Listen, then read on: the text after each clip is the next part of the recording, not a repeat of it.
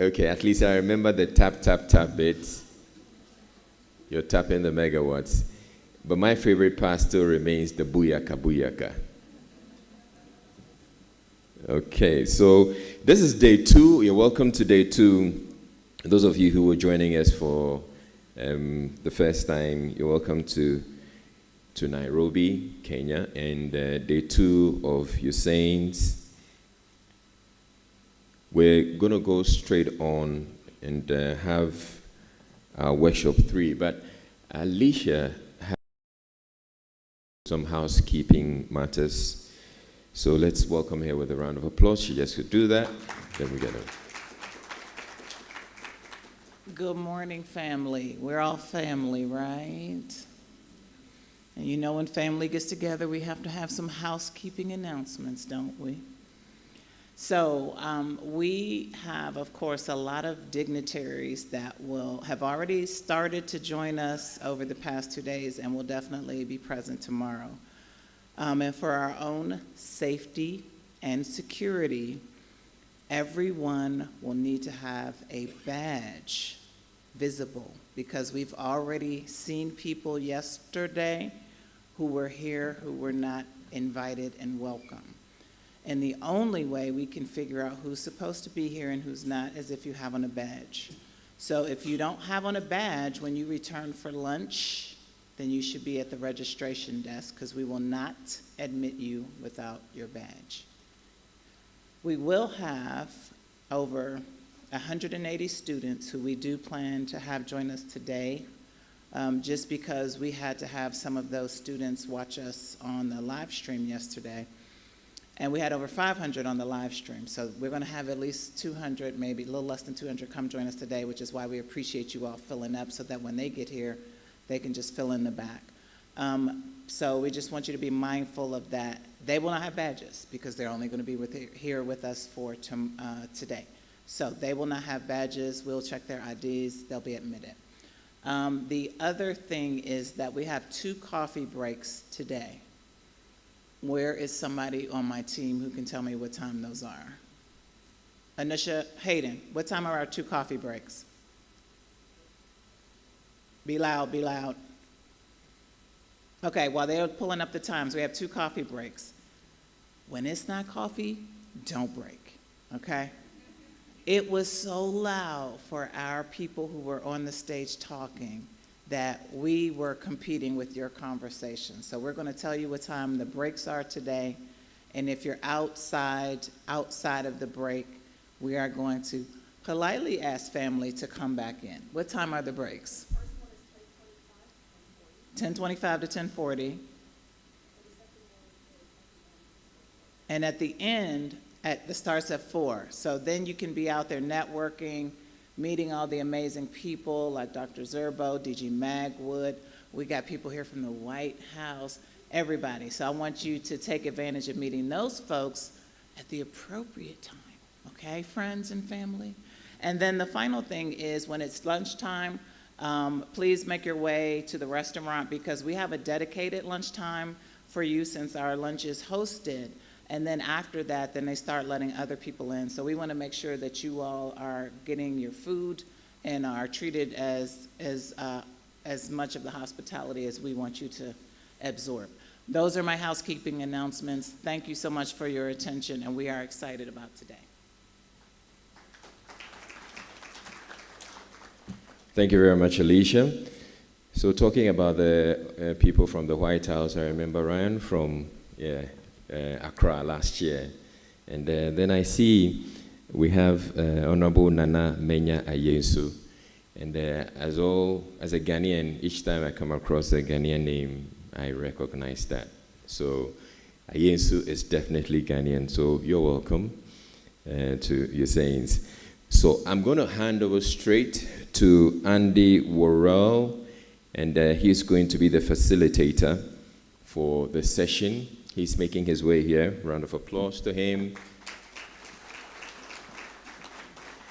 And then as he gets here, I also want to remind you, well, those of you who are joining us for the first time, I came from Ghana with chocolates. So each speaker who comes here gets to pick a chocolate. So I'm just going to leave it here. I'm not going to intervene and ask you, have you picked your chocolate? If you leave your chocolate, you've left your chocolate. So yeah, Andy? Thank you so much. Good morning, everybody.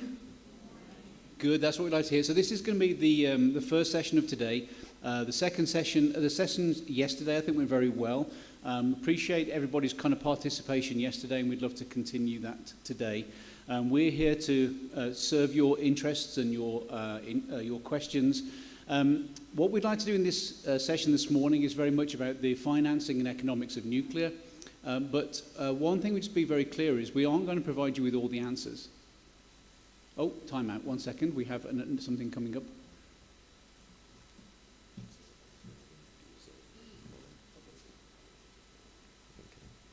All right, so sorry for breaking your flow there.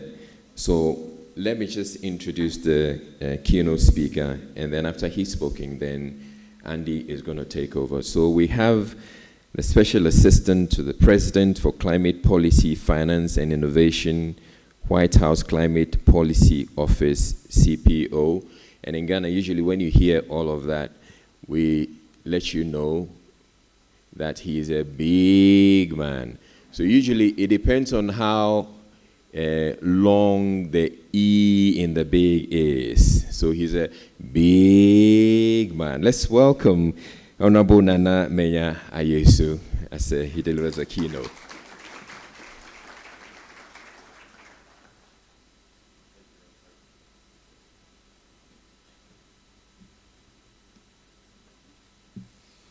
All right. Good morning, everyone. First of all, very excited. I'm a huge fan of Golden Tree chocolate, and having to deliver this presentation while this thing is staring at me in the face is going to be an interesting adventure. But I'll do my best. Okay.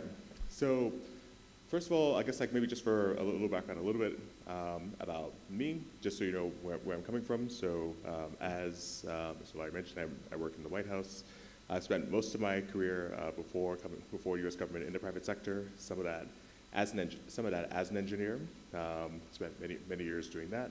A lot of it doing techno-economic modeling, and then a lot more so on the energy infrastructure investing side as well. So hopefully we can try to talk through this topic through a wide array of issues, through a wide array of angles. First of all, I don't want to necessarily presume any background one way or the other, but can I get a sense from you all, just by a show of hands, how many of you have been involved in financing an energy project before, nuclear or otherwise? Okay, kind of a good mix as well on that front. Okay, so we'll start. We'll take it as we go. If you find that I'm going too quickly, I'd say please feel free to raise your hand. I'll slow down. Or if you find I'm going too slowly, being too pedantic, please feel free to let me know as well. So a couple things when it comes to financing a nuclear plant. We're going to start with a little foundation around project finance and how that works. Okay.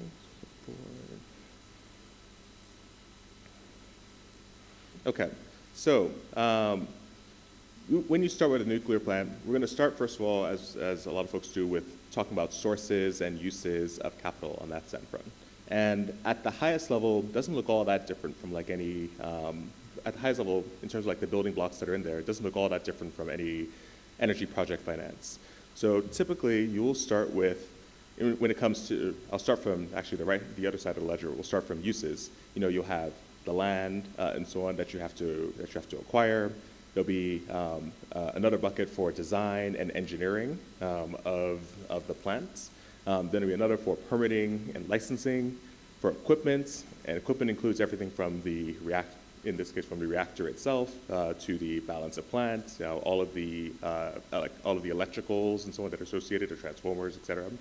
Then there's construction. So construction includes the building that the reactors will sit in, any site prep, and so on. Those together are all the things that you typically pay up front. These are all capital costs.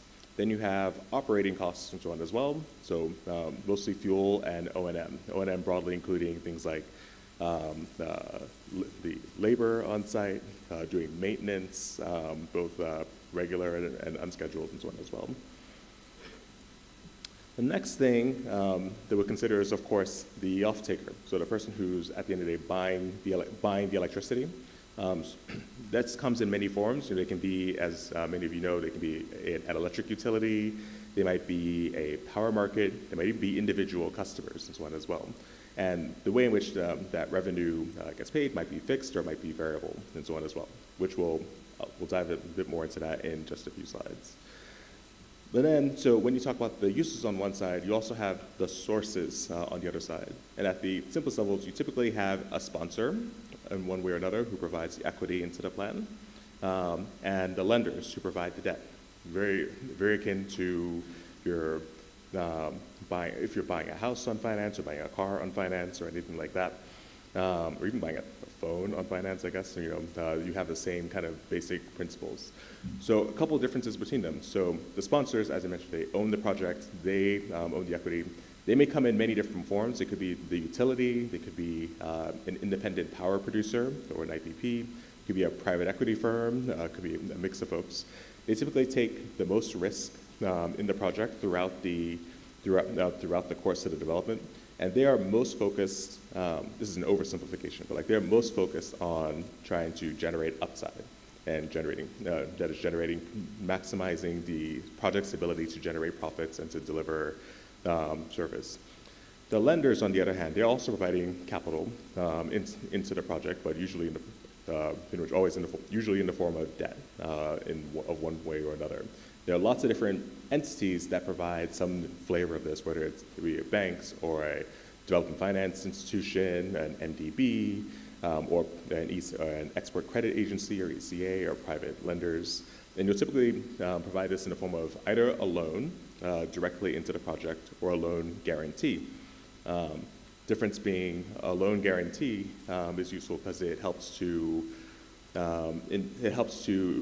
indemnify the lender. So if you have a commercial bank, let's say, who's entering the space and who's concerned about some of the risks, instead of them just saying no to the project, another entity, particularly like a government or a sovereign wealth fund or something like that, can come behind that organization and say, no, go ahead and make the loan, and if the loan goes sideways, we'll provide a guarantee.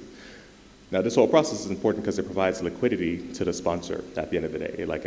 Instead of having to spend, $1 billion, you can spend a fraction of that, maybe 20%, 50% of that, and so on as well. And then you can use the rest to go do other things and so on at the same time while the money works. But lenders, given where they are in the capital stack, they're focused, instead of focused on generating upside in the project, they are most focused on trying to protect their downside within the project, right? Of trying to make sure that they get repaid for their loan. So it doesn't matter how well your project overperforms, they are mostly concerned with trying to make sure that your project doesn't underperform, and we'll try to design packages around that and try to mostly assess the risk of loss rather than the probability of success. I guess it's a different way of thinking about it. Does that make sense so far? Okay. So this is typical with just about any energy project finance project. I guess with nuclear, before I do that, there are a number of different organizations, at least looking at it from the U.S. perspective, that provide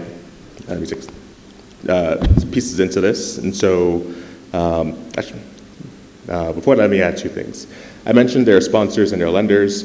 You also have grants and so on into projects, of course. And although grants are typically used to cover more like early stage development activities and smaller dollar amounts rather than grants into funding the entire project. Then you have tax equity, which is a bit of a bespoke concept. Even in lots of areas of finance, you don't see something like that.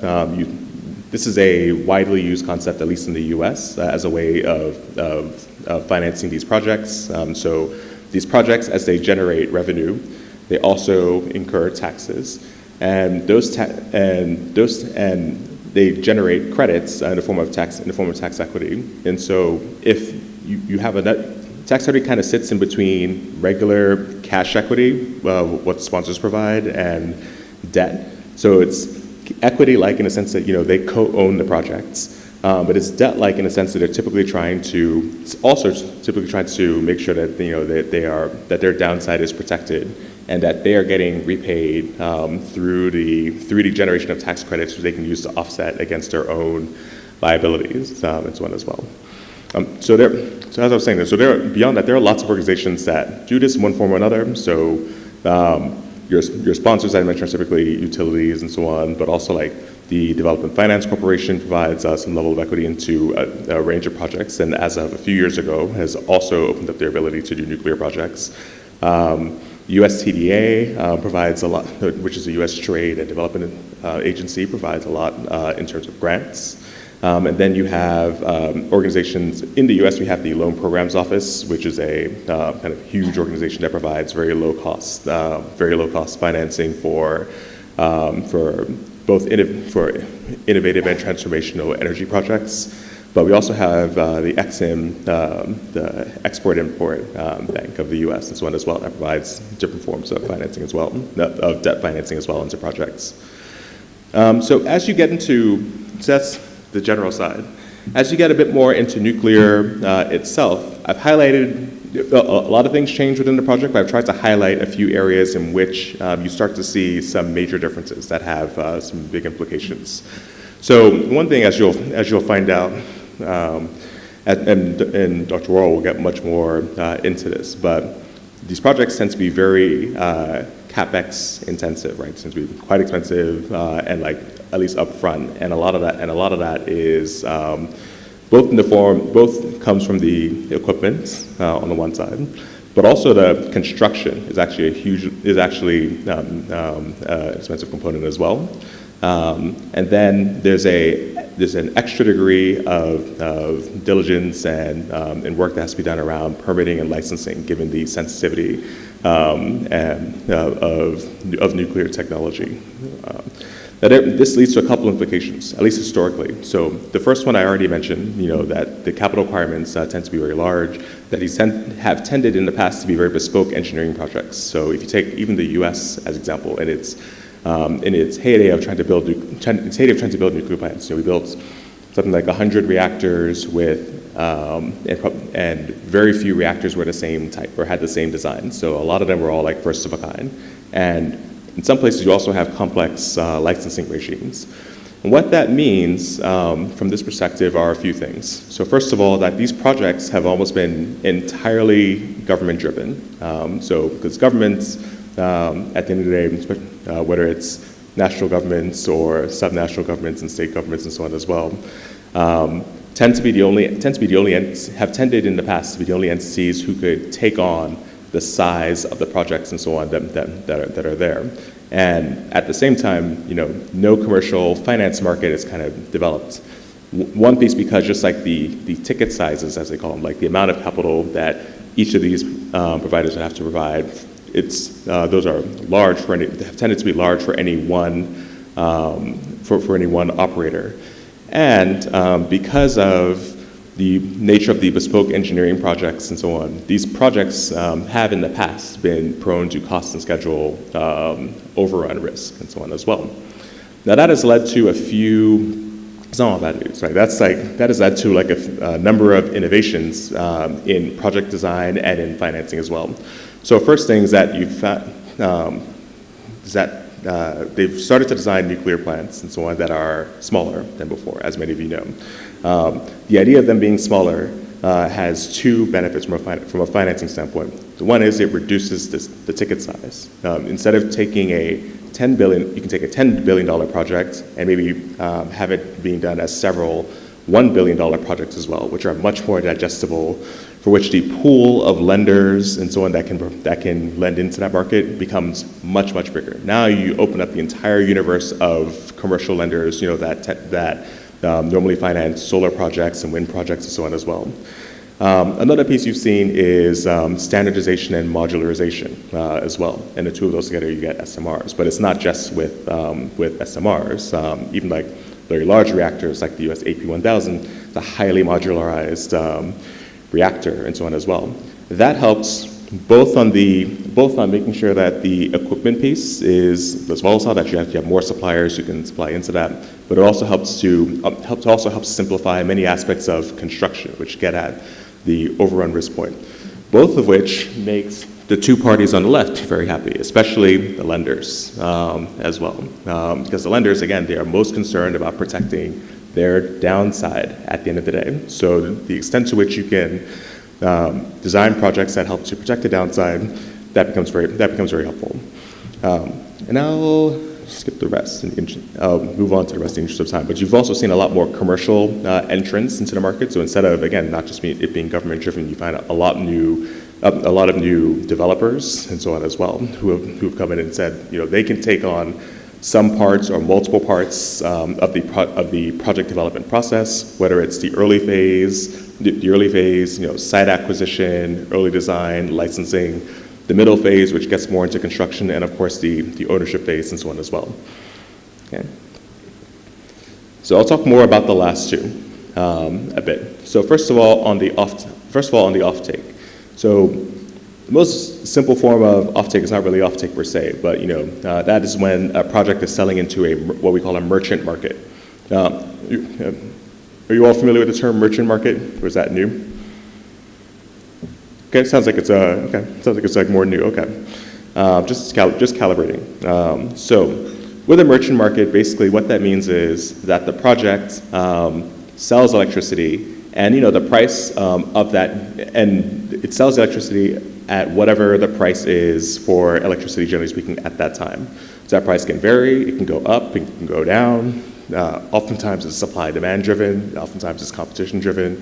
Now this is very useful. It's a very dynamic system for payment and encourages a lot of competition, and that competition drives a lot of efficiency in how a lot of these plants are operated. You find that power plants that can operate in merchant markets tend to be much better run, tend to have much fewer like energy losses, much lower O&M, and so on. They don't break down as often because they have to be extremely competitive. Then you have power purchase agreements, or PPAs, which many of you may have heard of. That is where the project and the off-taker agree to a fixed price for the electricity, and so on. So that provides a lot of certainty, and not just certainty, but long-term certainty of price and often revenue to all the stakeholders in the project, which again has been leveraged in nuclear, but also in pretty much every renewable space to try to give certainty to all the investors. And again, if you're not to pick on the lenders, but like if you're a lender into the project, you now know how much your project is going to make over time. So that takes away all of that risk and uncertainty, and you now don't have to worry about that element of your downside. It also can be good for the customer as well, for the end customer, because they know exactly what the price is going to be. They know that for the next 10 years, 20 years, 30 years, depending on the length of the PPA, that it's what the price is going to be. A variation of the first two is this notion of contract for differences, which is very popular in the UK. Or if any of you are from the oil and gas industry, you see versions of it in financial hedging and so on with that as well. So this is where the buyer and seller, they agree to a strike price, but then they're also looking at a market price. So if the market price is higher or lower than that agreed upon price, the party that is advantaged will pay the difference. So if the market is pricing lower than the strike price, then the customers will pay more to the project. It will top the project off. And if the market is above the strike price, then the project will give a credit back to the customers. And so this, not only does this provide some certainty, but it has the additional potential advantage of limiting over-subsidization of the projects, which can be more efficient for the governments, or it could also prevent under-subsidization and so on as well. So like if the market shifts a lot, because of macroeconomics and so on as well, you don't want a plant that's kind of stuck with a low price. Let's say they sign a PPA and the PPA is struck at a price that's too low, and things change 5 years down the line, 10 years down the line, then all of a sudden that project is underwater with no way out. Then a newer concept that's kind of come up in the nuclear space is this notion of a kayak, or contributions in aid of construction. So normally the off-taker only pays when they're getting electricity. With a kayak model, the off-taker can actually work together with the sponsor to co-invest in the project. So they can decide, they can agree to prepay some of those fees, some of the cost of the construction, the cost of the project, in exchange for, and make that back, typically in the form of a reduced PPA. This is really novel, really important because it dramatically helps to de-risk all the early stage development. So again, if you're spending billions of dollars on a project, and especially if you have a newer technology or an early of a kind deployment and so on as well, but you don't want to, and you're kind of concerned, if you go out and incur all the expenditure, build a project, and the customer is not there at the end of the day. But the customer also wants you to be there at the end of the day. They want your project to succeed. So this is a way for customers who are well funded to try to pull the project forward by co-investing in that. Does that make sense so far? Okay.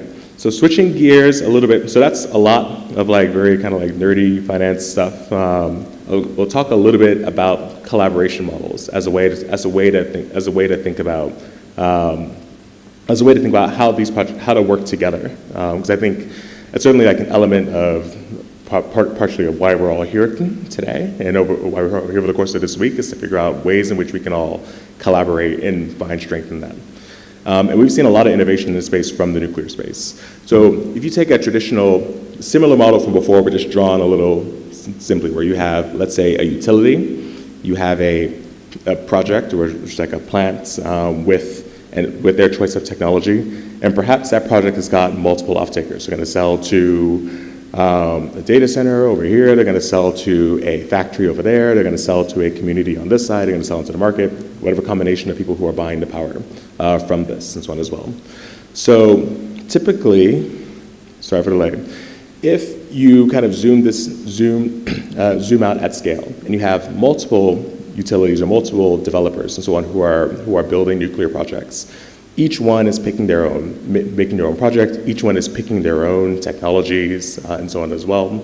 What you end up with is a situation is kind of a tricky higher risk situation, higher risk on a system level, because everybody has to pursue their own projects.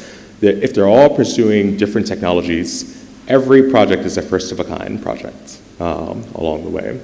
And if you're the first. Oftentimes you think, hey, we're going to go early and get an advantage. You're going to go early and get an advantage, which can exist, but for some, they see it as a first mover disadvantage, actually, in some ways. That let's say if the first utility goes and they build the first project, they absorb all the cost and all the learnings, but then at the end of the day, that should help all the subsequent projects that get developed as well, but those are benefits that they may not see. It may go to another utility or even to another country and so on as well. But there are a few ways to try to innovate and improve upon that as well. So another option is to try to aggregate the sources of demand as well. So instead of having all the individual off-takers across projects acting individually, what they can do is form some kind of buyers group or buyers consortium of some kind. With those buyers groups, they work together to define requirements. They work together to send a coordinated strong signal to the marketplace of, hey, we're all these buyers, we're in these places, here's what we're looking for. That provides a lot more certainty to developers and also to vendors, members in the supply chain who are wondering, is there a market that's big enough to go invest in, to go build a factory in, and so on as well. And not only does it show size, but also shows a degree of standardization as well. A great example of this, at least in the US, is I don't know if many of you are familiar, there's a AMC, Advanced Market Commitment, that's been pulled together by Google, Microsoft, and Nucor. Two of them being, of course, cloud computing companies, one of them being Nucor being a green steel company. And they've decided to work together and go out to the market and say, we are looking to procure a lot of new power across a bunch of territories in the US. We're going to look to procure several gigawatts all kinds of advanced clean energy, certainly a lot of nuclear within that mix, and they will come up with a set of solutions. So that's their way of trying to create all of this value within the marketplace as well. You've seen other versions internationally, like the First Movers Coalition, not in the nuclear space, but certainly in other spaces as well. A third thing is, instead of aggregating the buyers, is that you actually aggregate the developers. You have all of the utilities and developers collaborating to deploy. So this could be, they agree on what technology or technologies that they're going to pursue, what the right delivery model will be, what the right designs and so on will be. They share the expenses of developing those. So all the cost of getting licenses, of paying for a more detailed design and so on is something that they create. And this creates real opportunities to minimize risk and maximize the learnings across multiple projects. One example is from outside of nuclear space is to think about how aircraft get built and financed. So if like a new, I flew Kenyan Airways, on the 787 on the way here. When the first one comes out, the first customer, the first buyer of that does not, which I think was Ethiopian Airlines, if I'm researching correctly, but like the first buyer does not pay the highest price and so on, and then the last buyer pays the lowest price. In this case, they agree upon a common price that we spread across all the different stakeholders and so on within the group. And you can think of a similar way of all these folks who are developing equity. So there are examples of that as developers, like the new company Elemental. Great British Nuclear also has a great example of this. And of course, there's a fourth version where you have a developer group and a buyer group working together. This provides a lot of like the tightest collaboration between those, and it maximizes more opportunities to minimize risk and share learnings. Okay, so we're in the home stretch. So I think a few takeaways. I think the first thing that I would note is that there is no one way to finance a nuclear plant. Excuse me. There are lots of ways to do so. And there are many great practices from traditional project finance that can be leveraged, but also because of some of the unique characteristics of nuclear projects, which Andy will get a lot more into when he talks about the economics, some adjustments to that model may be helpful and may be necessary. But I think you should be encouraged, highly encouraged in this process, because that there are, as you've seen a few ideas of, a sampling of, there are so many ideas and so many models and so on that you can leverage from, not just from the nuclear industry, but from others. Like Contract for Differences, I didn't mention, was from, you see it a lot in like the offshore wind industry and so on as well. So you can like leverage all of these models from all across the energy sector and from others to try to figure out what makes the most sense. A key thing is also that getting end users involved can be a massive accelerant for new technologies. And so I think the key message for you all, as you're thinking about your own engagement with nuclear and with nuclear projects and getting financing, is to really try to roll your sleeves up and understand that there's a lot of room for creativity, and particularly not just in general, but particularly for how to make that work within the African context and so on as well. I will say that, so that's basically it. I will say that there are a lot of resources available. I've listed a few on this page, whether it's like, you're trying to learn about UCO finance as well. I'd even mention OECD also has a number of resources and so on as well in that space. And then of course, if you're just like generally interested in learning more about project finance, energy project finance, there are actually a lot of resources, even free ones and so on, that are on the website, that are on the web, videos, courses and so on as well. So that's it. Thank you very much. Oh, almost forgot. So there are different flavors you can. Oh yeah. I'm always, okay. Thank you very much. Thank you Much too. appreciated. Yeah. All right. I think there was quite self-explanatory. I was wondering if I was going to get as he was going through the terminologies and the explanations, but I did get it. I hope you all did get it too. I did get it, and I'm not an expert. I'm not an academic, and I did get it. So I'm hoping that everybody else got it. All right. So Andy is coming to take over from here. Andy. much. All right, thank you, Nana, for those great introductory remarks. So I think what you'll see in this session, as I was going to say earlier, is that we won't necessarily answer all the questions, but what we're trying to do is raise the issues that you need to be aware of, such that you are better informed to ask the right questions yourselves, either in your respective country or in the respective projects that in which you're involved.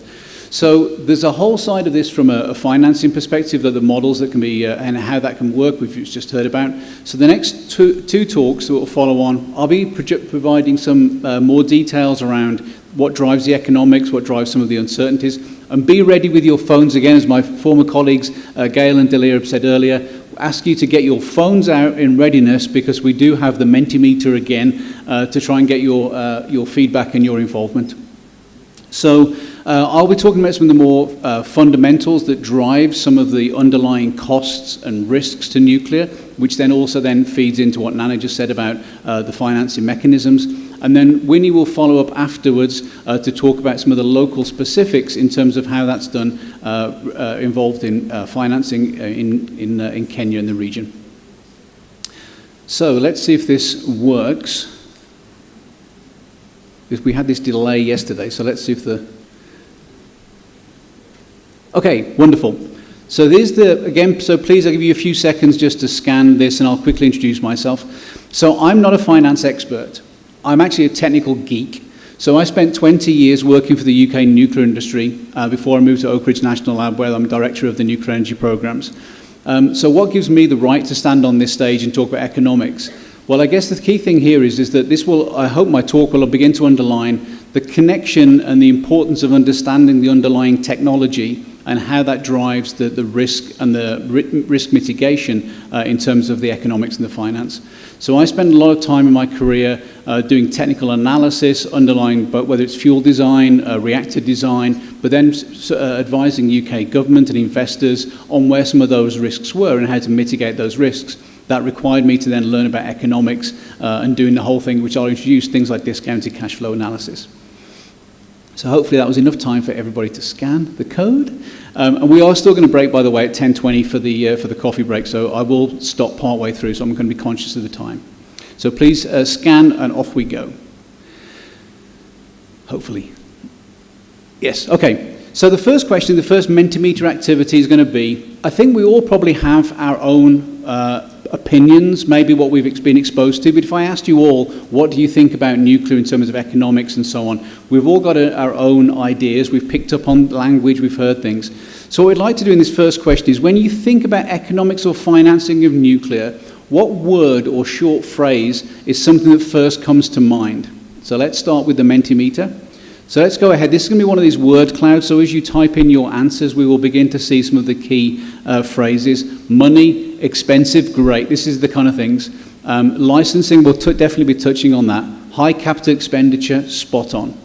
So these are some of the kind of things we'll be talking about. Billions, interesting, depends on the size of the reactor, of course. Maybe micro-reactors might not be quite as into the billions.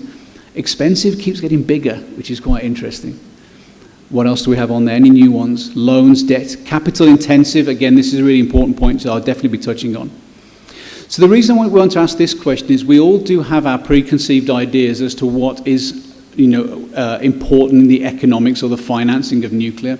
But do we ever ask the question why? I was told very early on in my career, I've been in the industry 30 years now, that if you ask why 5 times, you get to the actual heart of the issue. So, for example, why is nuclear expensive? Well, it's capital. Why is the capital so important? Why should I be so concerned? And that's what I wanted to touch on in the rest of this talk, is begin to underpin and better understand what drives some of these preconceived ideas we have, or some actual real things in the real world. That one, expensive, continues to be there, and so does overrun, and we'll definitely be touching on all of those. So great list, everybody. Thanks for that. So let's move on. So what I'd like to do is I'm going to introduce early on some key fundamental phrases and principles. How many people here would see themselves as scientists, mathematicians, geeks?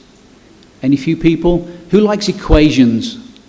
Okay, I've got equations for you guys, so pay attention. For those who don't like equations, don't worry, but what I wanted to do is ensure that people who are kind of maybe in the more academic world or maybe work in financing would like to do some own calculations. I'll introduce some of those. So I'm going to introduce some basic concepts: discounted cash flow analysis, net present value, internal rate of return, all these phrases you probably have heard about in financing, but I'm going to introduce them with equations as well as definitions, so those people who like equations can take the equations away.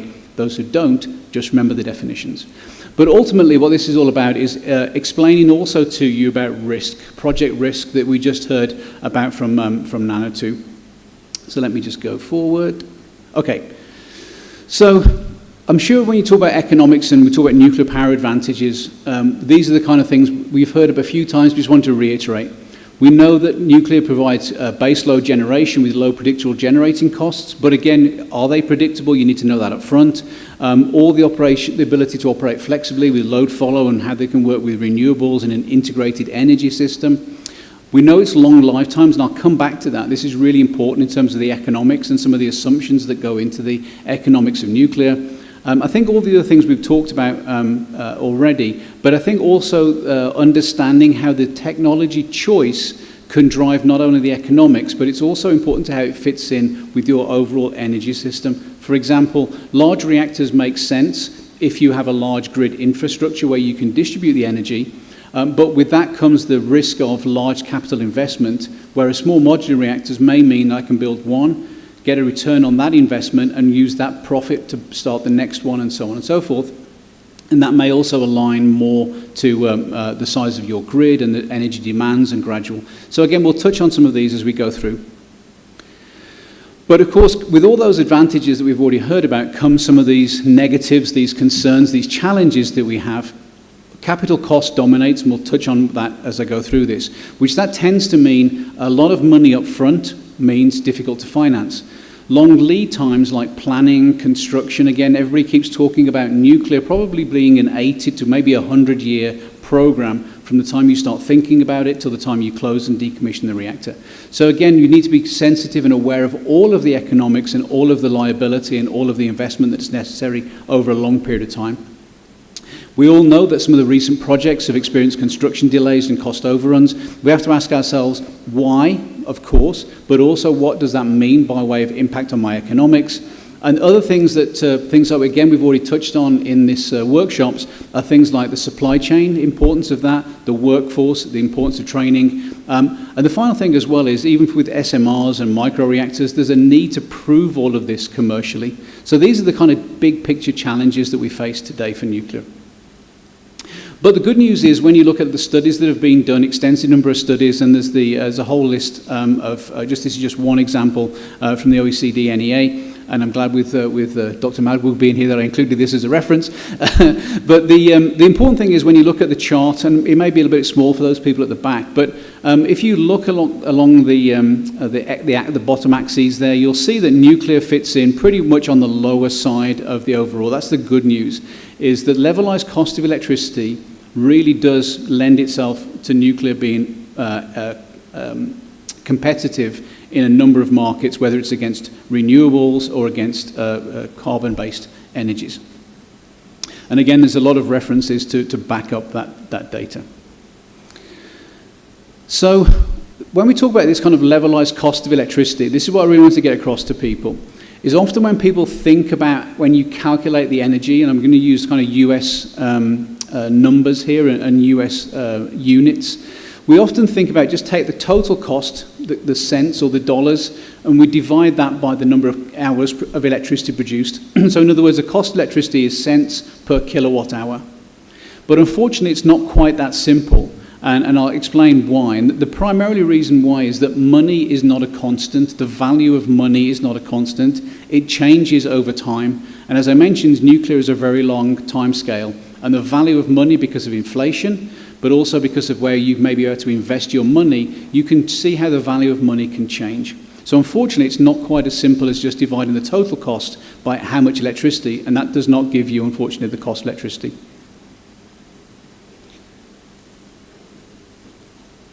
Is it lagging or is it me? It's me. Okay. So if you just look at the cash flow for a nuclear build project, this is just hypothetical, this is just illustrative. What you find is that as you go from a long time from left to right on the bottom axis, you'll find over the years that, of course, you start with the public inquiry and the licensing and so on. That's a very small but a constant kind of investment needed. Then you find that big dip is the construction cost. There's a very large investment needed, lots of capital. And then you see, so all the red is kind of costs and the black line above is income. So what you then find during the lifetime of the reactor, you have operations and maintenance. Then I have to pay for my fuel on maybe an annual basis or every year and a half or 2 years. I also have to dispose of my fuel, remove it from the reactor, store it, and then ultimately dispose of it. And then way out on the far right at the end of my project is decommissioning. And hopefully during all of that time, you've got the black line, which is the revenue from electricity.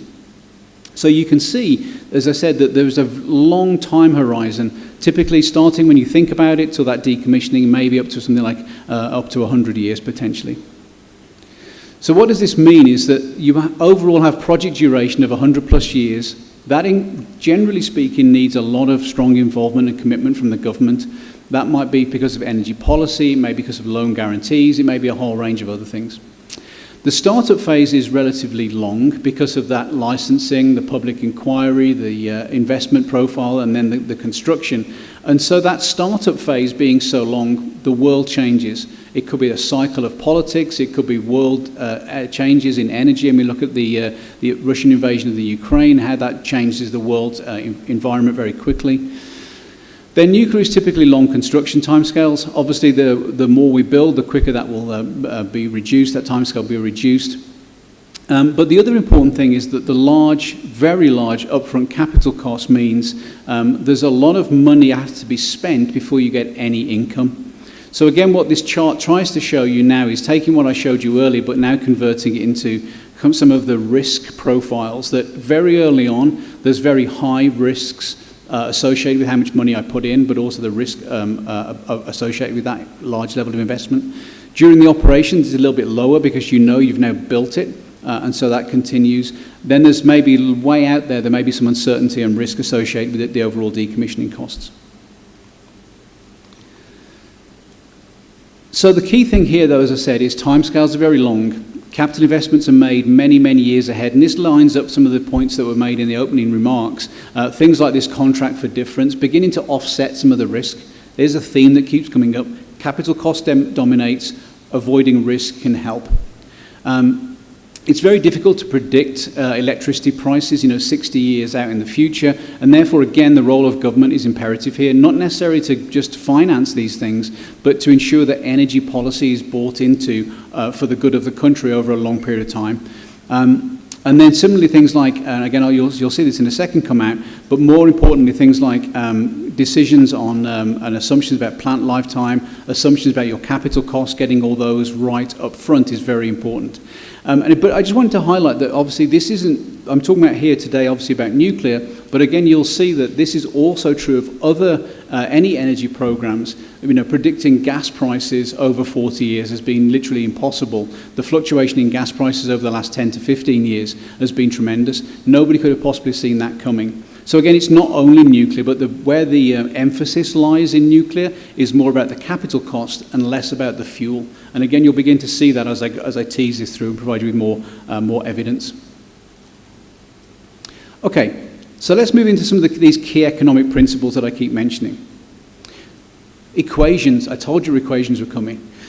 So the great thing is if we, and this is what I just want to get across to people, again, those people like equations, you can focus on the equations, those who don't focus on the language that I'm going to be using.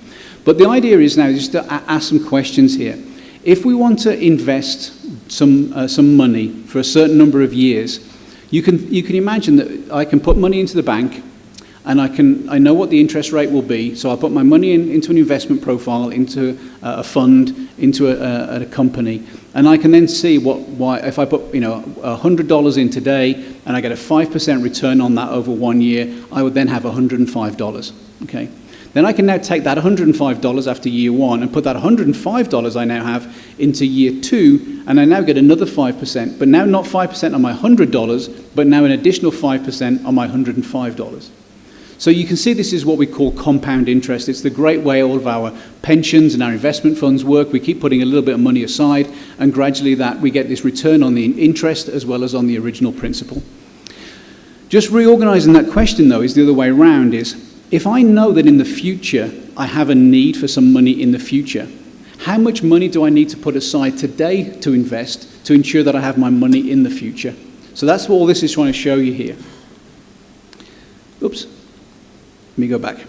So, for example, if I decided I need $1,000 in the future, and I have two options. I could invest it and get 5% return, or I can invest it and I get a 10% return. If I invested that for only 10 years, the money I would need to put in the bank, in the first case with the 5% interest, I would only need to put away $614 to get $1,000 after 10 years. If I could find a way of getting 10% rate of return on my investment, I would only need to put away $386 such that in 10 years from now, I would have my $1,000 by reinvesting that. Okay? So the question I have for you is, if instead of investing only for 10 years, I now invest for 30 years, how much money do you think I would need to put into that investment now? Would it be A, 531 and 257 to get that return for the 5 or 10%? Would I need to put option B, 431 and 157, or C, 231 and 57? So that's your next Mentimeter. So what do you estimate you would need to be? So this is for a 30-year investment, 5% interest or 10%. What would you think?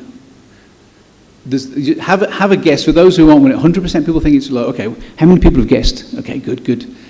I'll give you just a couple of minutes. Interesting, okay. Oh, the B is catching up with A. It feels like I'm like in the Olympics, it's in the race. Who's going to break through? Okay, interesting. Okay, so the answer actually is C, which is quite interesting. So in other words, option C is that if you can find something where you can get a return on investment of 10%, and you're willing to put that money aside for 30 years, you only need to put aside $57 today to get $1,000 in the future. So anybody who has a pension, or the young people in the audience who haven't yet thought about pensions, this is why you need to put a little bit of money aside for the future, because it hopefully will grow. Great, thanks for that feedback, that's good. So what does all this mean? What it basically means is that money invested now to meet future expenditure is much less than the expenditure itself, okay? But how much less depends very much on the interest rate that you can get and the period in which you're willing to put that money aside for, okay? So take that into account here. Again, this is to illustrate the value of money is not constant. So again, the highlight here, money invested now to meet future expenditure is less than the future expenditure itself because you can invest that money. But how much depends on the interest rate you can get and the period in which you put that money aside. Okay. Some second economic principle, basically, that summarizes this in a slightly different way, is money obtained now is actually worth more than if you got it later. The reason being is you've got money in your hand today, you can go and invest that and grow that money today. The other flip side of that, though, is that inflation will reduce the buying power or value of the money. So if anybody borrowed off you in the bar last night $10, make sure you get it back pretty quickly. Because if they give you that $10 back in 20 years' time, it ain't going to be worth $10, right? You won't be able to buy the same round of drinks or the same dinner or whatever else you spent the money on. So basically, you have this thing: is you have the money in hand, I can invest it. The other way around, though, is that inflation will reduce the buying power. What that means is that items bought in the future will cost more because they rise with inflation. Therefore, it's better to buy things now than if you have the money. This is possibly why I ended up with a divorce, because I used to spend all the money, because I kept telling everybody, I should buy it now while I've got the money, right? So this is the key thing about these economic principles. So let me see where we're up to. Okay, so this is going to do the last slide, and then we'll break for coffee. So both of these considerations, these economic principles of the time value of money, is incorporated into what's known as discounted cash flow analysis. And what we are trying to do is we're trying to discount income and expenditure and discount them to the set period in time so that we can kind of normalize and get a feel for it. Usually that kind of time that we're trying to normalize to is when we begin to start first electricity. It's as good a time as any. You can choose others, but you like time zero, when the clock starts ticking on the project, is when you first start electricity. So in other words, all the capital before that, you have to pay for that and pay interest on it, and then after that, any expenditure is discounted away. So the key principle, again, just as a reminder, money spent before that time is increased. That allows for interest on the money borrowed. Money spent or received after that set time is reduced because of inflation and how that affects your money. Okay? Real quick basic introduction to discounted cash flow analysis. I'll then, in the next section, a little teaser, I'll show you what impact that has on why things like capital cost dominates and why some of these other things dominate. Okay? So at that point, we're going to break. I'm going to get a thumbs up from somebody. Is coffee outside? Where's my DOE colleagues? We good to break? Is coffee there? Okay. So we're going to break for 15 minutes, I think. Yeah. So let's break for 15 minutes. Please come back promptly, 15 minutes, and then we can start again. Thank you so much.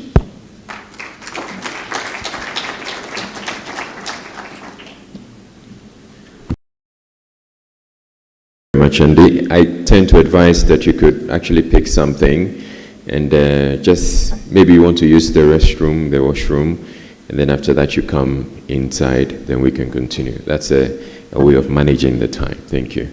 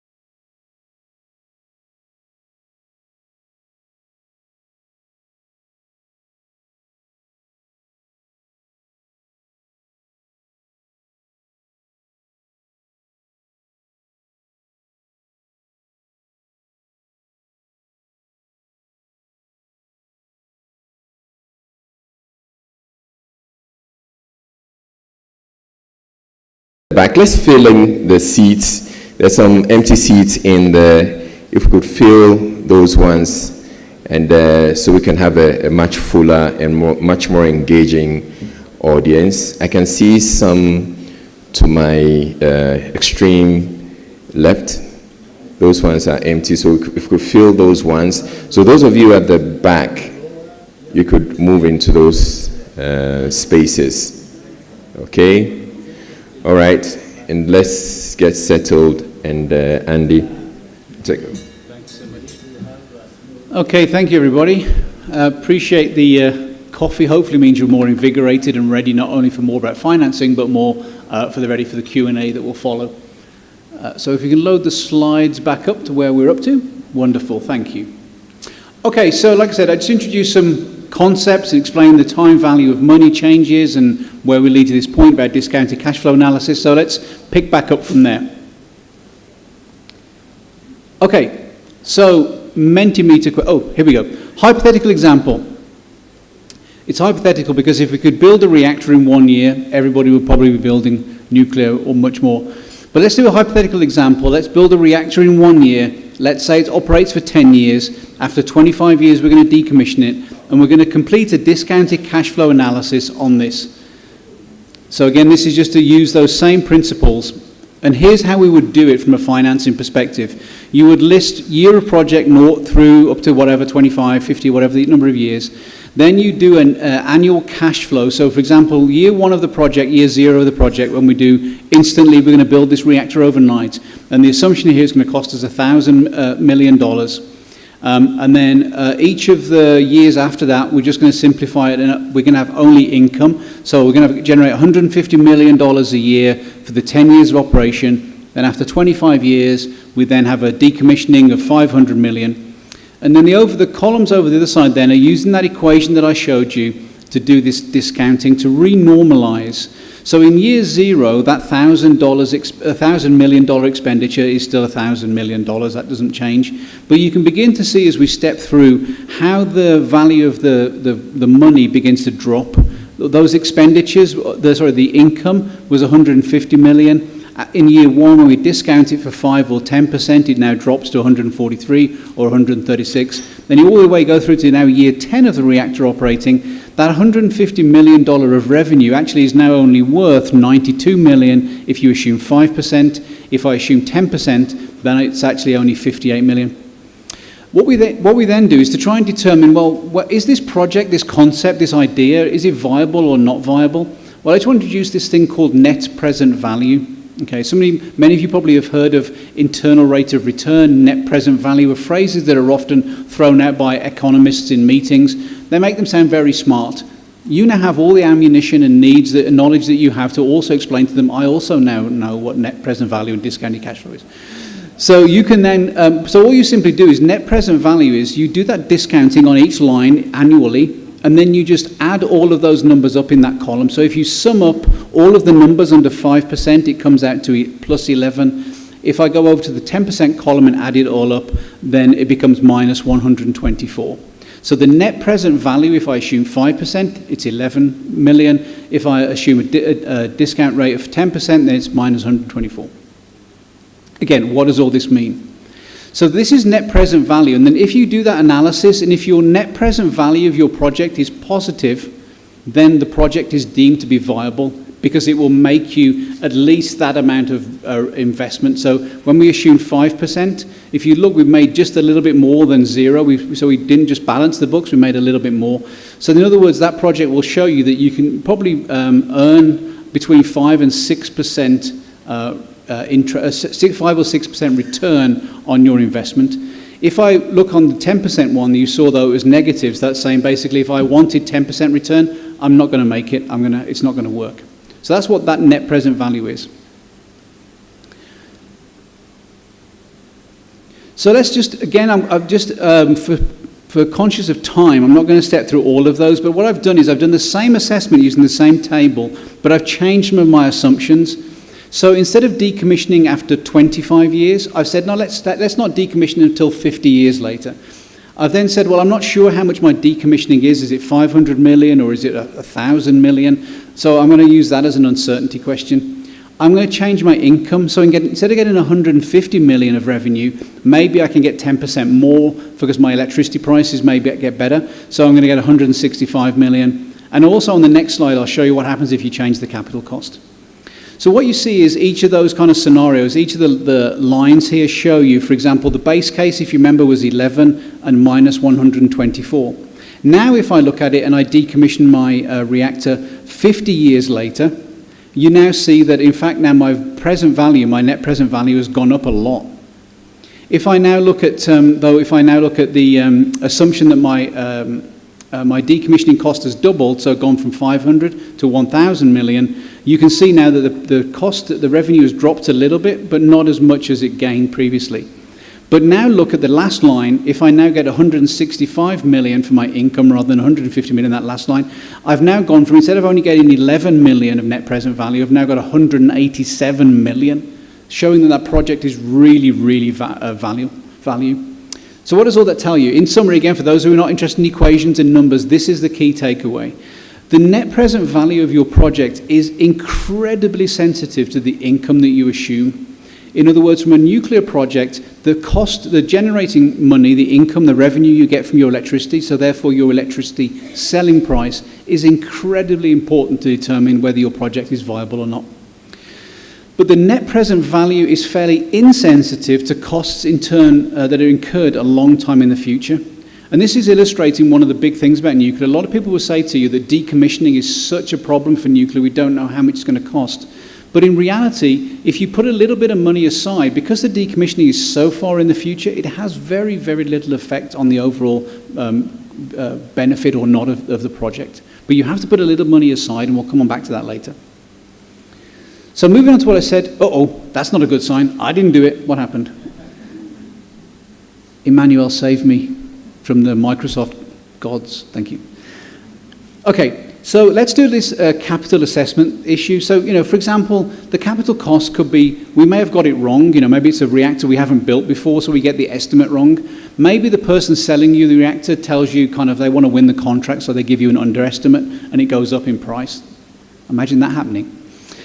Maybe there's unexpected additional costs that you didn't think would happen. Maybe you chose the wrong reactor design, you should have chosen a different one. But what I'm just showing here is that 1,000 was the first assumption. Again, you see that net present value of 11 and minus 124. But now let's see what happens if I increase the capital by only 5%. So I go from 1,000 to 1,050. And now look at it. The net present value has suddenly plummeted. It's dropped substantially.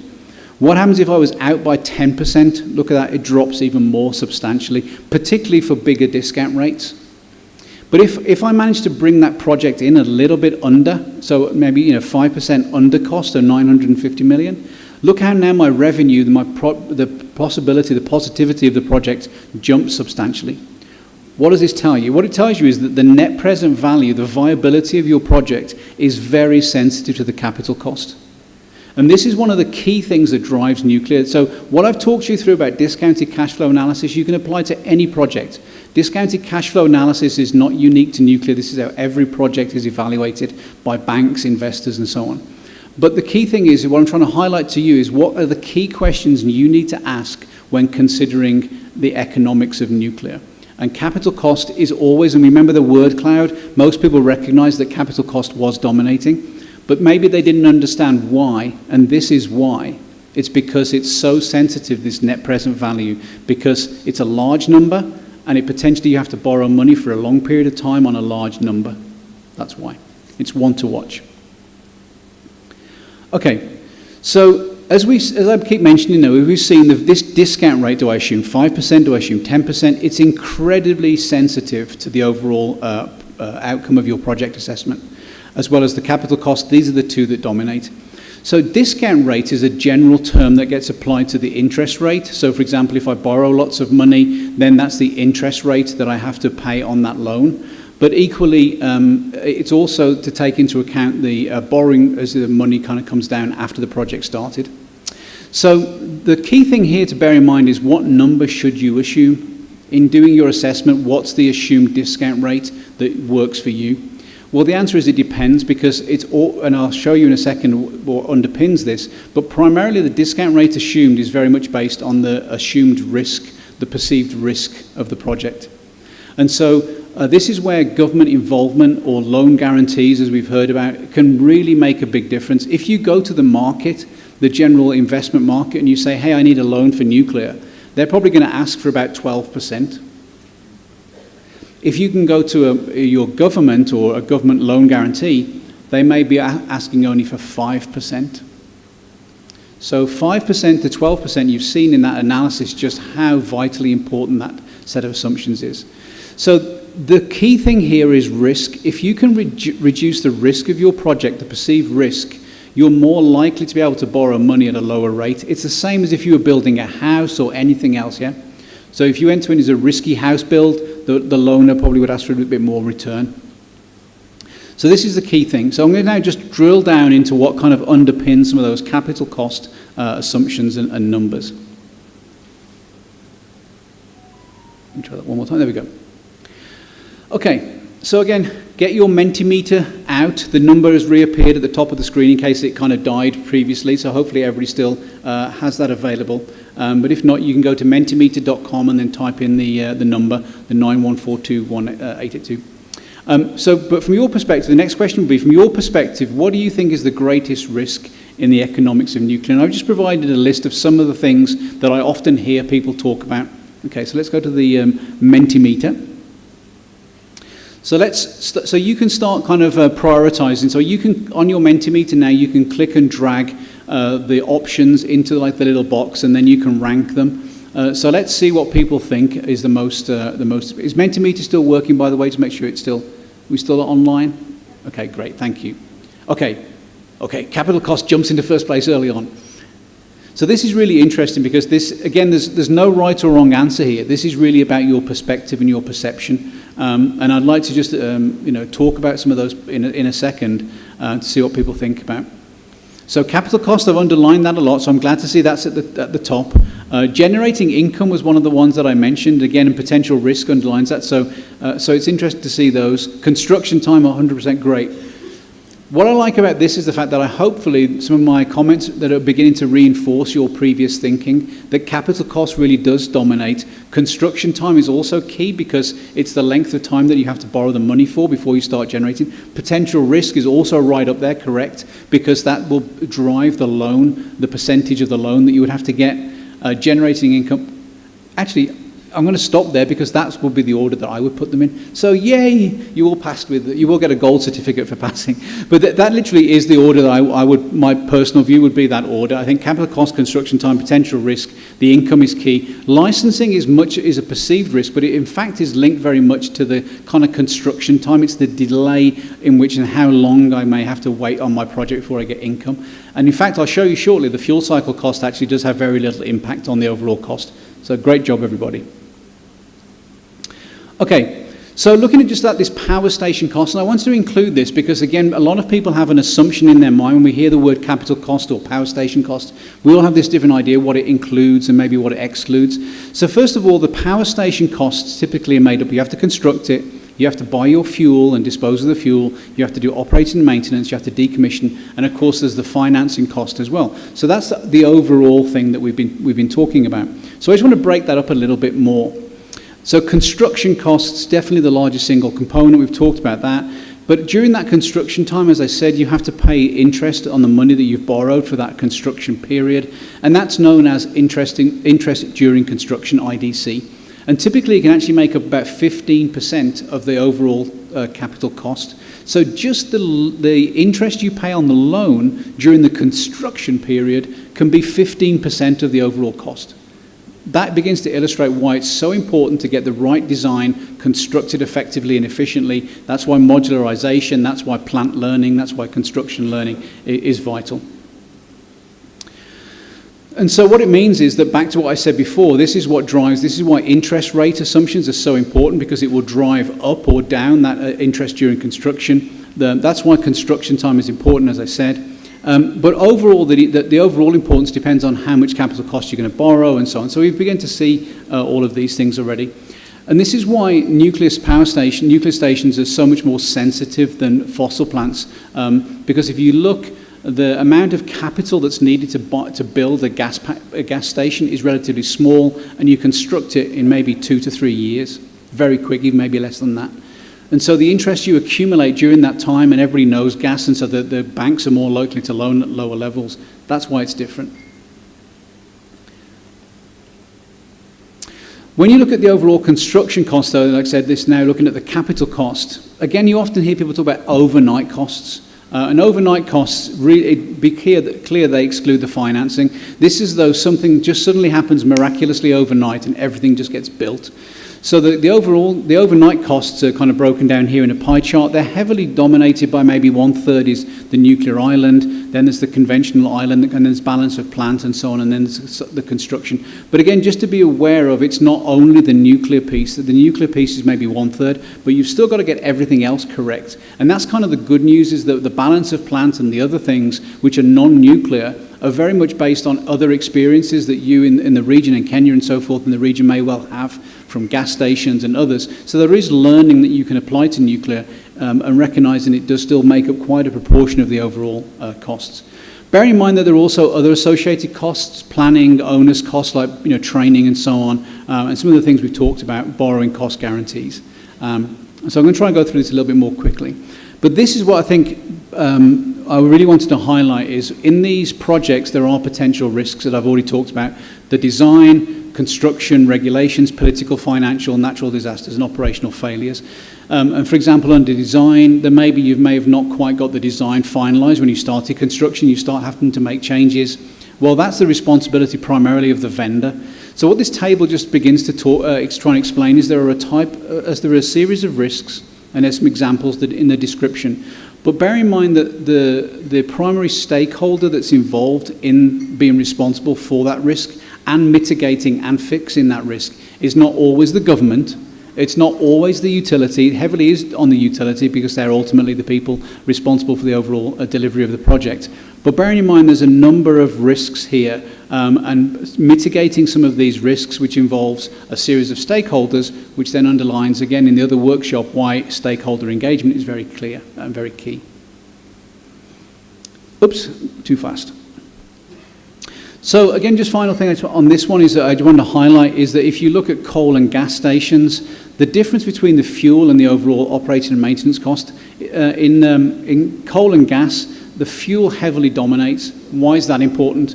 Well, what that means, though, is that when you look at the fuel cost being very susceptible to markets, like, for example, we've all seen how oil and gas prices have really escalated over time, particularly because, again, the conflict in Europe, that's really beginning to drive fuel prices up.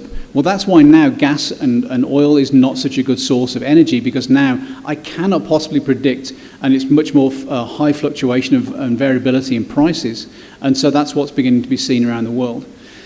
In nuclear, however, the fuel is a much lower percentage of the overall costs. And so what that means is if you get the capital cost right up front, you get your O&M costs right, then what that means is you are now much less susceptible to market variations in fuel.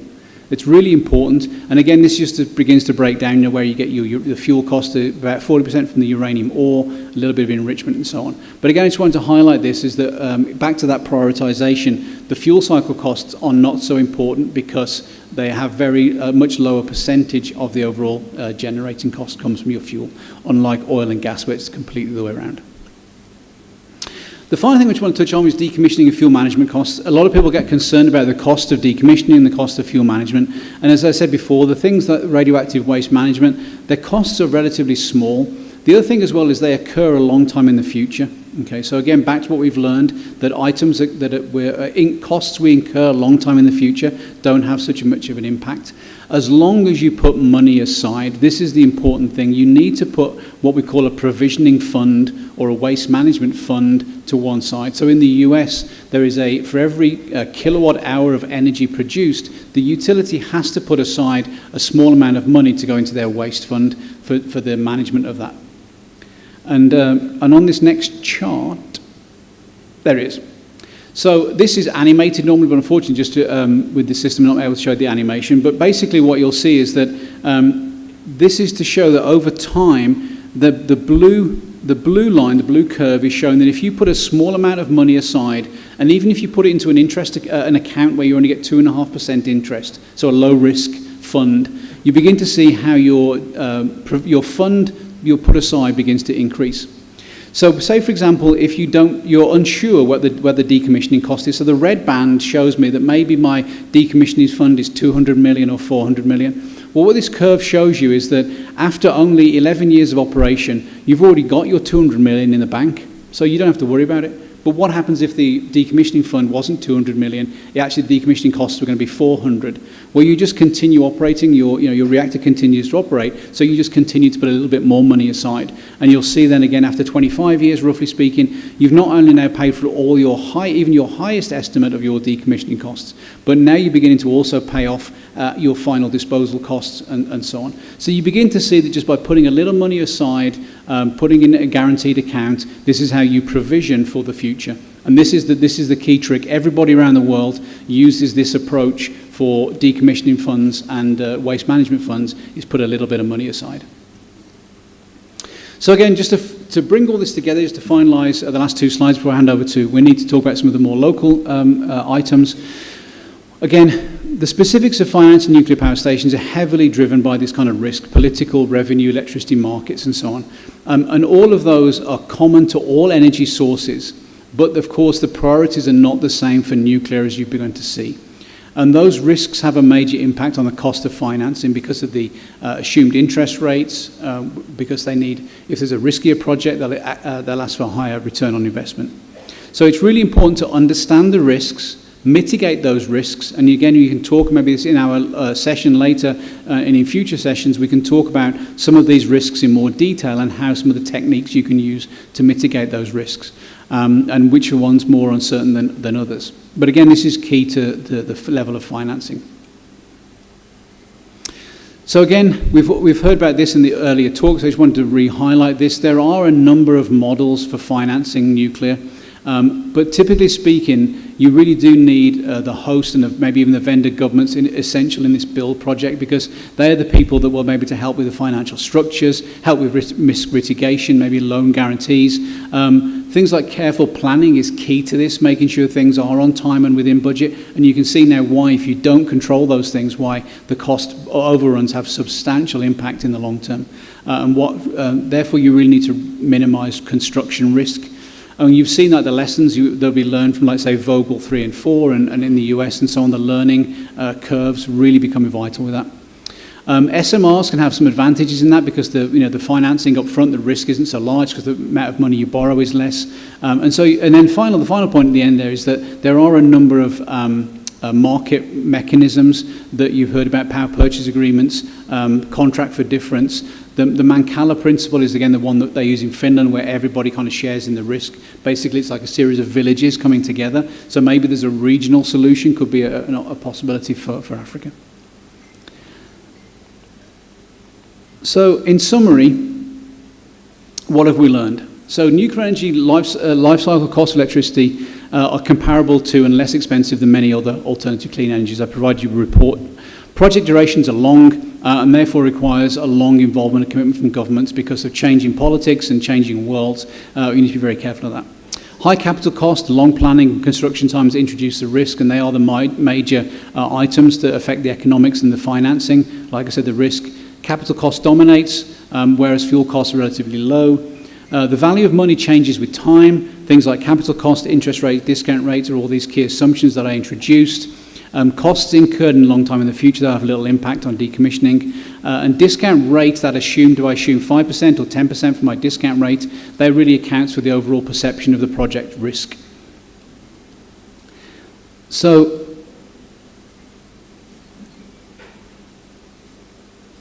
finally, given what you've now learned, from your perspective, in one word or a simple phrase, what would your priority be? What do you think you would do, either as an individual, your organization, your country? What could you do to reduce the risk and improve the economic case for nuclear energy? So again, this is a word cloud. So your ideas are all valued and recognized and appreciated. So let's move on to the last one. So again, just put in a single word, maybe a short phrase. What would your priority be to reduce the risk? Where would you focus your efforts? Who's going to go first? Invest now. Great answer. Invest early. There's a consistent one. National position is really important. Again, that might help drive things early.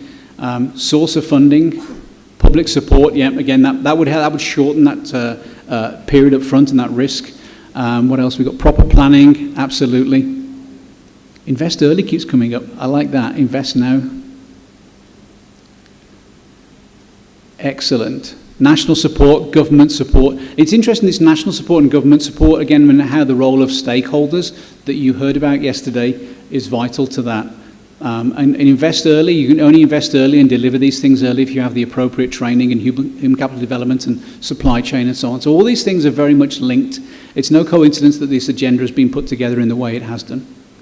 So thanks very much, everybody. That's great, and we really appreciate it. The thing we're talking about as well is all of your feedback and things will actually be captured in each of these sessions. Our system saves all the responses. It's anonymous, so don't worry. All your responses are anonymous, but we do have it because I think it'd be useful to reflect on this in the future. So thanks very much. So with that, I will say thank you very much. Thanks for your attention and listening, and I will hand over to Winnie for the local perspectives, and then we will come back collectively together to do the Q&A. So thank you very much.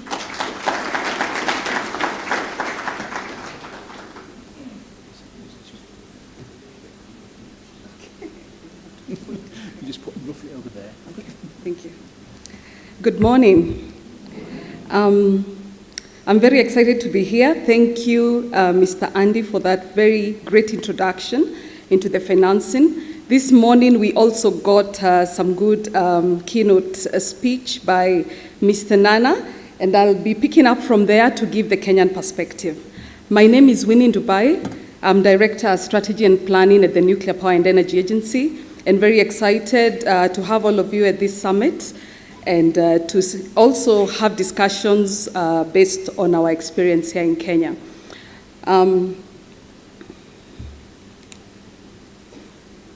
That will be the outline of my presentation. Now that we have the US-Africa Summit, I'd want to start with some perspectives on the prospects for nuclear, not just in Kenya, but also in Africa. There are many countries that have an intention and are already considering the inclusion of nuclear energy in their power mix. We will now then delve into Kenya, look at the national vision and the place for nuclear energy. And then I will also be highlighting some perspectives of financing of key infrastructure projects that we are watching very closely because it also provides some dynamics as we consider the financing of the nuclear power plant. Now, how many countries in Africa are so far considering nuclear energy? I believe that every country has got some basic level of consideration, but we have about 14 countries that have shown serious interest. Of course, we all know that South Africa, represented in this conference, is already operating 2 nuclear power plants at Koburg, and there's an intention of expanding that fleet into the future. Egypt is currently constructing 4 units at the El Dabaa nuclear site, and we are very excited as Africa to see those additions.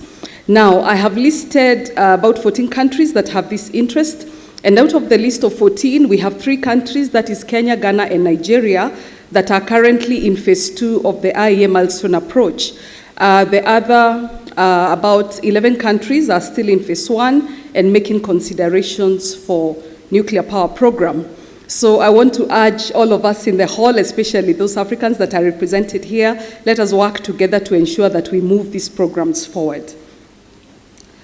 An introduction to Kenya. Kenya is an East African country with a land area of about 569,000 kilometers and a population of 53 million. Our GDP per capita is currently estimated at $2,100, and the GDP growth rate has been at an average of about 5.4%. This is an important figure. The electricity consumption per capita is currently at 185 kilowatt hours per capita. This is a very low number. And therefore, this is a number that we seek to increase by enhancing accessibility to electricity and energy to our population and to our country. And therefore, nuclear energy provides a great opportunity as we seek to increase this number through investment in industries and also ensuring that all the households are connected. The dominant economic sectors are the biggest economic block is agriculture at 25%. We also have transport and infrastructure at 11% and manufacturing at 7.6%. This is our current electricity mix. We have a very clean or renewable mix. Our biggest share is geothermal, which is at about 963 megawatts already installed, and this is 29% of the total installed capacity. Our geothermal resource capacity is huge. We actually estimate that the country has got about 10,000 megawatts potential for electricity generation from geothermal. Hydro follows at 830 megawatts, which is 25%. Thermal, we have 698% capacity, which is 21%. Then we also have investment in wind and solar, which is currently at 13% for wind, 6% at solar. And these are investments that also continue to increase. The government has provided a good policy framework for this. We have the feed-in tariff policy that seeks to enhance investment in renewable energy, especially for wind and solar. We also have 6% import, mainly from Ethiopia. Ethiopia has a significant investment in hydro resources, so we currently import about 6% of our power from Ethiopia. We have an interconnection with Uganda and Tanzania, but this is mainly for power exchange as and when any of those economies require a boost in electricity. Now, Kenya is providing or investing in what we call the Kenya Vision 2030. And this is our development vision to ensure that Kenya becomes a globally competitive and prosperous nation with a high quality of life. And the target for this is also to ensure that we have a sustained economic growth. And with this, we have three pillars: the economic pillar, the social pillar, and the political pillar. And energy is a very key factor for all these three pillars because it is considered an enabler for the economic, social, and political development of the country. And therefore, when the Vision 2030 was set up, the nuclear power program was then proposed in order to meet the future demand that would be expected from investment in the various sectors of the economy. It is expected that the industrial sector will significantly increase, and therefore the power demand will be enhanced. And it is important that we have different sources of electricity that would provide the required electricity. This is the chart of our projection. We have envisaged that the electricity demand will grow significantly, and this covers the period from 2023 to 2043, and it enhances, or rather highlights three scenarios: the low vision, which envisages a low economic development. So assuming that the economy does not grow at a high rate, we would expect that we would grow up to 4,996 megawatts by 2043, quite pessimistic. The reference scenario, which is the blue line, indicates that would grow up to about 7,000 megawatts.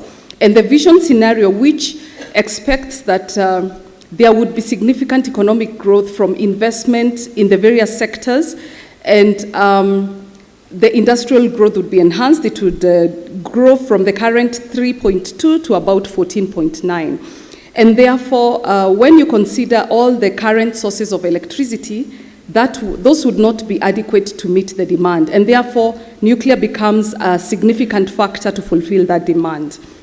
And now that brings me to why nuclear for Kenya. we are requiring that even as we develop our electricity and energy sector, we require baseload generation. As our industry continue to improve and continue to and get enhanced, we require baseload electricity that would ensure that we have electricity at all times, ensuring that we do not have intermittency within our grid, and therefore nuclear answers this question. There's also, as clearly indicated by Andy this morning, the long-term cost predictability is very key.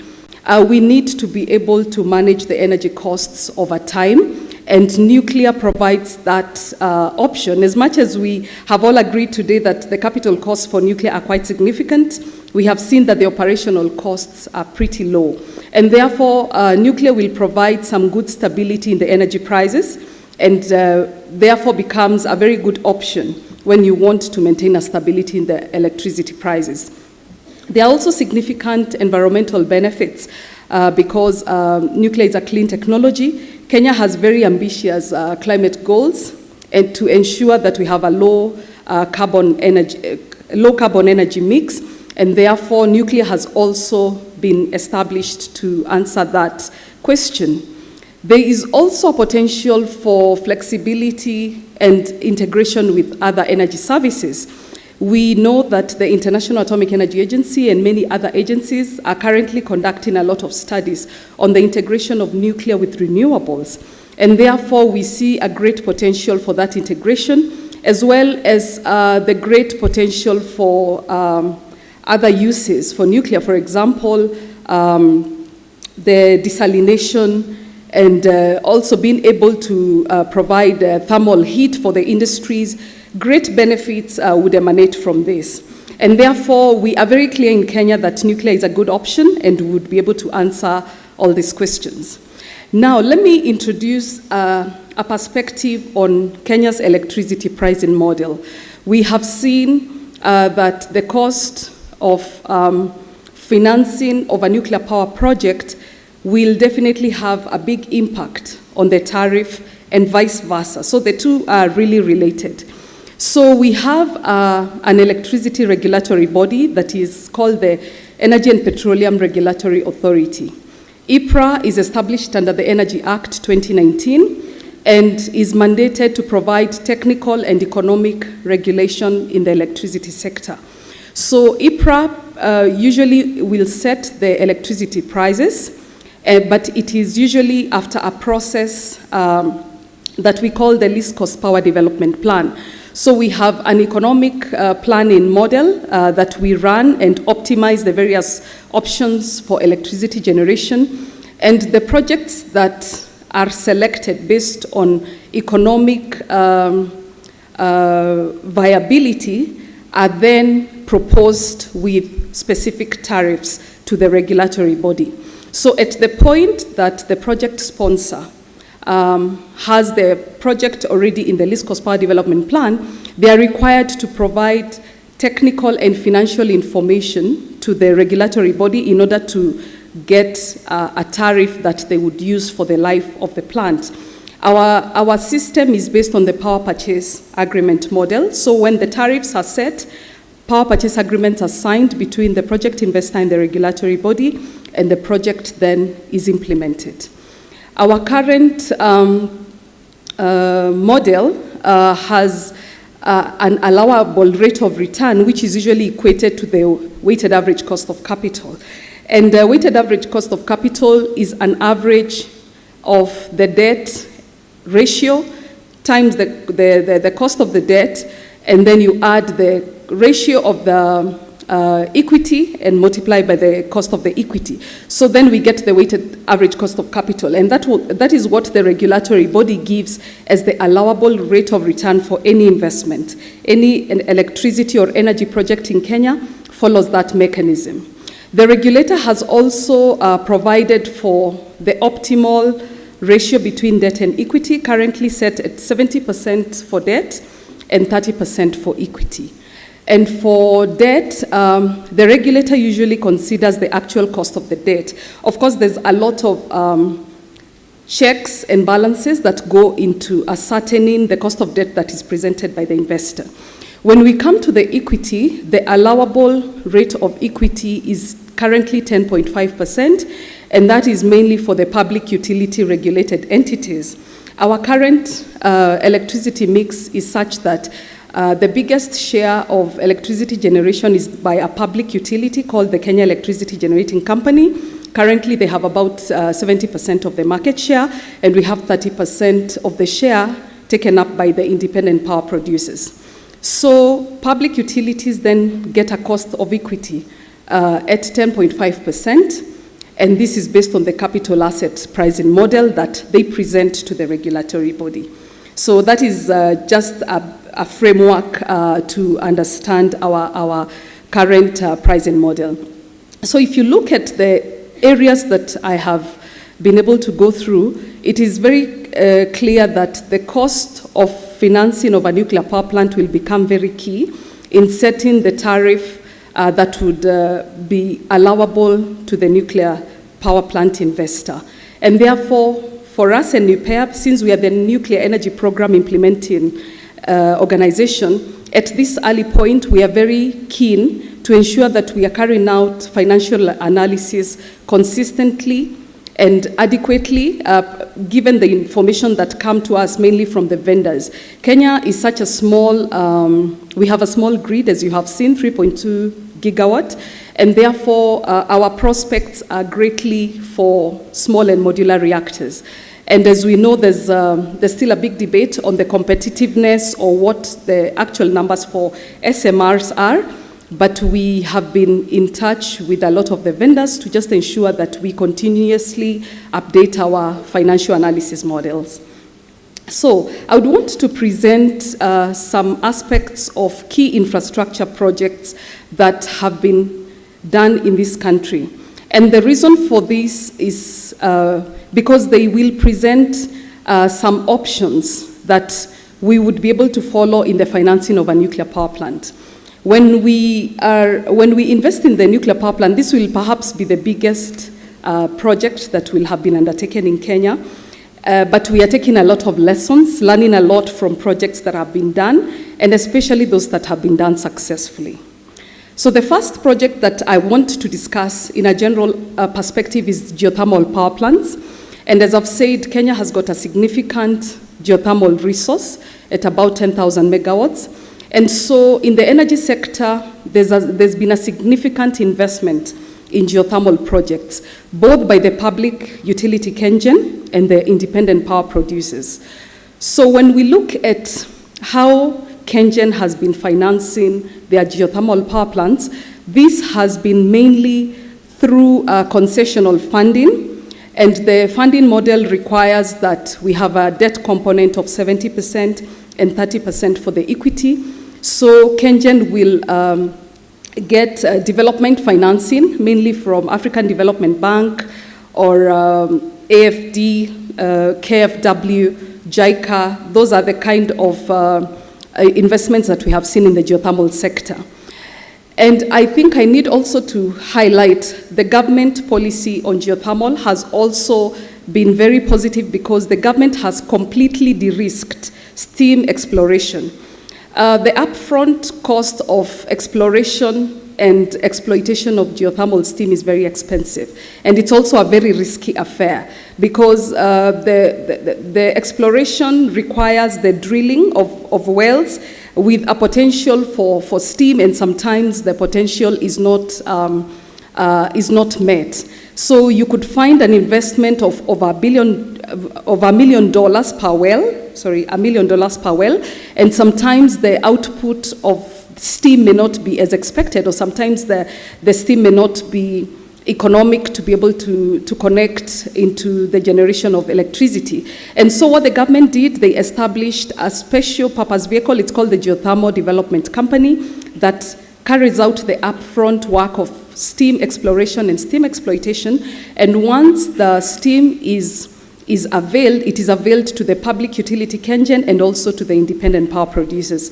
Then we will have the project financing of the actual project. And that's the one that I've said KenGen mainly invests in concessional funding and of course the government share, which is usually 30%.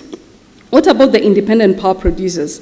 Now, we have a significant interest by IPPs in this sector, but their cost of equity is definitely much more. As you know, that the IPPs would not be able to access concessional loans as the public utility would be, and therefore we see significant cost of projects done by the independent power producers. And there is more interest in investment by the public utility, because then the tariff and the energy cost is maintained at a lower level. The other project that I would want to discuss is not an energy project, but this is one of the biggest projects, again, done in the country and very successfully. This is the Standard Gauge Railway, and this is a project which is a railway line that connects the city and also the outskirts. So we have the current phase 1 project that was an investment of a standard gauge railway line from Mombasa, which is the coastal city, to Nairobi. And phase 2 is actually seeking to connect to an area that is outside Nairobi called Naivasha. So phase 1 project cost was about 3.8 billion.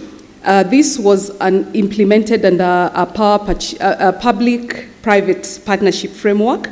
Again, the government has provided a very good policy framework for projects that can jointly be implemented between the public and the private. And this project has been very successful, and we have seen a lot of efficiency in transportation of goods and persons. So the funding model, again, was a mix of government and also concessional loans. So again, we see consistent implementation of huge projects using the concessional elements, and that makes the project affordable. The other project I'd want to discuss is actually one of the biggest ones that the government is currently implementing. This is called the LAPSET project. It is Lamu Port, South Sudan, Ethiopia Transport Corridor. And this is a project that interconnects 3 countries, that is Kenya, South Sudan, and Ethiopia.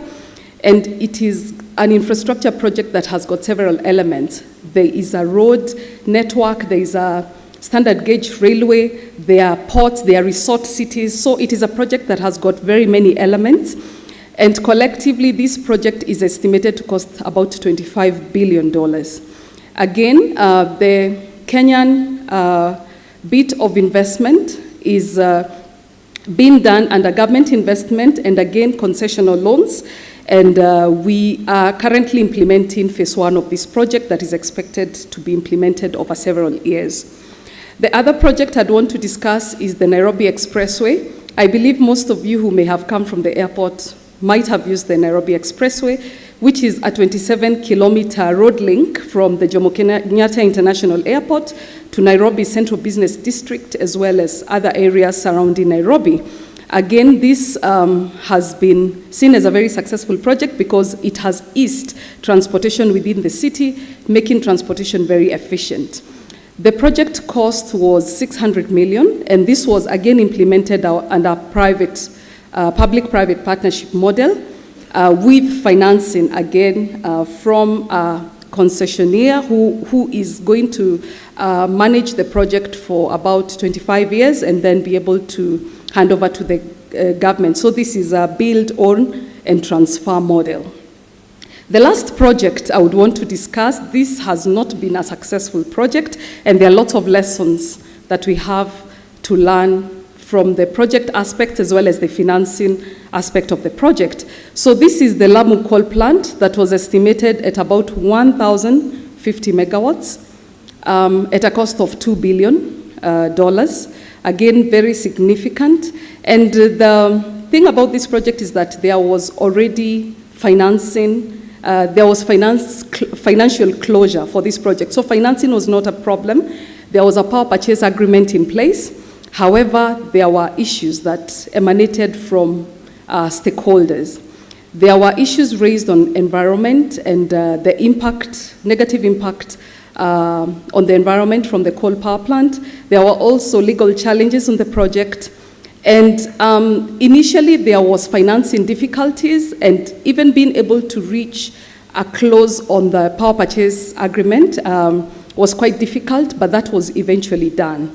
So the main reason why the project was halted was because of the environmental concerns and the raising of issues by the stakeholders.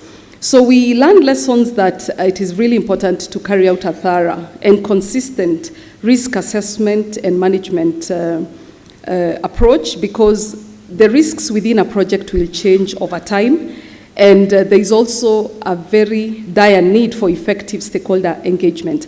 And the stakeholder engagement will have to be consistent throughout the planning and the implementation of the project, which then now brings me to narrow down on the risks that we have been able to evaluate and continue to evaluate for Kenya's nuclear power program. One of the things that have become very clear to us is that every risk for nuclear is a financial risk. Every risk that you experience at whatever stage of the project can result to an impact on the price of, or the cost of the project, and therefore the price of electricity that would be would emanate from the project. And so as we continue to develop our nuclear power program, we are very critical of the need for risk analysis at the various stages. At the pre-construction stage, we have to ensure that we evaluate and manage the risks that are associated with the regulatory framework. We are a phase 2 country that is still developing the regulatory framework, and I'm very happy to see our Director General of the regulatory framework here. And we are constantly in discussion on what needs to be done to ensure a robust regulatory framework, because it will have an impact on the cost of the nuclear power plant, and also the confidence that would be presented to the potential investors. Environmental risks have been also raised at this very early stage. Our CEO yesterday did indicate that we have carried out a social, environmental, and environmental study, and there has been a lot of questions raised about the output of that process. The strategic and social assessment is a requirement by the environmental law. So we are required to be able to undertake that assessment, to be able to provide to the country an evaluation of the impact of the nuclear power program to the economy and also to the social aspects of the country. And we are still answering questions regarding the issues that are covered in that report. So again, that could present a risk that needs to be managed at the very early stage. As I said, we are carrying out financial analysis and looking at robust and optimal financing models that we shall use for our plant. And at the construction stage, we have been able to see from Mr. Worrell's presentation this morning the big impact of project delays and cost overruns. We have seen that the interest during construction for a nuclear power plant could go up to 15%. And that is even before you manage to sell 1 unit of electricity. So again, that is a big source of risk that needs to be managed. There are also issues of public and legal challenges that could come through the construction phase. Again, at the operational phase, we continue to face operational and safety risks, which I know the nuclear world manages very, very well. And also, it is important to keep a good eye on the decommissioning phase. As much as it is fine to the future, it could present a risk and a challenge that could be brought up to the project. We have some proposals on how to manage especially these nuclear project risks. We have seen over time the need for political stability to provide a good environment for investment in nuclear projects. There is need to ensure a stable and supportive political environment. As we look into nuclear financing, there's an element that always comes, that is the political risk premium. And if the political risk is seen to be high, then that number will likely go up and will cause an enhancement in the cost of the project. Strong government support is key. The commitment to policy and financial support is very key, because, again, it provides confidence to investors, and it also provides a good environment to ensure that all requirements for the nuclear power program are put in place in good time, and that the nuclear program is managed efficiently. It is also important, as we have seen, for government, where possible, to incentivize investment in nuclear projects. This will definitely bring down the cost of financing and therefore have a positive impact on the project. The regulatory framework is very, very key. There's need to develop a robust regulatory framework because this minimizes the risks, it minimizes the delays, it also provides a lot of confidence to the investors. Stakeholder engagement is also very important. Yesterday we had a very interesting and engaging session on stakeholder engagement. Stakeholders can stop a project if they are not managed well. Therefore, it is important to build public trust and acceptance. And as we saw yesterday from Bassett and Ms. Delia, communication and continuous engagement will bring positive impact on the project. As we explore an optimal financing plan for Kenya, we are undertaking, as I said, continuous financial analysis. We continue to engage the vendors and potential vendors for numbers and also assumptions that we use in our models. We are carrying out financial analysis based on the output of reactor technology assessment. My colleague whom you saw yesterday, Engineer Ohaga, has a team that is consistently and continuously undertaking reactor technology assessment. And based on the ranking of the various technologies that are currently there and upcoming, then we run some financial analysis on those models or on the technologies that are provided. So there has to be a good link for those countries that are still at the early stage. There has to be a good link between your financial analysis and the technical analysis that is being done. This could be done by different teams, so there's need for some synchronization of the technical team carrying out the reactor technology assessment and the team that would be carrying out the economic and financial analysis. So we are able to use an IEA tool that is called Cost of Nuclear Energy Spreadsheet. It is a basic tool that still is able to give us some answers to the potential tariff or potential cost of the project. We are also able to carry out sensitivity analysis and be able to make comparison of the various technologies that we currently have.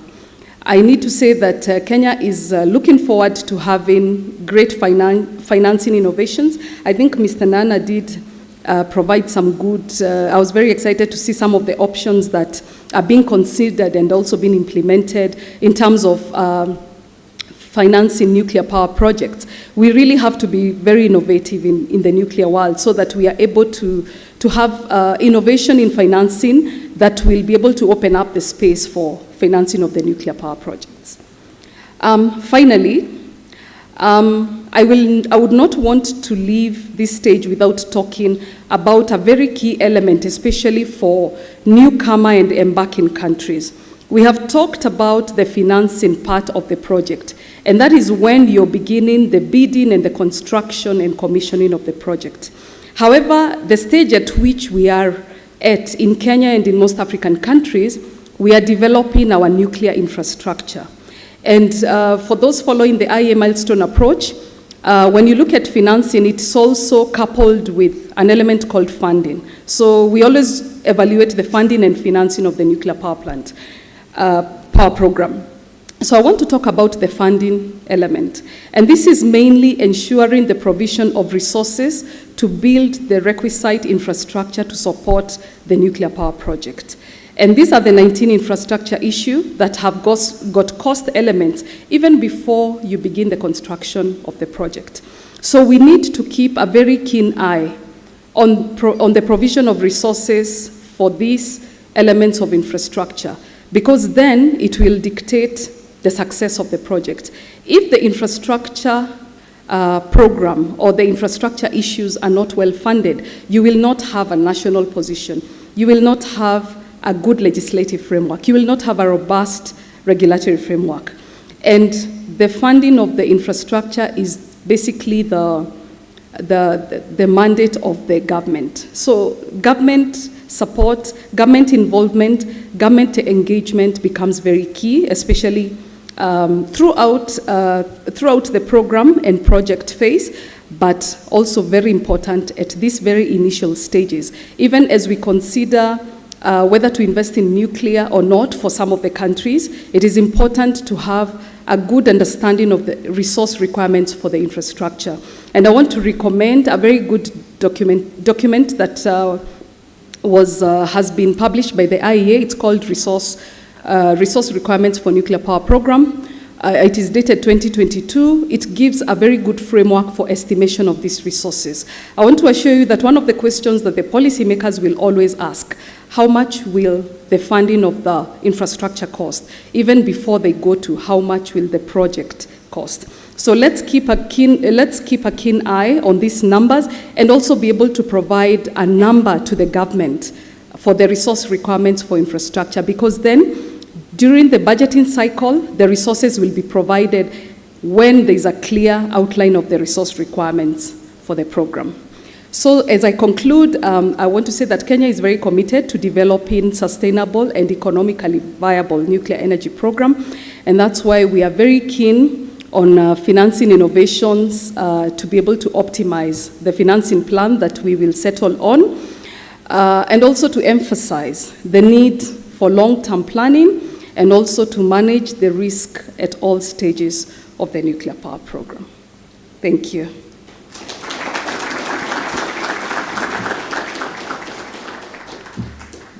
Wonderful, thank you, Winnie. That's so hopefully that's given you an indication, like from the introductory remarks on the financing options, position from the kind of White House insights, some more kind of principles and theory about what drives and some of the, therefore the risks and where we should be focusing our efforts, and then hearing a great presentation of the kind of the drilling down to some of the local solutions. So we have approximately not quite 15 minutes before lunch, so we're open to the Q&A part of the morning and part of the session. So we're happy to answer any questions, clarifications, comments. And I guess the roaming mics we have somewhere. We have a question. Oh, we have several questions. Bear with us, the microphones are coming.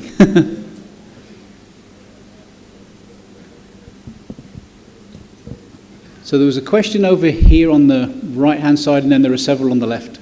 So let's start. The first hand up was just right over here, the gentleman in the center. It's coming. Bear with. Okay, there we go. Thank you.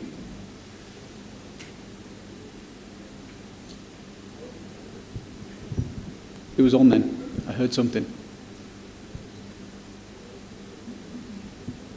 Yep, gotcha. Thank you very much for such a very educating and insightful presentation, especially by Dr. Winnie Ndubei. Jeremiah Mbazo here from Nigeria Atomic Energy Commission and Step Up Nuclear. I have a couple of questions. Considering the climate goals and what is going on right now, because when you want to engage in any project, people always talk about how climate conscious is it. But then, how are they able to willingly support this project, knowing that it's very much climate friendly? A project like nuclear power plant development. You cited an example of how the African Development Bank assisted in funding through government's concessions and also PPP, the various projects in Kenya.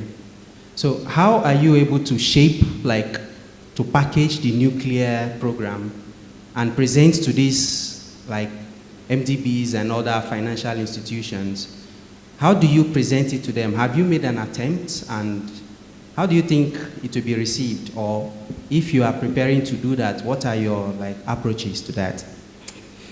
Secondly, we know that the climate change is upon us. What are the pressure points that we should be focusing on that will guarantee us highest probability of success in presenting the need for financing of nuclear projects, especially now they are talking about the loss and damage funds? You know, Africa did not contribute much to the climate challenge that we're talking about, but we cannot be excluded from the effects. So how are we able to capitalize on these funds that have been released to fund our project, because if this is not done, it's just like we are repeating the same thing. Okay, you are having the problem, you go get the funds, but you have the funds, you are using it for something else. So that is that. And then, can you compare nuclear projects with renewables? You've done a very good work, giving us the financing options and other variables that affect the nuclear project. You also gave us a comparison with the oil and gas, where the fuel cost is a bit higher for that. How does that compare with renewables? Because that's where, like it or not, our governments can easily give us support for, or even some financing institutions can easily give us support for. And in the nuclear industry, it's a bit of a hard sell. So we need to get a bit of how to come up in that aspect. I think that's all. Thank you. Okay, so since we realize that there are a number of people who would want to ask questions, let's limit our questions. So there are 3 from one person. If we could have one person, one question per person. So maybe let's do with the 3, and then we can come to you after the 3. And just to be clear, what we'll also do is any questions we can't answer now, there's a session this afternoon, so we can continue the discussion later if need be, so that's good to know. Right. Let me just touch on a couple of things. The first thing is there are mechanisms where you can actually get green tax credits. So there are financial mechanisms, international financial mechanisms, that will evaluate the greenness, let's call it, the level of greenness, environmental, of your project. And then they will provide funding mechanisms for that. So nuclear actually is now evaluated as such. There have been times in the past where people didn't necessarily see nuclear as a green technology, renewable technology. So there are actually green tax credits. So there are tax credits and there are green funds that will enable that kind of finance. So that's the first thing, is that it is recognised as green. A couple of other questions, a couple of other comments there is that in terms of where nuclear fits on the scale of green as well, it's also worth recognising that nuclear is not a zero carbon emitter. It does emit carbon because we have to construct, we also have to mine the uranium, or we have to do enrichment. But when you look at it, it's as low, if not lowable, than most renewables. A really interesting one just to compare is, most people think that hydro is zero greenhouse gas emissions. It's one of the higher ones because you need a lot of concrete for the dam. But then when you flood a valley, those valleys usually are full of green trees. That was a carbon sink that you've now removed. And in addition, when those trees decay, it emits methane, which is an even greater contributor than the CO2 in the first place. So there are a lot of full life cycle assessments of environmental impacts, carbon included. So that's something to bear in mind. And I think that's something that's often missed, I think, in the discussion, for example, with the government, that you need to not only look at the emissions at the point of source, but the life cycle emissions. So that is a conversation. It's a difficult conversation to have. It does take some time to educate and explain why. That may be a topic for another day, part of the public engagement and so on. Did you answer some specifics about Africa? Did you want to answer? Thank you. Thank you for the question.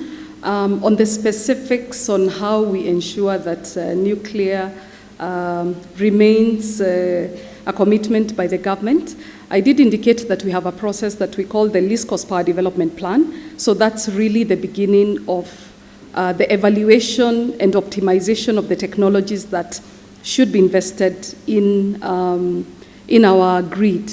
So it is important that the nuclear costs remain competitive, because the models that we run look at the life cycle costs of the various technologies, and there is an economic evaluation and ranking. Therefore, it is important for nuclear to consistently remain competitive against the other sources.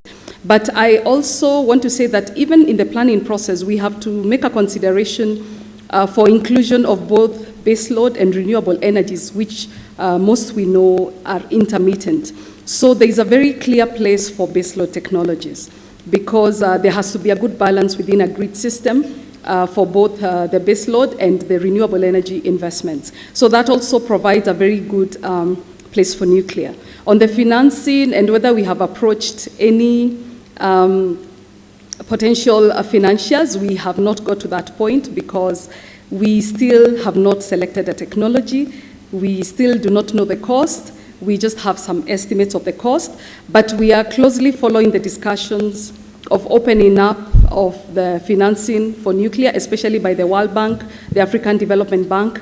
I know there has been a lot of discussions with the nuclear industry to be able to open up those financing options, but we believe that at the point that we have a technology and a cost, we will have a very attractive project proposal for the financing. If I can just add one final thing to that as well, I think it's an important point to note, is that Winnie made a great explanation about where Kenya's at, for example, now, and the amount of energy used per capita. If you look at all studies, OECD, IAEA, all the others, they're very closely coupled link between the success and the GDP per capita and energy. So the more energy you have at your disposal per person, there is a huge growth potential. So I think the other thing to really bear in mind is that this is not an argument of nuclear versus renewables. This is not an argument of nuclear versus clean, gas even. This is all of the above.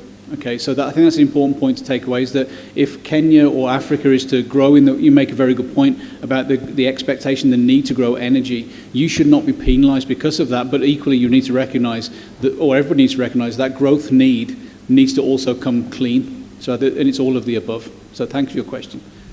Where's the microphone? Thank you very much. So, Yes, my name is Engineer John Bosco. Now, first I have a question to Andy.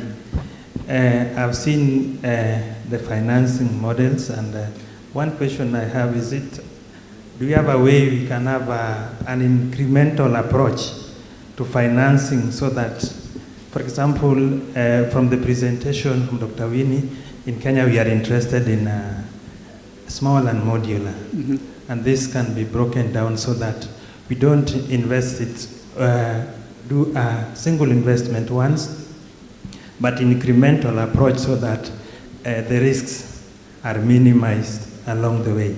Then the last question to Dr. Winnie, we've seen your presentation, and one of the risk management strategy that Kenya has is by doing upfront, that is drilling wells.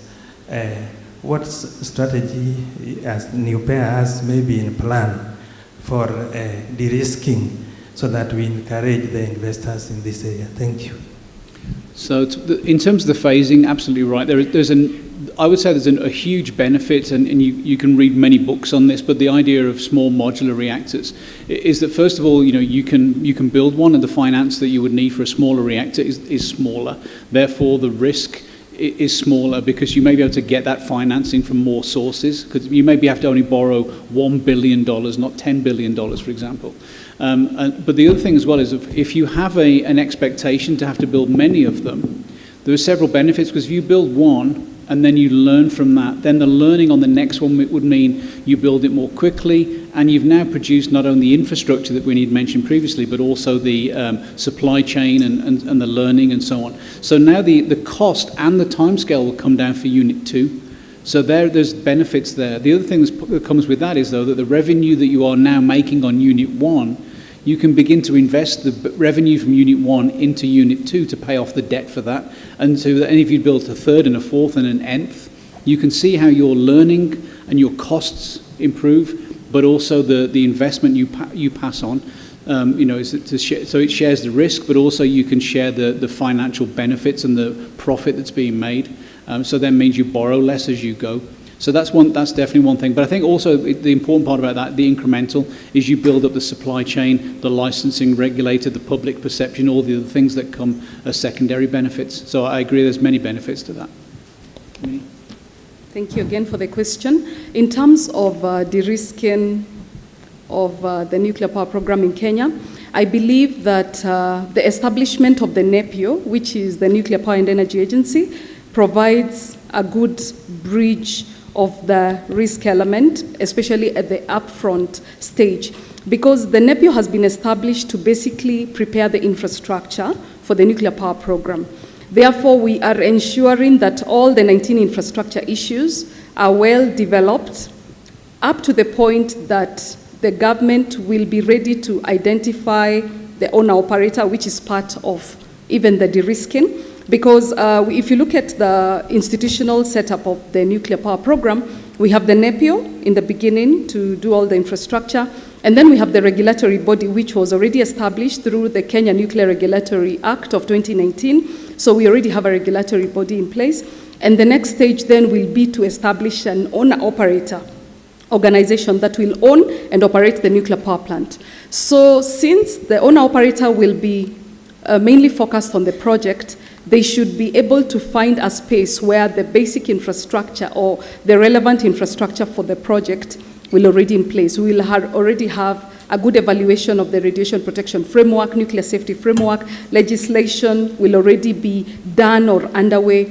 So I believe this establishment of a focused organization to evaluate and establish relevant infrastructure is a big win. And perhaps for countries that may be here and do not have a specific organization just focused on doing the upfront evaluation and the implementation, I think it's a very good idea because it keeps the program very focused, and there is also progress that is assessed at that early stage. So we'll take 2 questions. We have to go for lunch. So that Okay, thank you.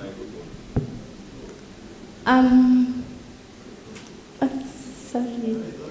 I'm going ahead of the president in respect of protocol because he speaks last. So again, I'm Altrin Obiro from Kenya, Ministry of Interior. And thank you for the presentations that you did, quite informative. Mine is a reference on a keynote address that was done by His Excellency Dr. Amani Abu Zaid, Africa Union delegate, during the awareness on advancing Africa's sustainability through economic development and building nuclear capacity, like advancing for nuclear energy for African countries to achieve their 2063 agenda. So based on that, how do you see the potential of Kenya and other countries within the region exploiting that opportunity and seeing the role of organizations like AU or AFCON in advocating for policies and mobilizing the resources to support their country initiatives? So when you look at that, has NUPEA seen or exploited ways to partner with AU to mobilize those resources or to see how to champion the agenda best to establish those policy frameworks that it needs to strengthen in the various areas of infrastructure, the 19 infrastructure areas that you talked about? So is that a possibility that you've looked to partner with AU through the relevant government structures?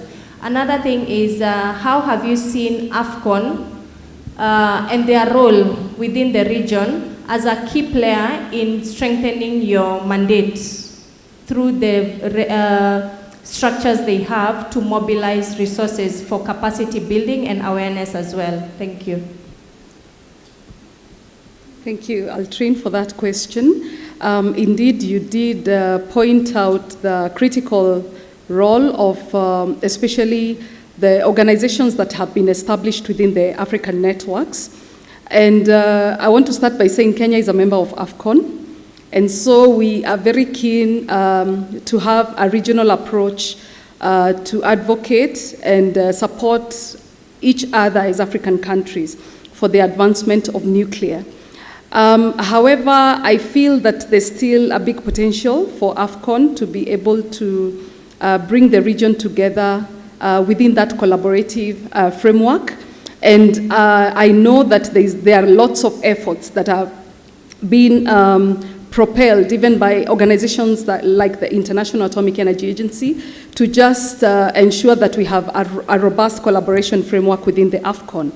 Again, within the African Union, Kenya is a very active participant within the African Union. And as you know, we are vouching for chairmanship of that. And we are very keen to ensure a collaborative African engagement on nuclear. There is a lot of capacity building that could be shared across the board. And I think what is working very actively at this point is the International Atomic Energy Agency regional projects that I'm sure most of the African countries here participate in, because it provides a good framework for collaboration, for exchange of ideas, for sharing best practices and learning from other countries. So I believe that the regional approach that is also advocated by the IAEA has got a good platform that could be adopted by AFCON and AU. I don't think we are doing enough, but NUPEA and Kenya will be very happy to see that advanced for the benefit of our economies. If I can add one very quick comment, I'm a huge supporter of regional solutions, not just for Africa but elsewhere. Even in the US, for example, where we're based from Oak Ridge National Laboratory on the east side of Tennessee. Tennessee Valley Authority is a large nuclear component, and also hydro and others, so it has similarities actually. But one of the interesting things is that that whole region is now looking at nuclear. Some US states have lifted their moratorium on nuclear, and so they're interested in nuclear. The very strong message is that each of those states, it makes no sense for them to do it all on their own, because there isn't probably the need to develop an entire supply chain in an isolated sense. But there is tremendous benefit, the synergy in just within the US states working together and identifying strengths that they each offer. There is a huge market potential, enough for everybody to participate. It doesn't need to be about over necessary competition and infighting. And I would express that similar observation from the US states to Africa. I think there is tremendous synergy in everybody participating and finding regional solutions. And even, you mentioned the IAEA, there's even been papers published on regional solutions, even to the waste issue. A regional repository is another solution. So I think, I'm all of the above in terms of that as a regional solution. Do we have time for that extra question? One last one. We are between lunch and everybody, so. Thank you very much, both presenters, for your excellent presentations. My name is David Otuoma, the current president of the Nuclear Society of Kenya, but we're only 1 month old. Two questions, one for the USA, one for Kenya. So for the USA, in USA you have champions for nuclear. When I say champions, you'll find the senators in USA, the governors, the senators especially, whether it is Republican or Democrat, they'll take bills to Parliament, not to their Congress House or Senate, and things go through, you get support for nuclear and what have you. Now, coming to Kenya, we don't have champions. What we have, when they are in, our National Assembly is a big letdown. When they are in Parliament, we are the ones who take bills to them through the executive, and the Kenya Nuclear Regulatory Authority here can attest, because we formed the Eastern Africa Radiation Protection way back in 1999. I was the first chairman there also, and through the time we pushed through these bills and what have you, it was only in 2019 we got the Nuclear Regulatory Act. Now the second question to Kenya now. This is your relation with associations and societies. Please, can we emulate the Americans? They have the American Nuclear Society, and we are so privileged the president is here with us. Can we emulate, we work together? Because if you want to see the cabinet secretary or member of parliament, you have to get permission as a director from your CEO. Get permission from your principal secretary. Get permission from your cabinet secretary. I, being in the university and the president of Nuclear Society of Kenya, I don't need permission from my chairman, my vice chancellor. I only get my young students. We go to parliament. We see the members of parliament, we see the cabinet secretary, and we push the way we did with the Nuclear Regulatory Act. Your comments, thank you very much. Thank you, Dr. Utoma, for that question. Indeed, there's a lot of merit and a lot of progress that we can make if we collaborate, especially now that we have a lot of nuclear organizations. We have the Kenya Young Generation in Nuclear, whose president is here, Women in Nuclear Kenya, I'm the president.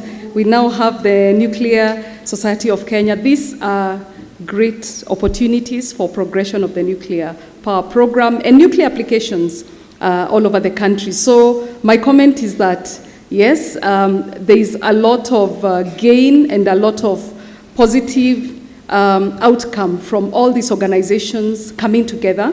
And I'm very happy that we have now established a nuclear society of Kenya, because then the society should play the role of spearheading the collaboration of all these other networks and organizations that have nuclear applications. So I look forward to you as the president of Nuclear Society of Kenya, spearheading this, because there is a lot of gain that will come out of that. And for women in nuclear Kenya, I want to offer my support and also congratulations for that appointment and establishment, and assure you that we are going to work together with you, because it's going to be a game changer, even about on stakeholder engagement issues, on advocating for nuclear, on answering issues pertaining to nuclear.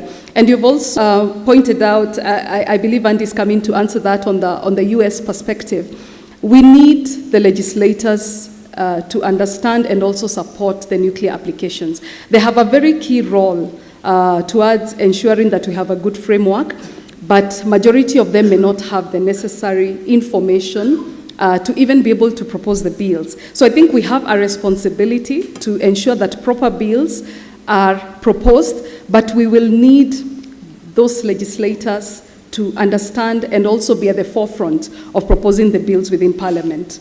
So we look forward there. I know there are so many regulations that are lined up by the Kenya Nuclear Regulatory Authority, and we need to work together within nuclear organizations, nuclear societies, to be able to ensure that proper legislative framework and regulatory framework is established. Thank you. If I can just answer from the US question comment, is that what struck me only very recently in my career, I've been at Oak Ridge 12 years, previous that was with the UK industry, it only occurred to me recently that it's not the US government at the federal level that sets nuclear direction and policy, which I think from the outside world it does appear to be such, because you hear about the DOE Office of Nuclear Energy. It's actually the state level. So this is why I mentioned the states earlier. So in one of my capacities, the deputy director of this initiative called GAIN, I'll talk about that another time, but we're doing a lot of work at the state level and engaging actually with state legislators. So these state legislators are the people who write the bills at the state level. And some of them are coming in with a nuclear focus. But I would always advocate for them to come in with a clean, secure, affordable energy focus. And it's up to us as nuclear advocates to prove that nuclear technology can fit those three and maybe other criteria. The other important point in that, though, is that if I say it as a nuclear advocate, I work in the nuclear industry, or if a Westinghouse or another company says that, it will carry some weight. But if people who are outside of nuclear say it, about I want nuclear because of, and then they can list it, whether it's the public, investors, maybe even end users, like we heard about Microsoft and of steel companies. If end users can come forward and advocate for nuclear, that is way bigger voice than nuclear ever will be, because everybody turns to the nuclear industry and says, well, you would say that, wouldn't you, because you're conflicted of interest and so on. So I would definitely say that the voice needs to come from everybody. The independent voices are way more important than ourselves, and nuclear is not the only answer. It's all of the above, and so that's why all voices are important. And Alicia at Duncan opened very clearly with the message of diversity, and that includes diversity not in just in gender and ethnicity and others, but also diversity in markets, diversity in voices from different industries speaking up. That would be my comment. I know we run out of time. All right, so yes, you can do it better for them, for Andy and Winnie. And please, you can come for your chocolates. I like orange. Can I get orange? Sure. And then we also have a presentation, gifts for them. Okay, so you're going to get your gifts, your speaker gifts is going to come up in a bit. So let's bring the gifts now. Nana was also supposed to get his gift, but he's not around, so we'll just present the two.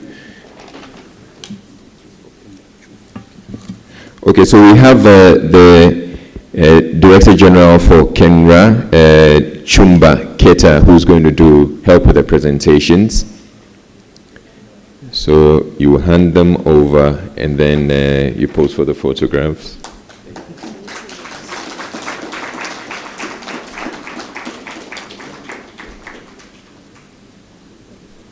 Okay, thank you. And then another one for Andy.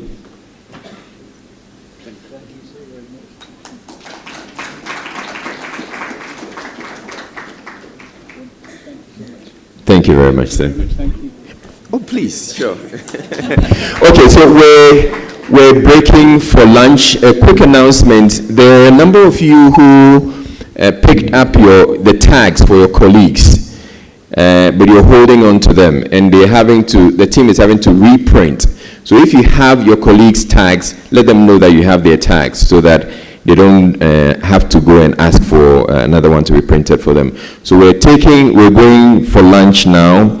We overran our time a bit, but let's please endeavor to be back at 1 p.m. so we can continue with the rest of the session. Thank you very much. We're having lunch at the same place where we had lunch yesterday, which is, I believe, the second floor. Yeah. All right. So I'll see you guys after lunch. Enjoy your lunch.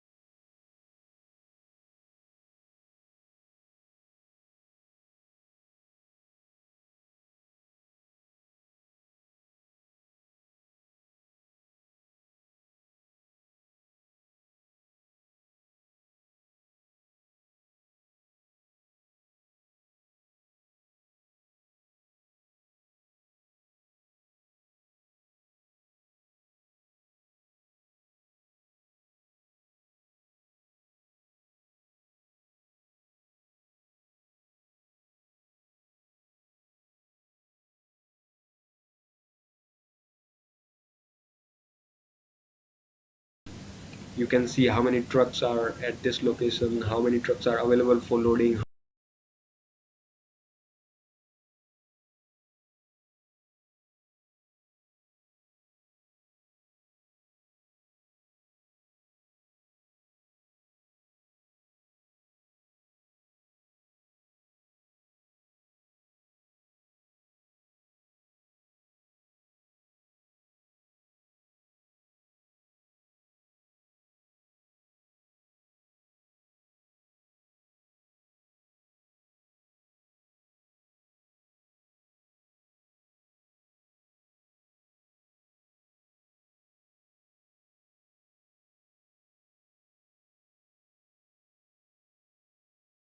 And you can basically manage your business that way.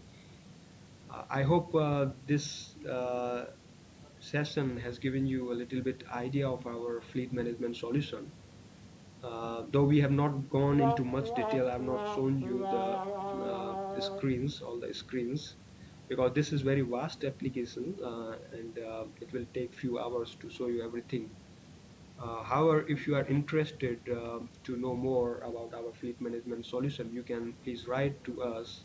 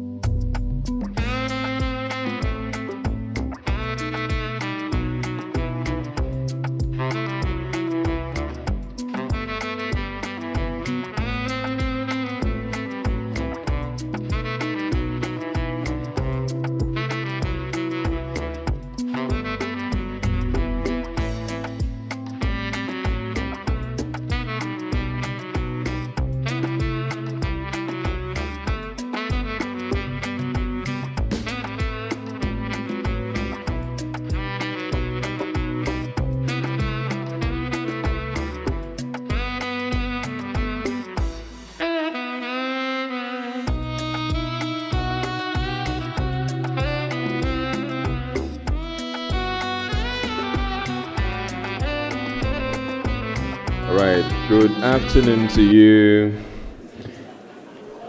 and welcome to the afternoon session.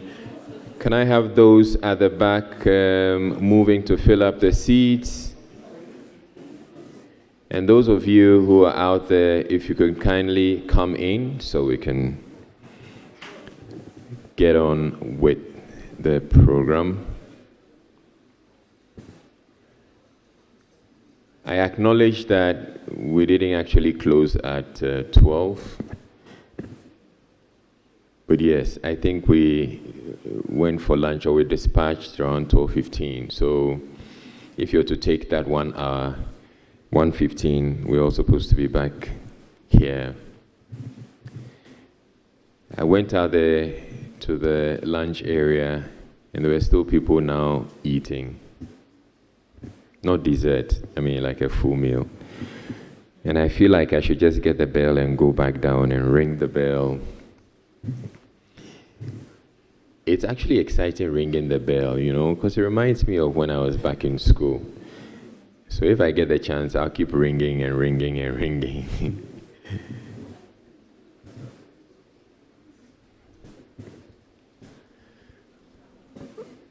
Okay. We need a few more people to come in. Should I go out with the bell? Okay. Let's give ourselves 2 minutes.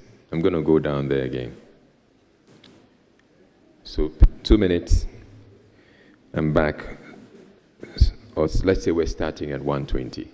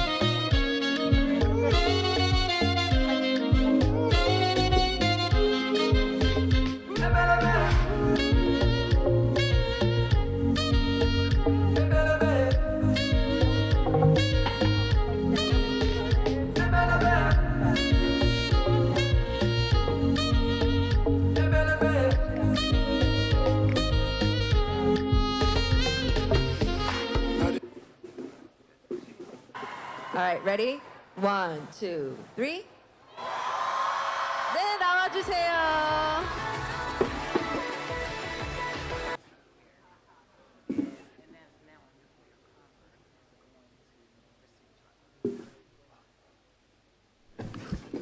All right, so good afternoon to you once again, and we're on to the workshop review.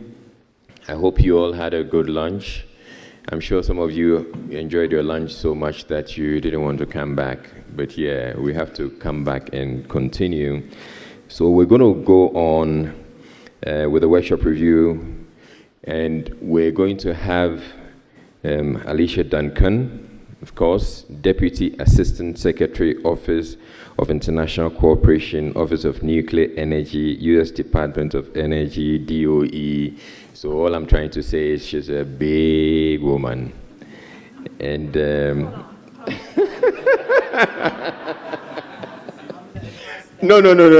Okay, I didn't mean that literally. I didn't mean that literally. Okay. Yes, very, very important. That's what I meant by it. Okay, and then we have Dr. Archibald Boa Kofi, who intervened for me. He is Acting Director, Nuclear Power Institute, Ghana, Atomic Energy Agency. And then we have Edwin Chiseri, who is the Nuclear Security and Safeguards Expert for NUPIA. And then we have Ms. Karen Benson, Special Assistant to Deputy Assistant Secretary Alicia Duncan, Office of International Cooperation, Office of Nuclear Energy, U.S. Department of Energy. She's also a big woman. In fact, all the people here are big women and big men, so a round of applause to all of them. And going with the tradition, this time I'm going to ask them to choose which of the flavors, chocolate flavors they want, and then I'm just going to set it by their side because they're not coming to the podium. So I will take red, please.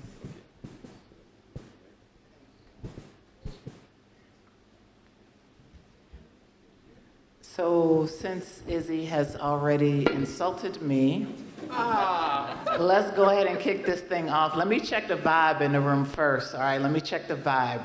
Ladies, do we ever tell a woman she's a big woman? Let me hear you, ladies. Men, did y'all learn something already from this panel? Did you learn? All right. Izzy, you are relieved of your duties. Okay. All right. Let me check the vibe. We doing good after lunch? All right, because y'all was sounding so malnourished this morning. I don't know what's going on, but, you know, I come to bring the energy, okay? So, thank you. We have what do we have now? 40 minutes. We're going to shrink it down. But what I hope to do, as I mentioned when I opened, is that we want to hear from you. Now, we're going to do something different because y'all don't follow directions. Y'all don't follow directions? We had asked the ushers to hold the mic when you have questions or statements, but y'all want to be out here giving speeches and telling life stories, and we're not going to do that during this next hour, okay? Can we touch and agree? The usher's going to come to you with a mic. They're not going to let it go. You're going to ask your question and keep it moving, okay? Are you back? Alicia, yeah, I'd want us to look at it differently because we cherish you so much. We don't want you to hold the microphone and be tired. So the ushers are going to hold it for you. So I guess he's the diplomat of the moment. All right. Izzy, thank you so much for that save. And we ladies call that what? Man-splaining. So, Izzy, should I just continue to make examples out of you? Okay, ladies, what we call it? Man-splaining. Okay, so are we ready to start, or do you need it? Okay, thank you. Hi, Chisara. All right, so we're here to do a workshop. We're here to do a workshop review. And we've spent 2 days with the presentations and the keynote speeches. And so I want to reflect both here on the panel and talk to you, so I need my ushers to get in place. I want to reflect, first of all, and we'll start with Chesire, since you are our dear host organization, and the man who has supported justice with the leadership of the organizing team, NUPIA. So Chesire, what was your hope for the workshops? Because you all personally selected the topics of the sessions. You selected the 3 topics. So what was your hope for these 3 topics, and why did you select those 3 topics? Thank you so much, Alicia, for this question. To all the participants and all to our delegates, we actually selected the 3 topics because of 3 main reasons. The first reason is that we wanted the delegates and the entire Africa to understand what are the major issues that we need to undertake when we are embarking on the nuclear power program. The first one is the issue of the human capital, because without capital, without the human resource, you can be having the best technology, but you cannot do it.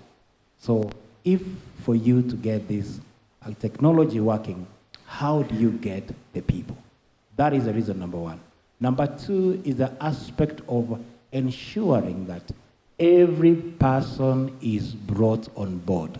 Nobody is left behind. And that is why stakeholder engagement was our second choice. And above all, money answers everything. Yeah?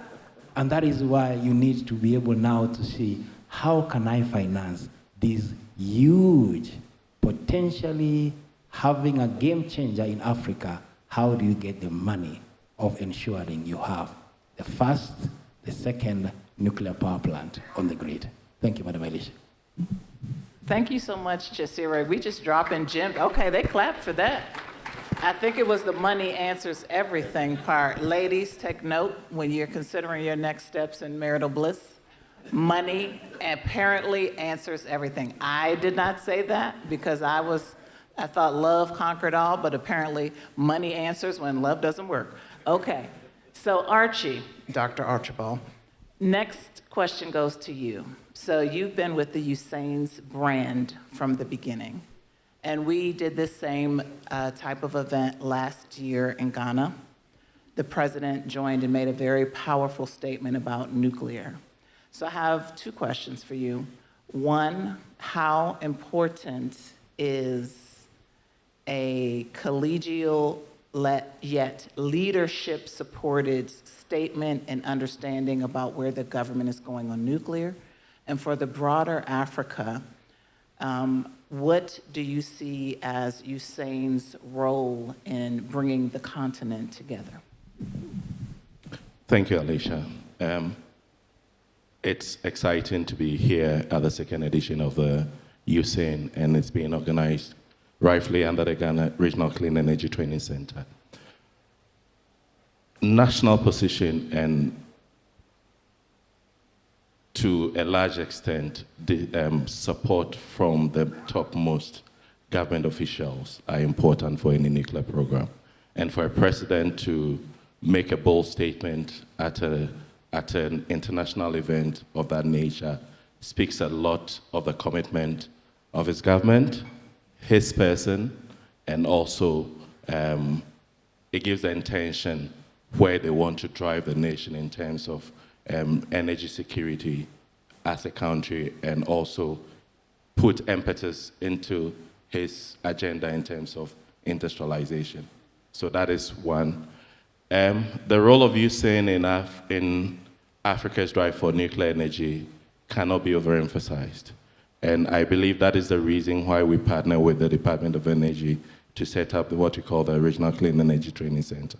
And the center basically is to build capacity of not just Ghanaians, but people from the region to be able to support our nuclear programs, for us to collaborate in areas where we have competencies and we have capabilities to support each other's program to drive the Africa's nuclear agenda. So, yeah. Thank you, Dr. Archibald. May I call you Archie?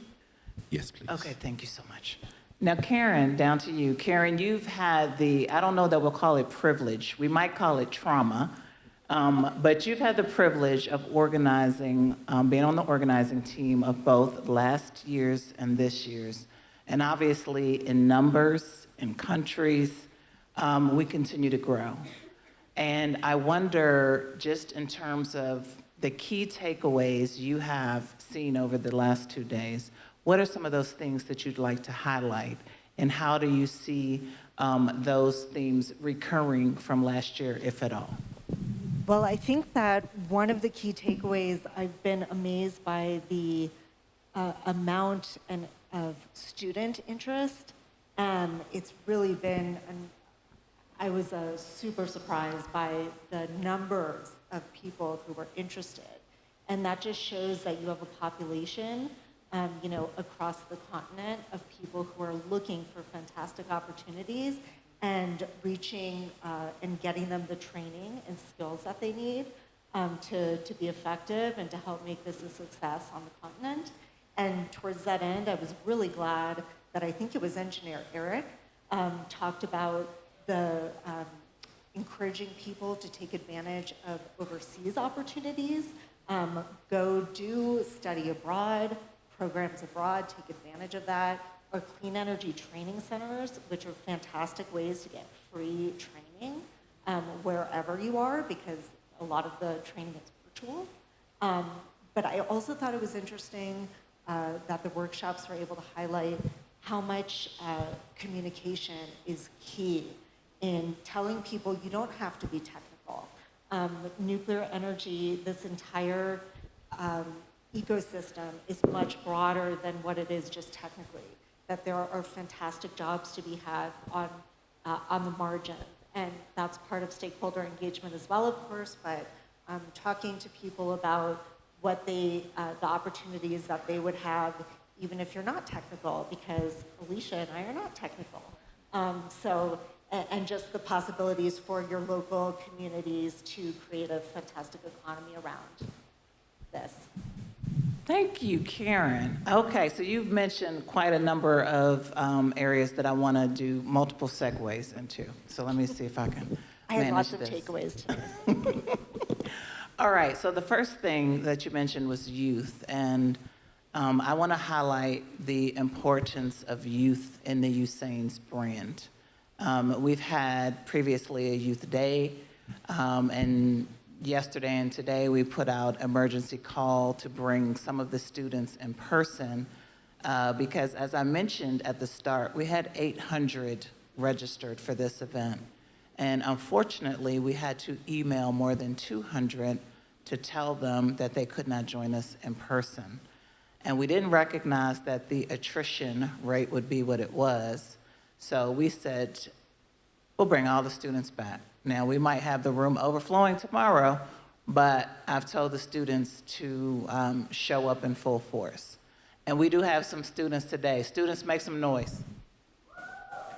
Y'all sound so overwhelmed with life. I know you better make some noise in here. Students, make some noise. Y'all not paying no bills. Y'all not doing anything yet, and you sound depressed. I'm gonna come back to you later. All right, so you mentioned that. So the youth are critically important. And I want to say one thing, if I may, because somebody made the mistake of giving me a microphone, that I've noticed in the African culture, the hierarchy. I haven't noticed it, I've experienced it. I've been to Africa quite a number of times. And I'm a seasoned person, and if you don't know what seasoned means, that means that age has been sprinkled abundantly but gracefully upon me. So I'm seasoned. And I notice in the African culture that it is the seasoned people, the elders, with the wisdom, that is the voice that we hear. But I submit to you, my life would not be as complete as it is without the integration of young people. They have their own ideas. They definitely know a whole lot more about what the innovation looks like. They are an integral, I would say, partner in all that we aspire to do. And I don't know that that shift will be made in Africa, because in the United States, I'm sure you've seen the news, young people are out here with every right, protesting, demanding their rights, start a new job, want to be vice president the next day, you know, they are very much emboldened and entitled. So I would submit to you that one thing that will make innovation, a nuclear program, any policy, would be to listen to the young people. Their voice is important. This baton will be passed to them because the seasoning does not last forever. That means we're going to have to hand over to this group of young people who will sound way more excited later on in a few minutes. We're going to have to hand this baton over to them. So I think it's critically important that we see young people as a partner and definitely listen to their voice. Thank you. Something else you said, Karen, was talking about stakeholder engagement. And I took the opportunity to sit with someone at lunch, and I want to mess up your camera scheme really quickly and see how good Emmanuel's team is, and invite you to come join me up here so everybody can see you.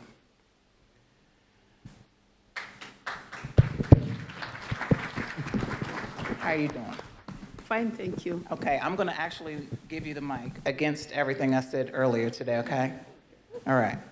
So we had lunch. I'm going to allow you to introduce yourself and tell us what you do.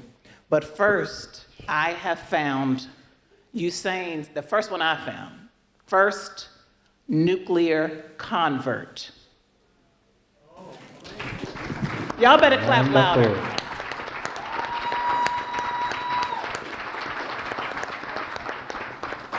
So I want you to tell the people how you came here. Also mention that you traveled and how far and what you do. It's on. Thank you. My name is Helen Ndeti. I am a member of County Assembly for Machakos County. I am in the Energy Committee, and I'm here with Madam Speaker of the only speaker in the nation for Machakos County.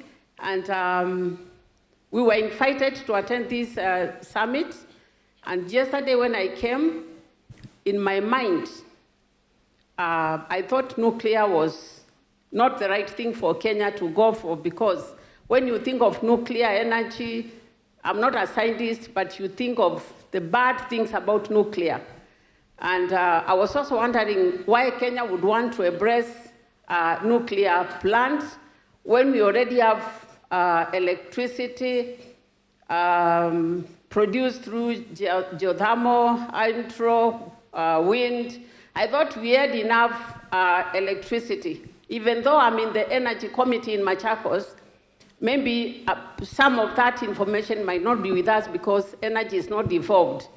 But at least from yesterday, I must say that I've learned the importance of Kenya embracing nuclear plants, because we should be able to get cheaper electricity and be able to use the nuclear in other areas, like I had cancer in hospitals, and so I'm just learning. So mine is to say that I think it's worth coming. I'm a stakeholder because I'm also a legislator, and in case there is any policy required at county level, I will definitely be able to support. Thank you.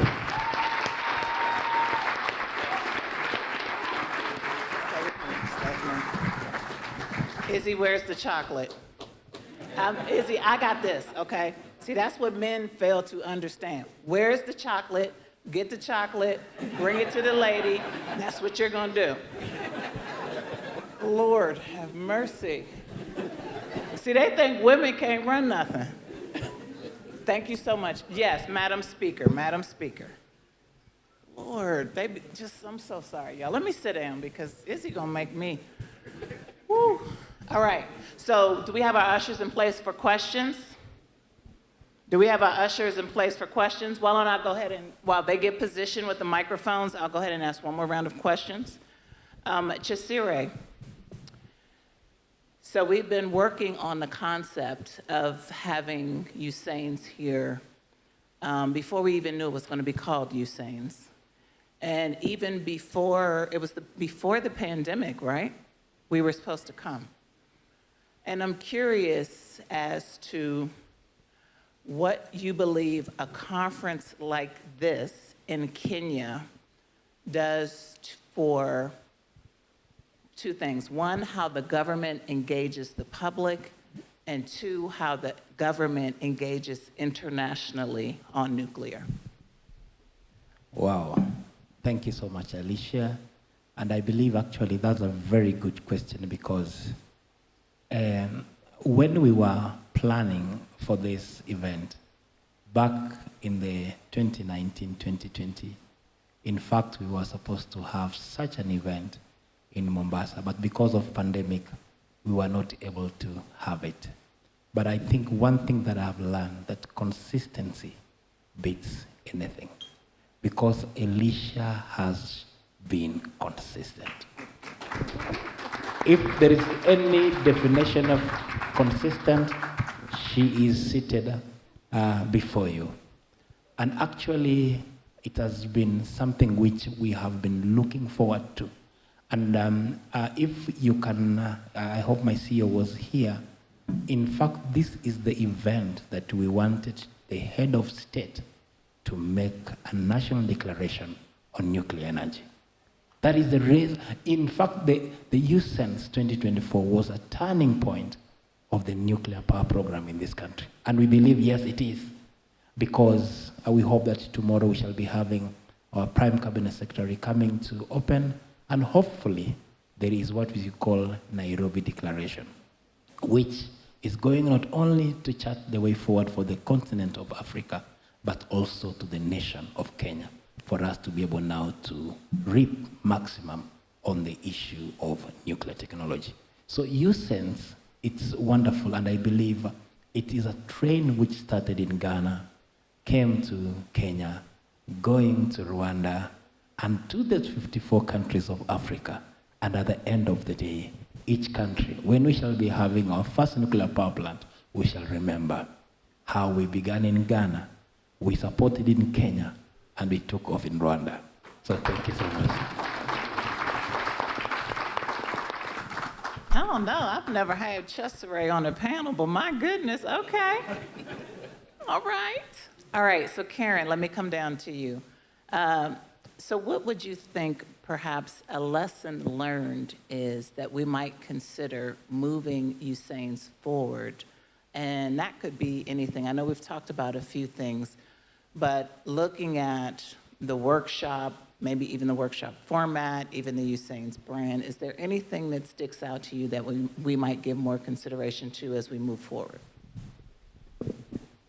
I think that we, just based on the last two times, and the workshops are absolutely fantastic. I think we need to also make sure that we're shaping them for a very broad audience, and that we're keeping in mind we have a lot of students, but we also have a lot of nuclear curious people. And so we need to make sure that we're speaking to that broader audience. And again, as I mentioned before, emphasizing the ripple effect of nuclear and what that can mean for communities and countries, and et cetera, et cetera. So that's what I would say. We've got to continue that conversation. Thank you. Let me come right back to you with this question, because you mentioned nuclear curious. I like that.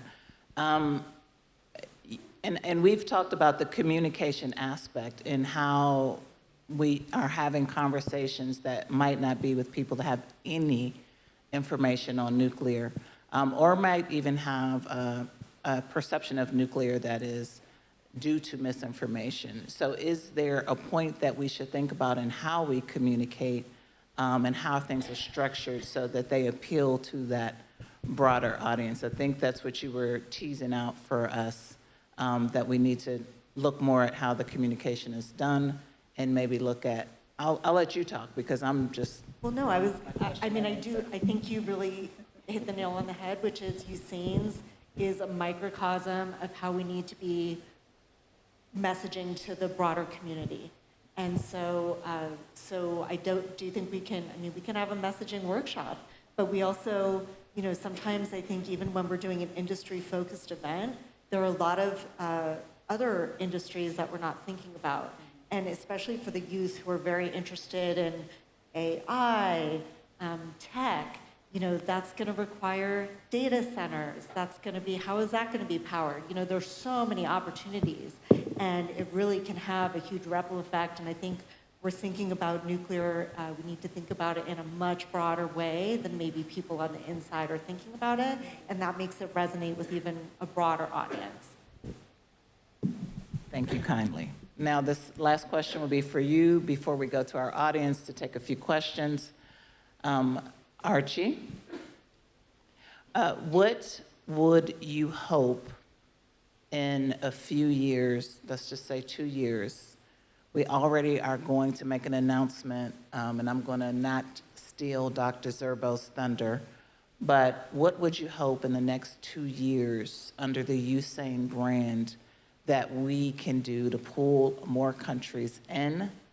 And what would be, if you were king for a day, the 2 areas that we should focus on in terms of training or licensure or whatever you think is important? What would be the 2 topical areas that you think are a really needed area for us to focus on as the USAIN's brand for the entire continent? So if you allow me, I'll start from your second question. So this workshop has highlighted 2 of the critical areas that all embarking countries face. Yesterday's workshops, stakeholder engagement and human resource development, are 2 of the critical issues that face African countries or all embarking countries. So those are areas that under the Clean Energy Training Center, we can focus our attention on. Yesterday, they highlighted issues of stakeholder engagement in Kenya. We've also had our own challenges in Ghana. We had a perception survey in 2021, and the result was, it wasn't so shocking, and not so surprising, because nuclear has never been part of our formal education. About 75% of the population, or those who responded to the questionnaire, never had any idea about nuclear or nuclear related. And that has resulted us and informed us to embark on a nationwide campaign, which we've dubbed NICE, Nuclear Information, Communication, Education Campaign. We're hoping to have a 5-year campaign, which would, at the end of the campaign, 2 things would happen. Seeking to include nuclear education from the basic level, and from that, it does 2 things for us. It brings out informed youth to get to know about nuclear, and secondly, it gives them the opportunity to consider STEM, and more specifically nuclear, as a career option. The second thing is, if we're able to do the nationwide sensitization, we hope to have a more informed population. So those are critical areas, and I believe all African countries face similar challenges in different ways. But the brand itself, we promised to make it better, improve it each year. This year has been very informative. The workshop, the selection of the topics were very crucial in setting the tone for where we need to go. The theme itself, industrial readiness, that by itself is also so much important for Africa, because we need to set our industries ready to be able to play a meaningful role in our individual nuclear projects. So, thank you so much. Okay, so let's go to the audience. If there are questions, please raise your hand. If you have comments, I see one up in the front. So if we could come to the front with the microphone, please. And again, the ushers will hold the microphone, and they will not permit life stories, because I want to get to all the questions, and I believe I've been granted some extra time because somebody in this room likes me. Question, over to you. Okay, thank you so much. Director. I want to ask this question, and I want to make a comparison. I want us to picture maybe the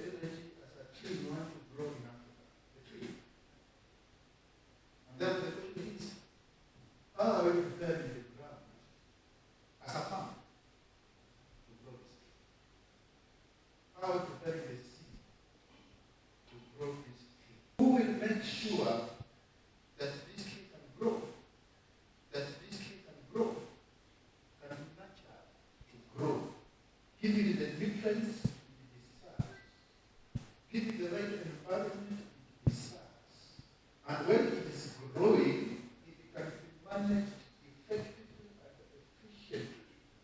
Who comprises the tree trunk? It's growing. Where are the branches of this tree? And if ever we reach the level of harvesting fruit from this tree, what constitutes the fruit? This is my question. Thank you. Thank you so much. Okay, so we had the tree, we had the growth, we had the fruit. That's a lot to happen with the tree. But what I want to do, and I'm going to prepare because I just do what I want. So I'm going to ask, since the question was about Africa, I'm going to ask both Chesire and Archie to respond. Now then, I'm going to take whatever privilege I have and then ask Lisa Marshall for you to give some thoughts on if there's anything additional that the fruit, the tree, whatever else was supposed, the farmer, all of that, okay? So why don't we please first start with Chesire. Thank you so much, Bishop Ingana, for the question. And I think you have put it very clearly.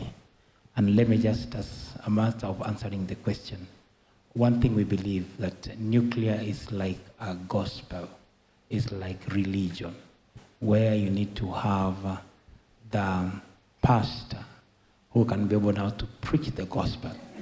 And then you need to have the converts who are supposed to believe in it. And then when you have,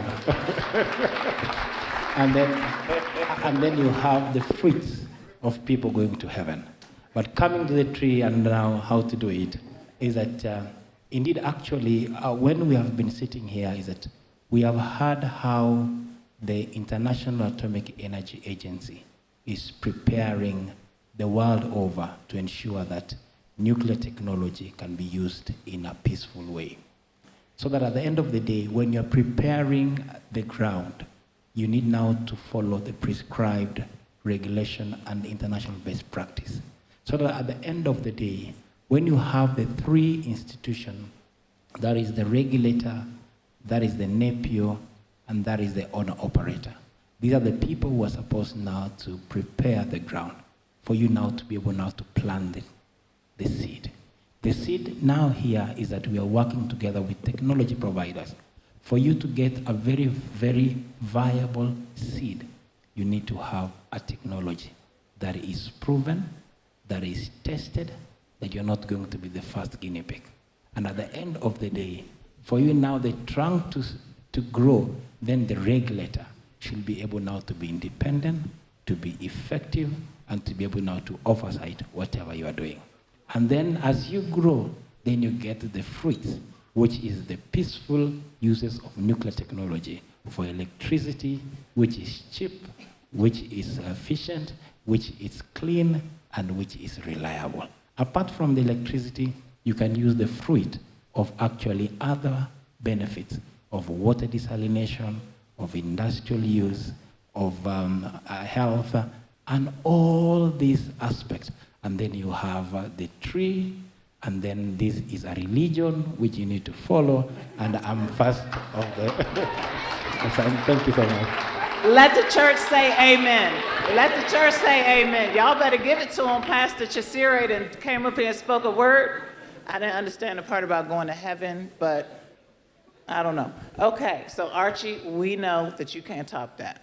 So no, I don't know after this sermon if I have any other thing to add.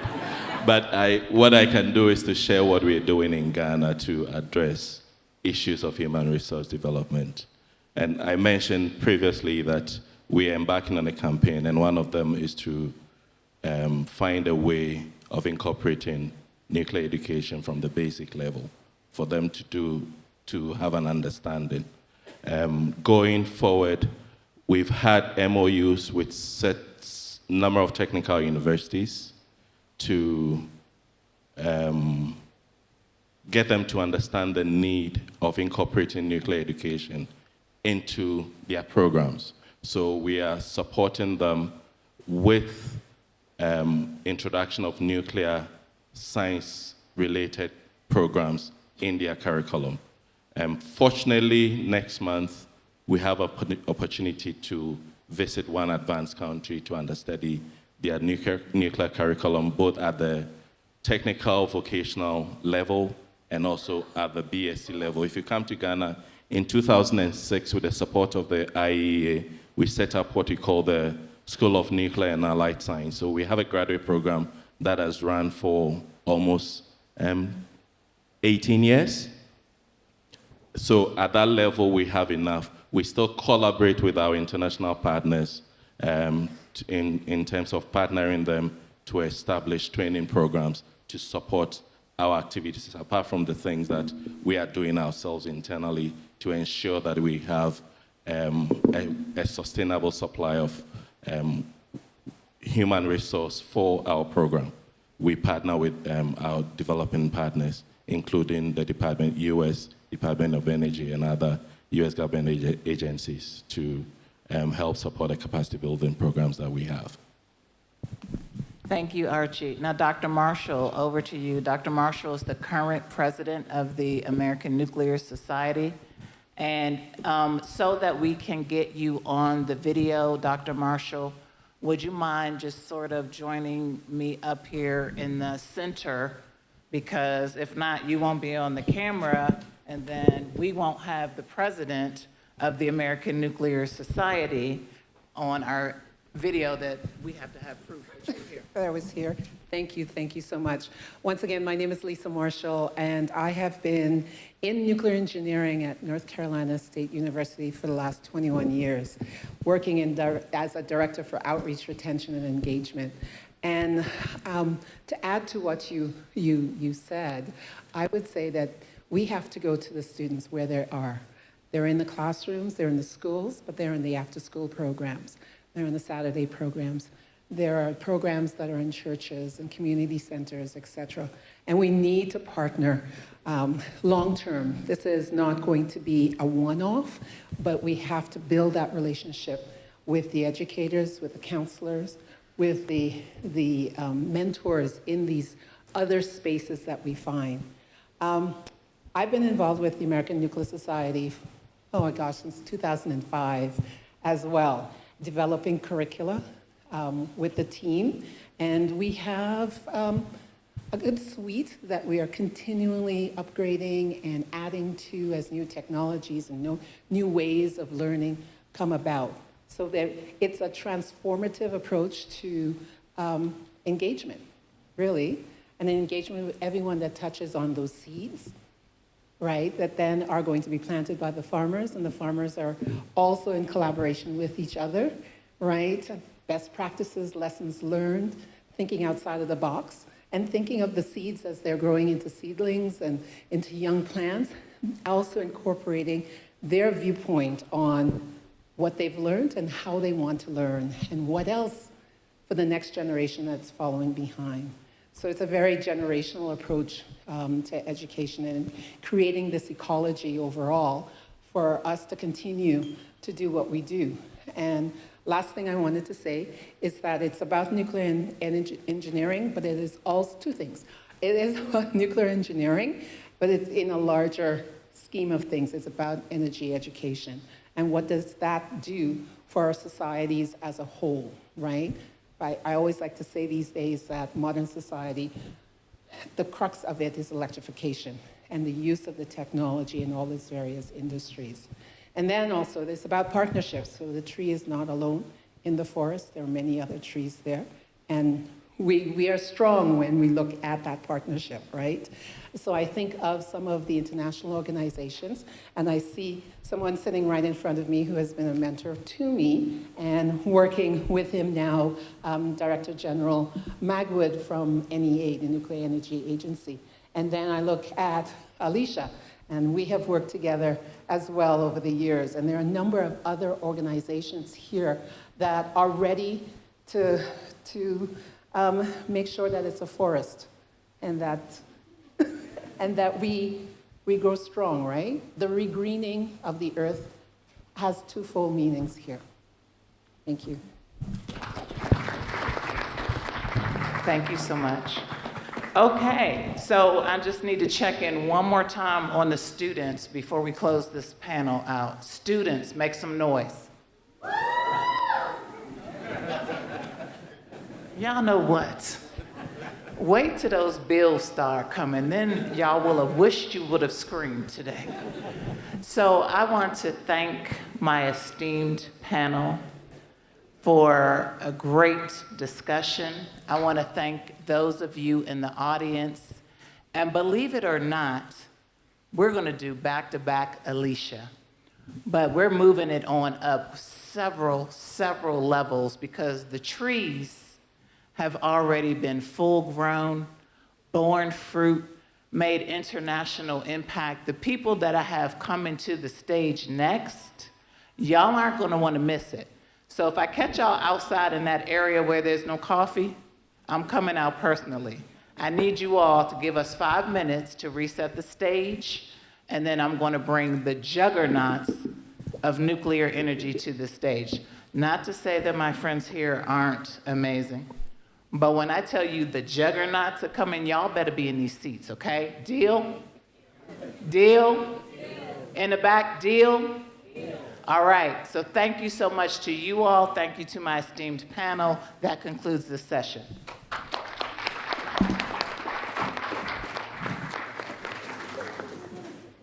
Thank you very much, Alicia.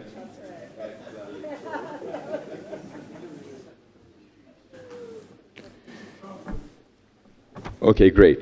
So you don't have to go. We're just gonna we're gonna move the seats, add a few more to it, and then do some shifting, and then we're gonna get on with it. Now, while they're doing that, you remember my introduction when I talked about how they roasted me on Twitter, now X, because of a manel that I was part of.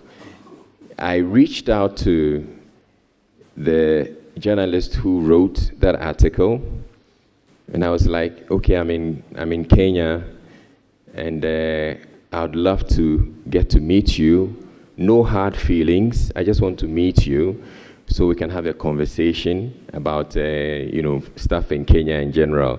Then she said, unfortunately, she's not in Nairobi, in Kenya at the moment. I said, okay, that's fine. Then she comes back and I told her, well, I'm here for a summit on nuclear energy.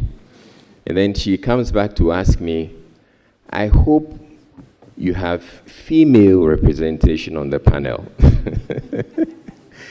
Then all I needed to tell her was, the person who is convening the summit is a woman.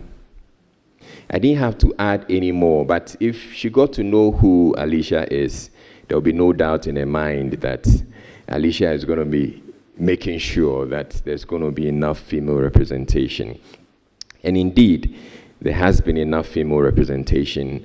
And so, Alicia, a round of applause to you and everybody else for making sure that there's gender balance. All right, so Alicia is going to come back, and for this next session, she talked about the juggernauts. So it has to be led by a juggernaut. So Alicia, you're supposed to be coming back here. Please, a round of applause for Alicia as she comes to take her seat. So she's going to be right here to start with. And I'm going to run over her title again. She's the Deputy Assistant Secretary, Office of International Cooperation, Office of Nuclear Energy, U.S. Department of Energy. This time I'm not going to say woman. She's a very, very, very important person. So yes, she takes a seat here. And then, okay. Where is Alicia? Because I need her to be seated. Okay, so she'll be coming in shortly. And then we would also have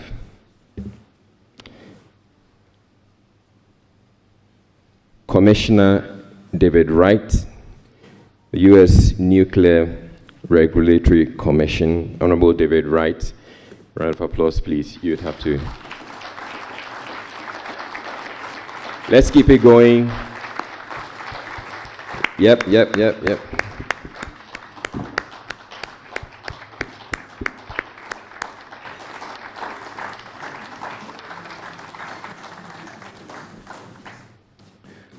All right.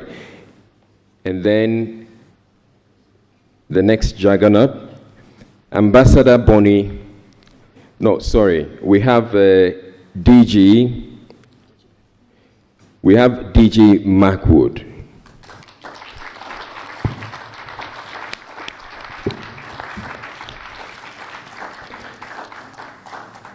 Director General, Nuclear Energy Agency.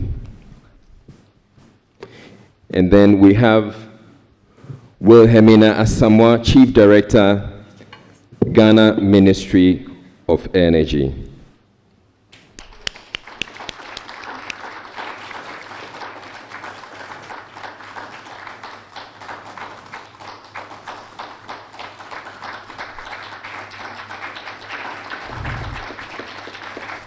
Thank you.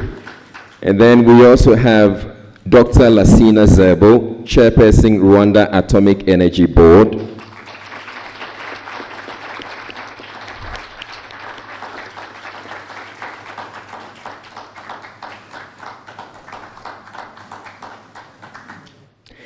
And now, I have the honor of inviting Ambassador Bonnie Jenkins, Undersecretary for Arms Control and International Security, U.S. Department of State.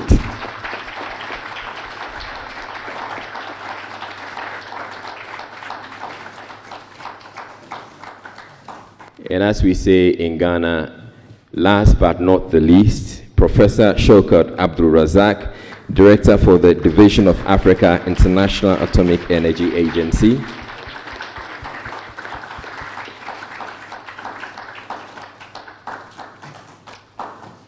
All right, so now Alicia, your high-level panel. Thank you so much. Well, welcome to everyone on the stage.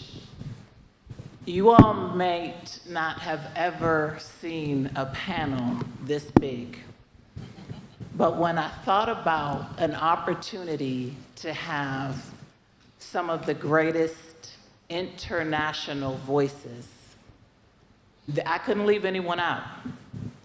And I'm very pleased to have a personal relationship with each of them that they wouldn't say no. So let me humbly thank you. And when I tell you you're in for a treat, you're in for a treat, because while they have papers in their hands, I'm not sure why, because they don't have any questions. So Commissioner, why do you have all those papers? Because my staff gave it to me.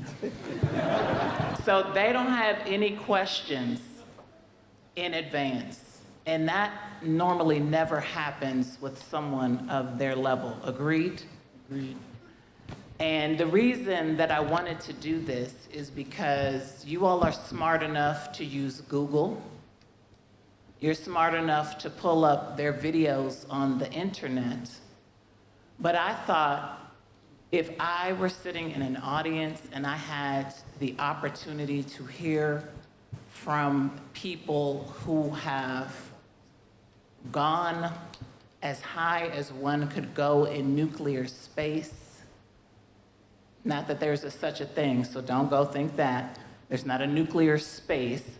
But if I had that opportunity, I'd want those people to share with me some of the things they've learned in their lived experiences, some of the guidance and advice they would share with people who are just starting out in this space, some thoughts that they might have on what governments should be thinking about, what industry should be thinking about.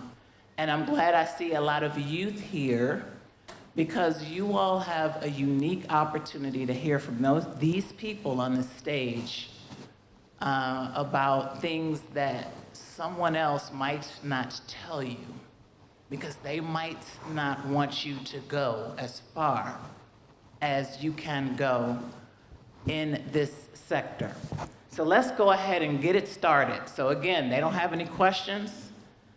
And I'm going to, since these are all friends, call on all of them, hopefully by title. Yeah, we'll use titles. And so that means when I call your title, I'm actually talking to you because I will not call them by first names. Hopefully it won't slip up. All right, so let's get it started. So let's go to DG Magwood first. Hello, sir. So DG Magwood actually hired me into nuclear space. He's been a mentor and friend for far too long, decades. And he was actually the person who, by example, encouraged me to be a very loud, bold champion of gender balance. And that is a very rare thing for a male to do. But DG Magwood is, I say, unsung hero. We didn't make up a DG Magwood song, but we can by tomorrow.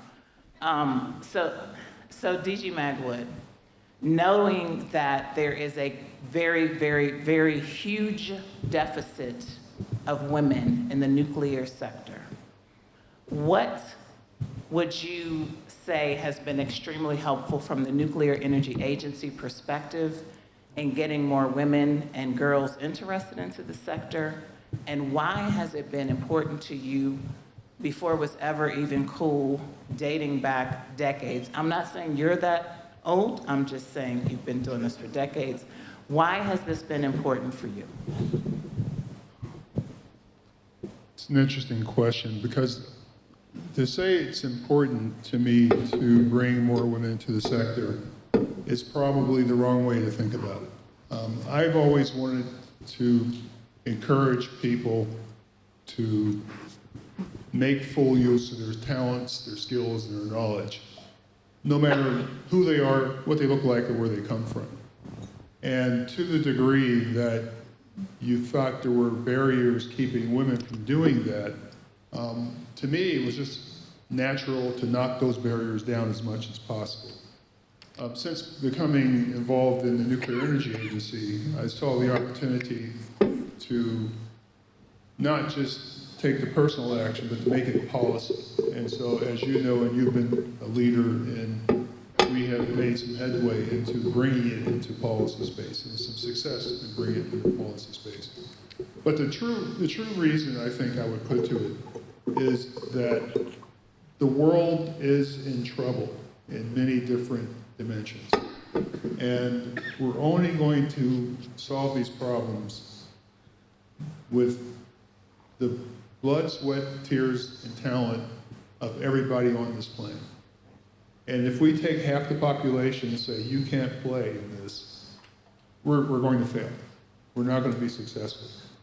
We're not going to meet the climate challenge. We're not going to have economic growth. We're not going to bring people out of poverty. The problems that we've had for decades and the hundreds of years will never be solved unless we bring our full potential to the challenge. And maybe one last thing I would add to this is that as I've worked with many talented women over the years, I also recognize that they bring a different perspective often to problems. And as many of us have observed, and as many textbooks and studies have shown, organizations with diverse thinking perform better overall. And I certainly find that having talented men and women at the table when you're discussing complicated issues gives you a full, well-rounded viewpoint as to how problems can be approached and solved. And so, to me, it's, again, it isn't just about gender balance. It's about the success of our societies, the success of our hopes for the future. And particularly, I think, in the Global South, there's so much more opportunity for women to bring their talents and their energy to solve problems. And very often you see a creative solution that's successful in the global south. It's very often you look at the person who started it and it's a woman. Very, very often. And I don't know why that is. I guess the guys in the global south need to step up their game a little bit. But I'm proud to be working with so many talented women who brought so much care and passion to the issues that we face, because they recognize and I recognize that our job here is to make the world a better place and to make the world a better place for generations to come.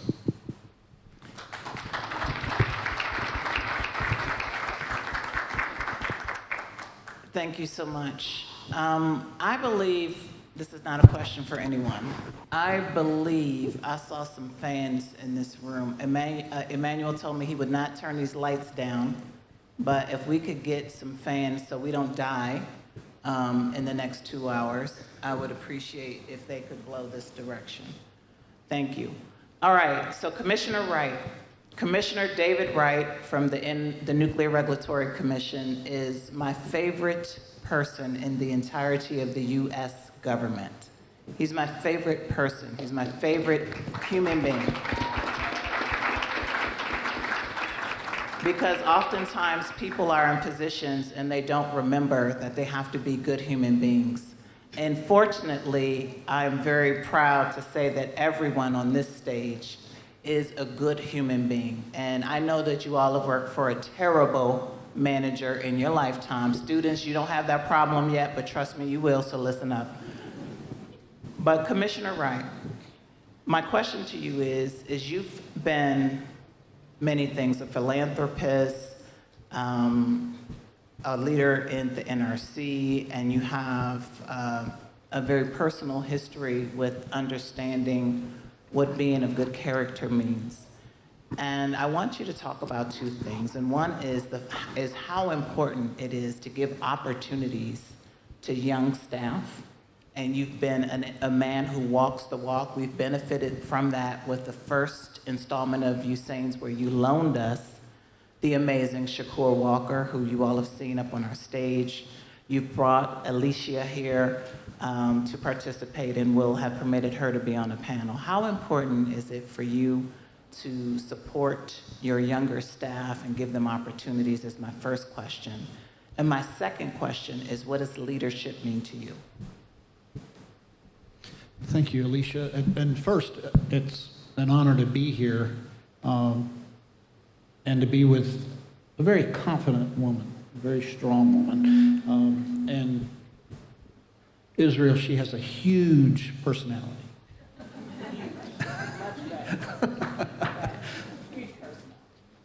You know, one of the things that my parents instilled in me at a very young age is the importance of volunteer service and to try to leave your community better than you found it. You know, I was a Boy Scout growing up, learned how to take care of campsites and make sure that it was better than the day that I got there. And you learn through that type of service that what you're doing is not about you, but it's about people. It's about the rest of you, the rest of us out there. And this, when I came to the NRC, this was the first time that I really had the opportunity to set up an office the way I believed an office needed to be set up. Because in other positions that I've been, when I was a councilman or a mayor or a member of the state legislature, I was always assuming someone else's office, taking over where they left off and trying to improve it from there. But this is the first time that I had the opportunity to do it the way I thought it should be done, right?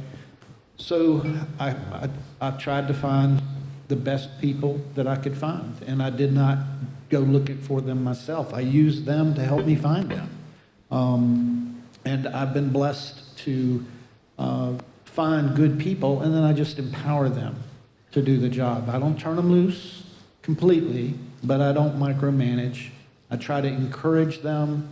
I use the word empower a lot because I found that if you help the people that you employ be the best that they can be, they will be successful, and the byproduct to me is success. And I don't have to go looking for it. So you have to value people as individuals. It doesn't matter what their age is. But I find that, the people at the NRC are much smarter than I am. They're multi-degreed. I have one degree, if you can call, some people don't call Clemson University a school, but so from the empowerment part, that's about people, okay? And then I guess leadership you were asking me about. Yeah, so you've already mentioned nuclear space a few times this morning. You know the story. I'm going to kind of paraphrase it because I don't know it perfectly. But many years ago, when the U.S. was trying to be the first country to put a man on the moon, there was a high-ranking U.S. official who was at NASA, the National Aeronautics and Space Administration. And a meeting ended, and he got lost in the building. He couldn't find his way out. And he happened to run across, it was late, very late, and he happened to run across a person who was pushing a bucket in the building. Then he went up to the person and said, I'm kind of lost, trying to find my way out. And he obviously knew the guy was a custodian. And he said, what do you do here? And he said, I'm putting a man on the moon. So that is a demonstration, an example of what leadership is about, because the people who are in power, who are in authority at that agency, had integrated that message from the top all the way to the bottom, that every person mattered, every job was important, every person is equal. It didn't matter what their job was. In the end, we were all putting a man on the moon. And that's what you're doing here. We're all putting a man on the moon. So to me, that's leadership. I told y'all I was gonna get some gems. You can't Google any of this. So Madam Chief Director. So this woman will usually be quiet. And we were fortunate to have her speak last year in Ghana. And she's the most unassuming, powerful woman that I've ever met. And so the question I want to ask you is, you are a woman, an African woman that has ascended to great heights in the ministry. And I want you to give some advice to the women in the audience as to how they can reach the heights and hopefully go farther than you have. I also want you to give some advice to the male, we hope, allies in the audience, especially those who may believe, due to culture or whatever, that women cannot.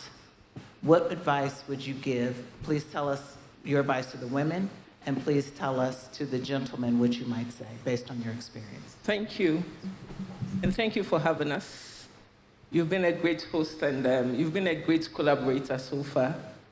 Ghana, actually has benefited so much from you since we started our engagement with you, and I would like to extend our deepest appreciation to you for the journey that you've brought us this far. So thank you very much, Madam.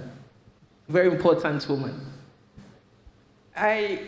Ghana has done well in terms of educating women. I have to say and give that to the government of Ghana and the people of Ghana. We haven't discriminated as far as educating women is concerned. And I know that in the previous governments and in the current government, there's been an intentional attempt and a conscious and a deliberate attempt every time to grow a critical mass of young people and young women in particular. In our time in primary school through to secondary school, we actually were lucky to have STEM education as a core part of our educational system, targeted at creating a chance for young women to grow in science, technology, education, and mathematics. we had very powerful women then in Parliament advocating for inclusion and women at all levels of our education and our public life. So the discrimination wasn't there as such. So there was the opportunity for you to go as high as you can. So we took on the challenge as young women, and this went through from primary through secondary through university till public life. So the opportunities were created and we took advantage of that. And I must say that the discrimination wasn't there, but you had to build your capacity as a woman. So you take up the challenge wherever possible. The notion that there's a space that is just reserved for men and reserved for women, I know it's real, but I think it's important as women to build your capacity. So if that capacity is there, then the opportunity is endless. You can go as far as high as you can.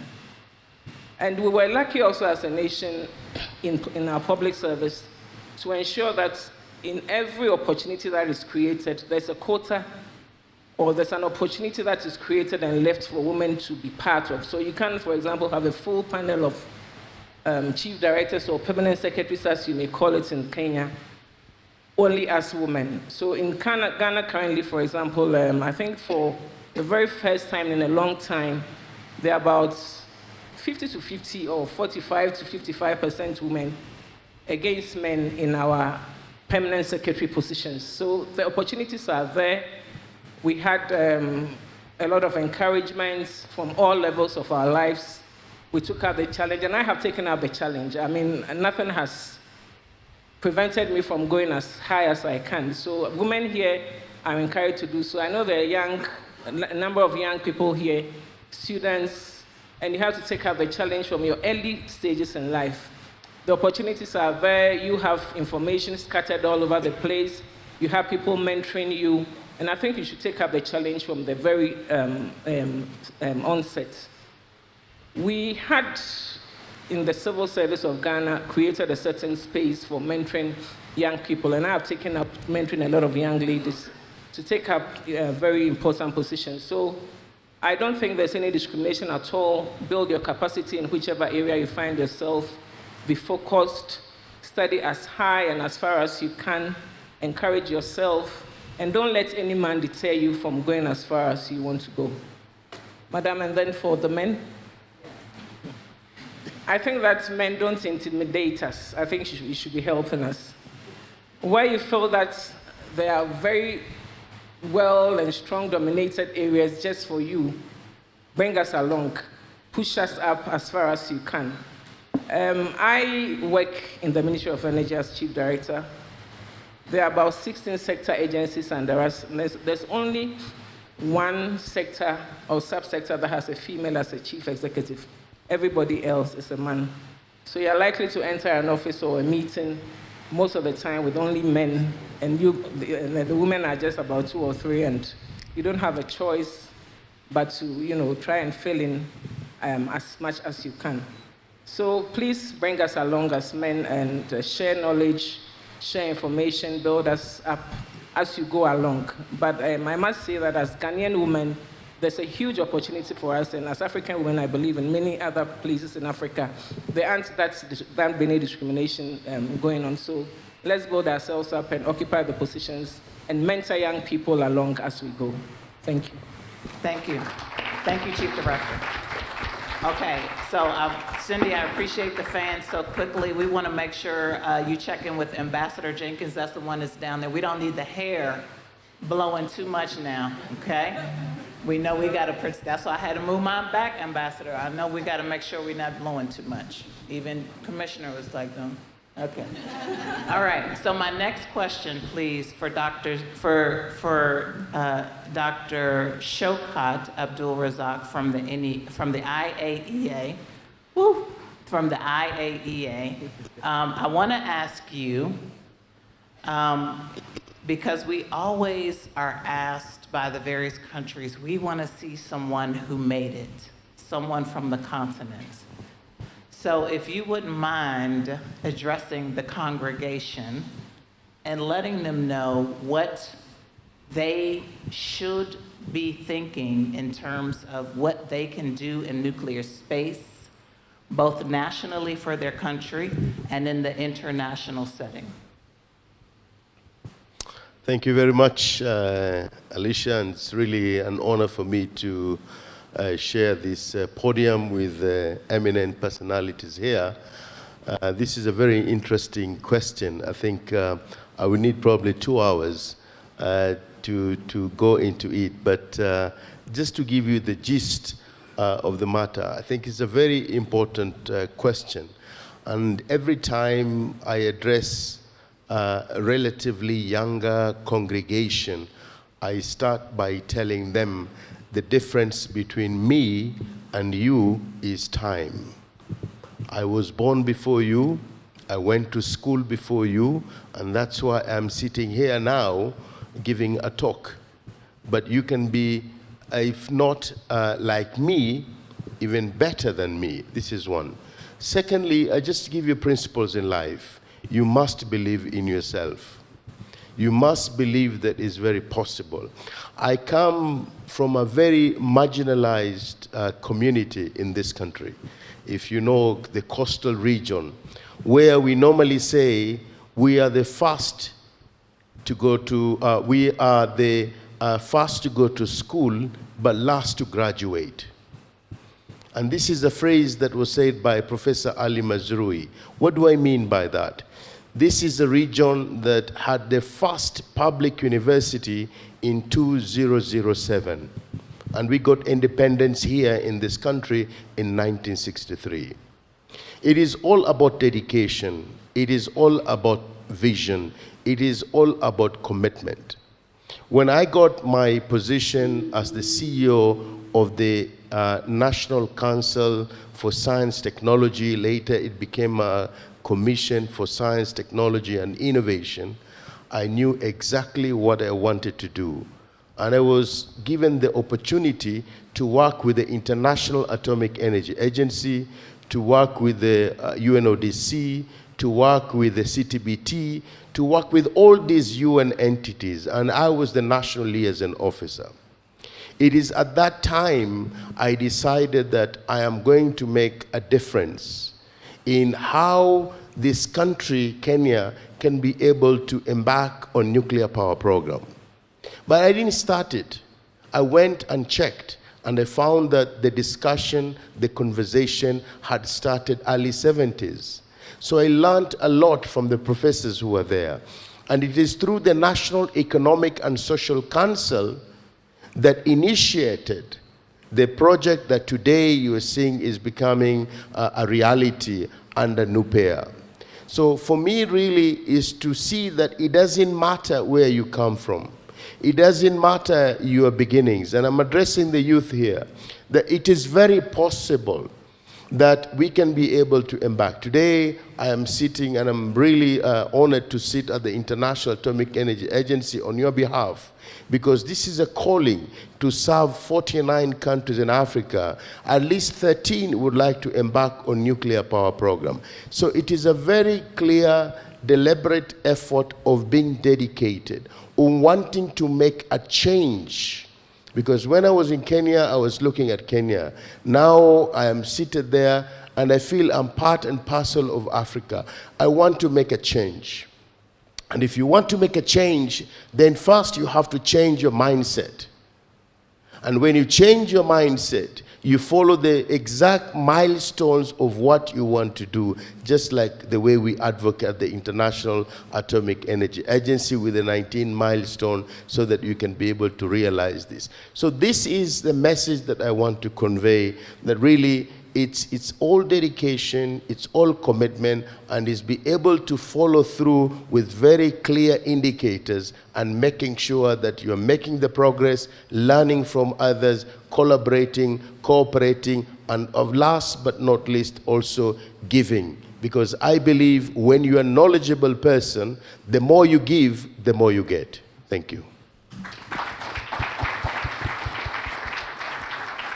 Thank you. So the next question is for Ambassador Bonnie Jenkins. Ambassador, I have two questions for you. The first is, what program does your agency have that you think the countries gathered here today and online should take advantage of?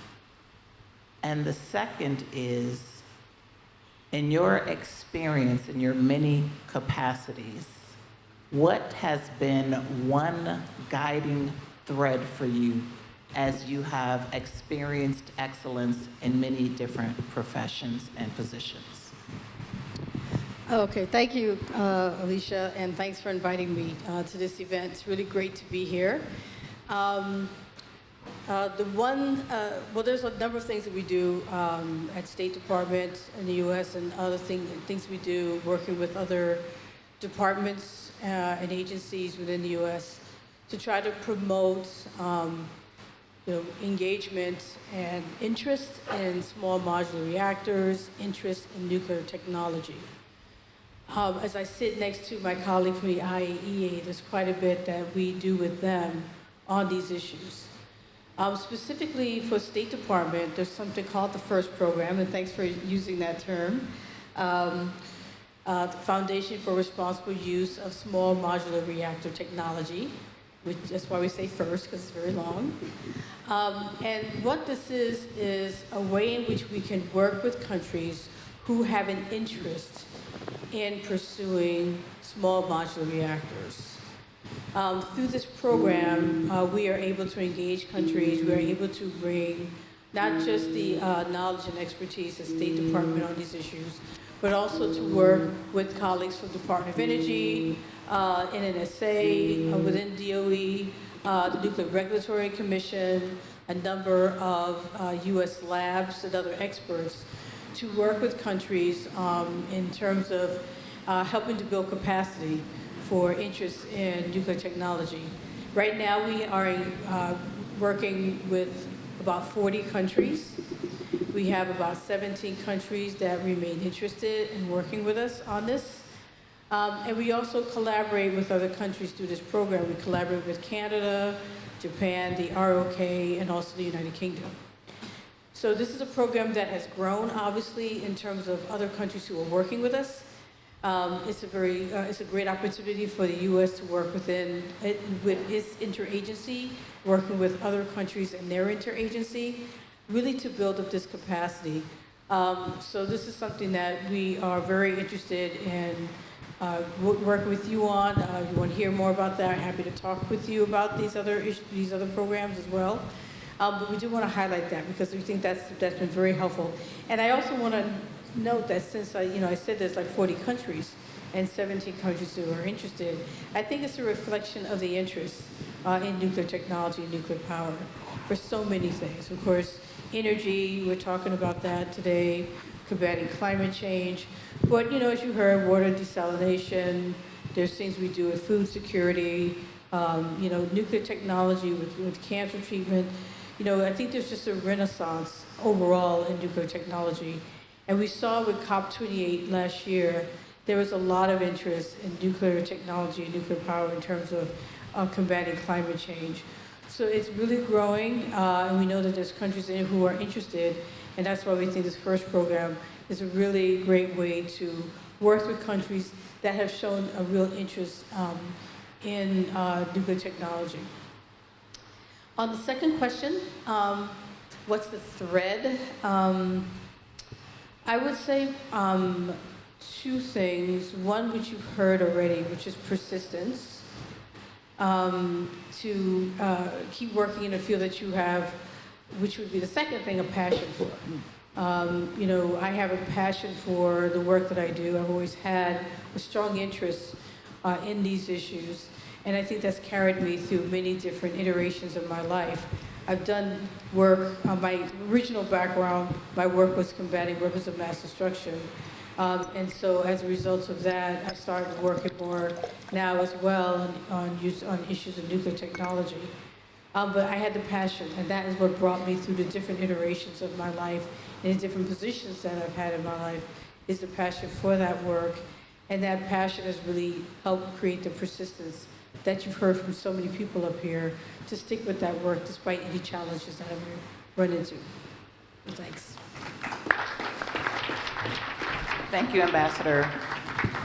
So my next question is for His Excellency, former Prime Minister. Yeah, I said Prime Minister of Burkina Faso. So His Excellency, my question for you is, why do you think SMRs have been so popular with African countries? And why have you personally become so interested and supportive of the work that USAINS is doing? Thank you, Alicia. First of all, let me thank you greatly for inviting me, and then thanking you as well for being a champion of US-Africa Nuclear Energy Summit. I think it's important that the US be present on the continent as far as nuclear energy is concerned, because I think we've had a tradition of working with many, and I've often told you, if you're not here, others will fill the gap. And I want to thank you for that. You've done a great deal of work in being in Ghana, now in Kenya, and next year in hopefully in Rwanda. And why SMRs? First of all, let me talk a bit about my background. SMRs, because I'm tempted to say that was the easiest way for me to understand what nuclear energy and nuclear power plant was all about.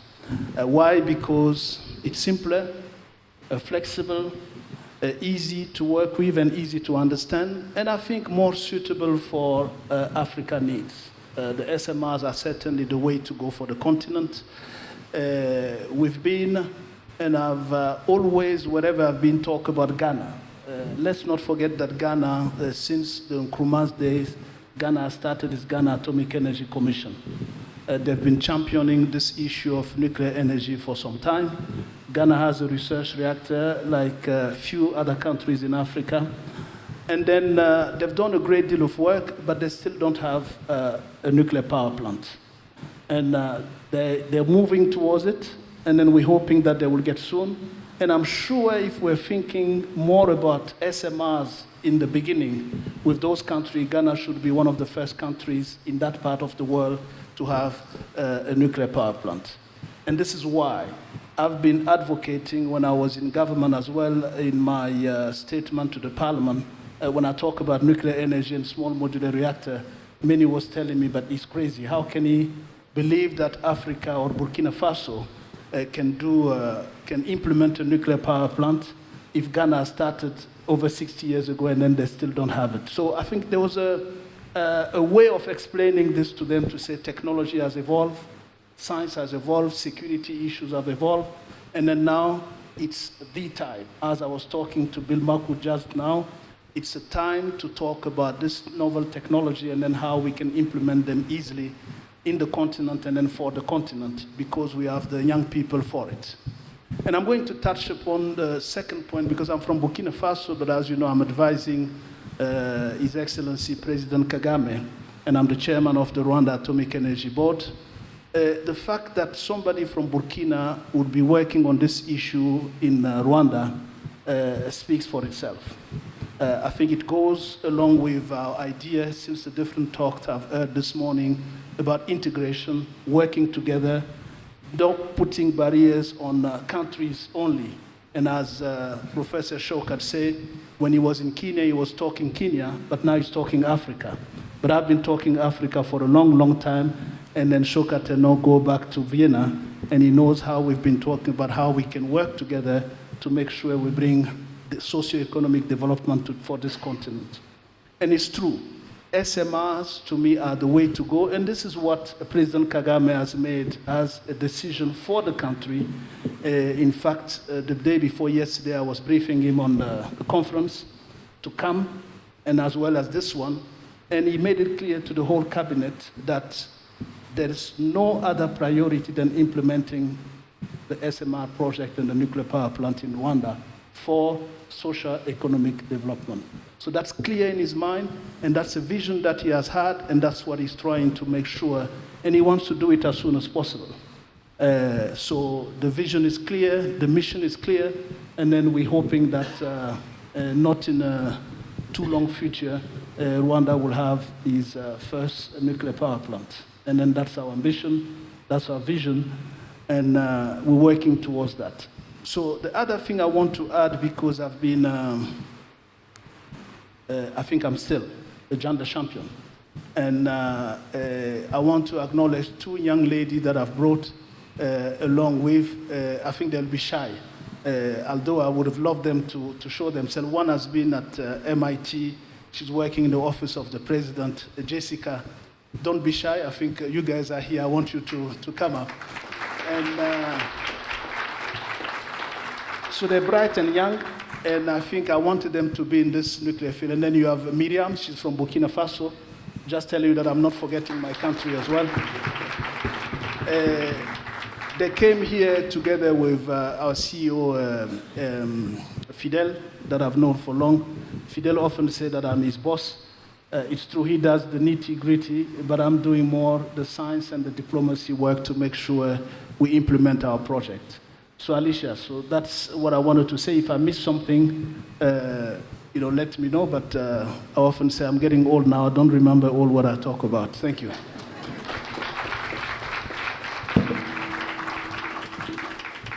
So my next question, I'm going to ask Commissioner Wright and then DG Magwood, who is a former commissioner.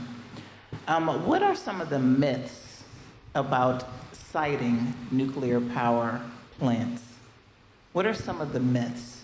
Because I think we oftentimes provide information, but we don't bother to correct the misinformation, and in some cases, disinformation.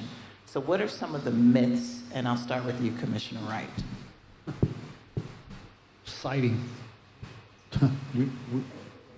Yeah, thank you. Well, let me speak to misinformation real quick. There's a saying that I've heard down south where I live in South Carolina that a lie or misinformation can get halfway around the world in the morning before the truth puts its pants on. So in siting, like everything else, perception is truth in a lot of ways. So if things have been messaged wrong, nuclear's had a history of being very quiet. Nothing's happening, everything's good here, don't look at us. And in politics, you know this as well as anybody else, Alicia, that if you don't define yourself, someone else is going to define you. And usually it's not good. So siting's not easy, okay? That's not a myth. It's just not easy.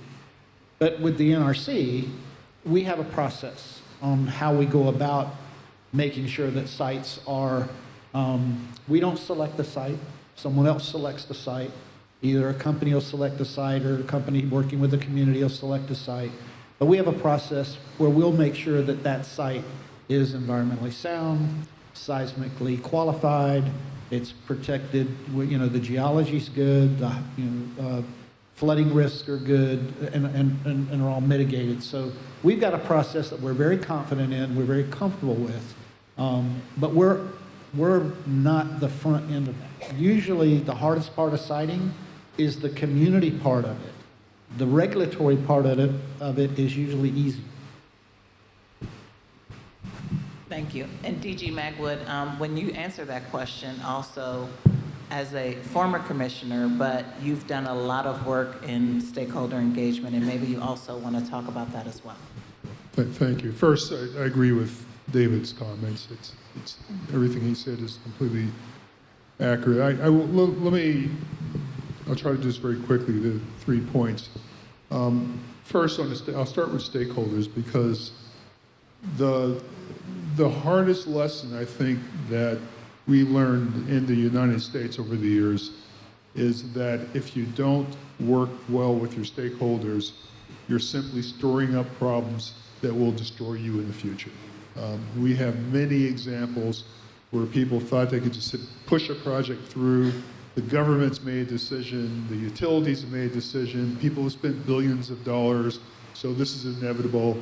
No, it's not. People are ultimately the power in any society, and if the people are against what you're doing, you will not be successful. So thing one, step zero in any nuclear activity, engage the public, deal with the concerns, answer the questions. And I'll use an example. I remember, I don't think I've ever told David this story, but we had a nuclear power plant in the United States that some years ago had a tritium leak. And for those of you who aren't knowledgeable about tritium, it's not a dramatically dangerous chemical or anything. It doesn't present huge risk to human health and safety, but it's not the sort of thing that you normally put in the groundwater either. So there was a significant leak, and there were a lot of very upset people because of that. And it became necessary for the utility to actually purchase land that was contaminated because people didn't want to live there anymore. I came to visit that site some years after this all kind of unfolded. And I decided to meet with a group of people in the public. And I met with I think it was about 60 people, homeowners, housewives, barbers, just regular people. And they were still angry about this. And they asked a lot of very pointed questions. And my session was supposed to last about an hour. But I decided that we wouldn't leave that room until the last question was answered. So over 3 hours later, we sat, we listened, and we answered every question they put to us. No matter how trivial it seemed, no matter how uninformed the question was, we gave them answers to everything they asked. And at the end, this lady came up to me, and she thanked me, and she said, "This is the very first time that anyone's really answered our questions. So thank you." And you would think that I had a good feeling about that, but I actually had a horrible feeling about that. So I went back to the NRC and I said, "What the heck?" I didn't actually put it that way. How could this be? After all these years, this lady could say this. And what I found was that our technical specialists had become impatient with what they thought were stupid questions. And what I took from that, and what I've emphasized with people ever since, is that what you're forgetting is that regulators, people in government, we're public servants. We work for them. They don't work for us. Our job is to answer those questions. And that's got to be the mentality that you take to any nuclear activity in the world. So I'll start with that. Sorry, that was longer than I expected, but I will do the next two things very quickly. The myth. I think one myth is that nuclear plants have to be sited far, far, far away from people. It is often done that way for lots of different reasons, which I don't think we have to go into. But the reality is a lot of nuclear plants are not located very far from people. In fact, this plant I was just talking about is located across the street from houses. They're right across the street, literally. And the people, except for the people that had the tritium problem, people don't worry about it. They just do their normal business. So you don't have to locate nuclear plants that far. And new technologies, some of the SMR technologies, you'll be able to locate new plants very, very close to where people live. So that's one myth. But I also want to say there's a reality that almost never gets talked about. And that is that nuclear plants operating in the local area bring economic benefits that are just dramatic. There's another nuclear plant in the United States located in the state of Maryland called Calvert Cliffs. They built this plant in a very rural, very poor area. They had very bad schools. People were just mostly impoverished. After the plant was built, and that plant established a very strong tax base, that part of Maryland has some of the strongest, best supported schools in the entire state. And there are people who love living there because of all the benefits that have come from that plant over the years. So there's a lot of myths about siting plants. But I think the biggest one to think about is that it's a sacrifice to have a plant. in your local area. Can you say that loudly again? It is a myth that you sacrifice to have a nuclear plant in your community. There are more benefits than negatives to a nuclear plant. And that's just been proven time and time again all around the world through actual experience. Of course, you have to explain this to people, but those are more realities.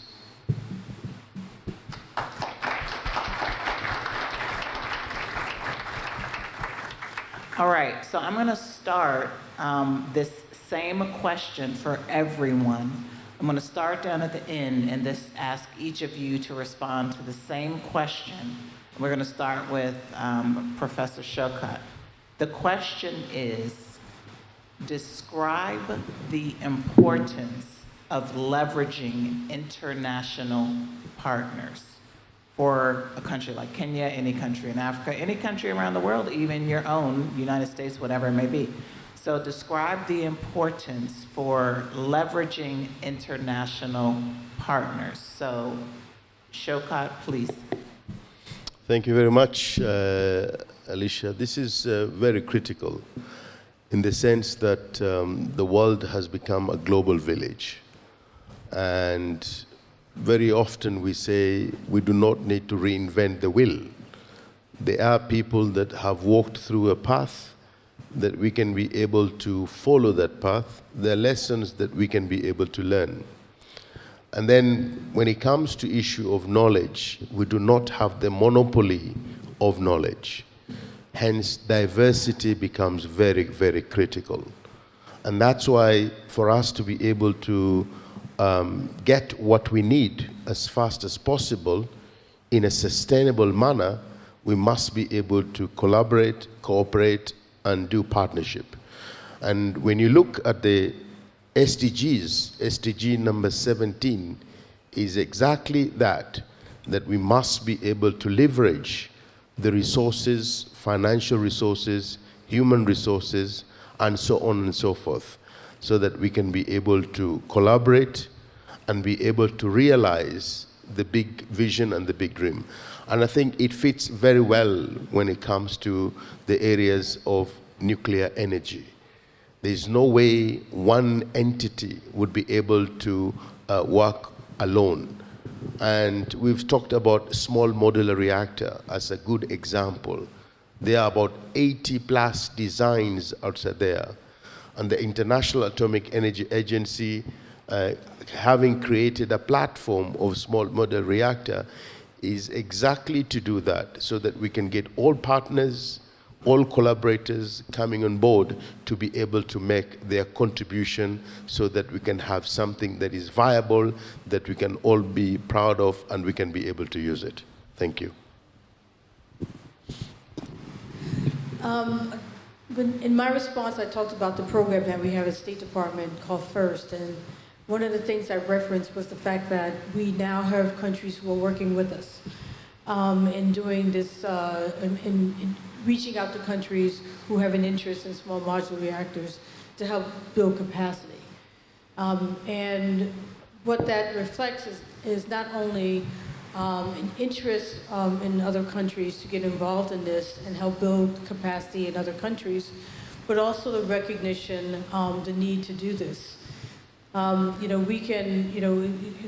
We can do more now if we have more countries helping us. And so by having the countries I mentioned, Japan, the ROK, United Kingdom, and Canada as a start. And by doing that, we can reach more countries. We have 40 now, we're gonna have even more later. And so as countries develop an interest in small modular reactors, we can fill that other need to help build that capacity. And so that's important. Second of all, the more countries that you have doing this, the more there's much more of a global recognition that this is important things to do. As I said, and as we've talked about today, the ways in which nuclear power helps with, diversifying how countries deal with climate change and with their energy needs. And this is something that we can have more countries help other countries with, or work in partnership with, by having more countries involved. And so it's an effort that as the work continues and as this broadens and brings in more countries, we're just able to do more to achieve some of the goals that we need to achieve to deal with some of the global challenges we have. So for me, it's working with other countries is really an extremely important part of what we want to do, and bringing in more countries into this whole effort to deal with all the challenges we have. So thanks. Thank you. I think the leveraging international stakeholders into what we do locally, it's about our perception of the notion of absorptive capacity, how we absorb knowledge from those who are internationally suited in a specific topic, and then how this is used not only to help us locally, but regionally. And then how we do that would depend on, I think it was mentioned, government commitment, civil society understanding, leveraging the intergenerational gap, having young people to whom we pass the baton. Because when we talk about a nuclear power plant project, it's a commitment for 100 years. I mean, we can talk about it today, but we might not be the one to implement it fully. So the necessity to pass the baton and then to bring that opportunity for the youngsters to absorb what is there as knowledge. And I mean, it's linked to the capacity building and capacity development is what we need to do. But we have to also take into account the fact that the continent, especially Africa, has changed a lot. The youngsters, I mean, the youth today have a different view with regard to cooperation, international cooperation, than what we had and our founder's father had as well. So we have to take that into account because their understanding is completely different. It's about, we say, a win-win cooperation, a win-win partnership, rather than just sitting and absorbing what's coming. So that's something that needs to be taken into account in our international cooperation. And also, having been at the head of an international organization for some time, I do know that the international organization approach to countries tend to be different when we talk about developing countries and others. And that's something that we need to work out a little bit. And this type of platform gives that opportunity to bring the discussion about and then see how we can better leverage our understanding with regard to those points and then use the best possible way to cooperate. Kenya, I've seen today, I think it's the director, Winnie, if I remember the name, she did a wonderful presentation about the Kenyan project. I think sharing that knowledge with neighboring country, it's a must. And then we should think big, we should think beyond our borders, and then especially, my projection is that in 50 years we won't talk about Kenya, Burkina, and whatever, we'll talk about Africa the same way you guys talk about United States today. So we can prepare this now, and it's only now that we can do that, so we can talk about Africa rather than talking about specific countries. And I think the implementation of nuclear power plant will help break this frontiers between countries and then start regionally and then fulfill the full continent. Thank you. Thank you. And to answer that question about Ghana, I think that we're ready now. We dreamt and then we went to sleep a bit, but I think the whole nuclear program is rejuvenated, and we'll be inviting you to our commissioning very soon. So about collaboration, we do not need to reinvent, the wheel. There's a lot to learn from our partners within the region, within the sub-region, and internationally. There's so many opportunities with IAEA, IAEA, NEA here is helping build the capacity of young women. So there's a lot to learn from. And so I think one of the most important things we have to think about in stakeholder engagement, especially at the international level, is collaboration and coordination. There's a huge opportunity to learn. We don't have to make the same mistakes others have made. And in actually strengthening international cooperation, it also gives a bit of comfort to the citizenry that we're on the right path. So we cannot beleaguer the fact at all that this is not important. So it's something that we go for. And I think this forum creates a very huge opportunity for us to strengthen that idea of collaboration and engagement. So it's something that we want to keep leveraging on. Thank you.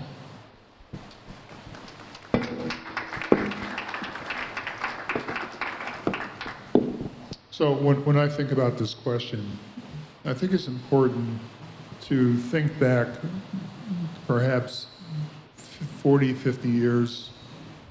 A lot of countries that today you think of as being nuclear energy powerhouses, France, Japan, Korea, they didn't have nuclear technology. They got it from someplace else. Most countries that operate nuclear plants today did not develop the technology. They got it from someplace else. So nuclear's always been an international activity to one degree or another. It's always different countries relying on each other for technology, for services, support, for parts. Today, the United States of America, which has the deepest experience of nuclear than any other country, can't build a nuclear power plant without help from overseas because we don't have the manufacturing capacity. Nuclear is, and I'll use the term, a global village. It's a very, very global village. We're interdependent. And the only thing I can say about that is come into the village.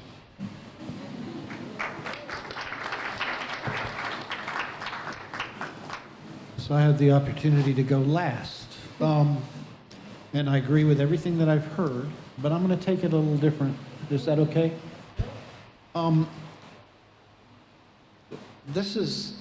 Nuclear has the ability to solve so many problems, right? And then those problems know no boundaries.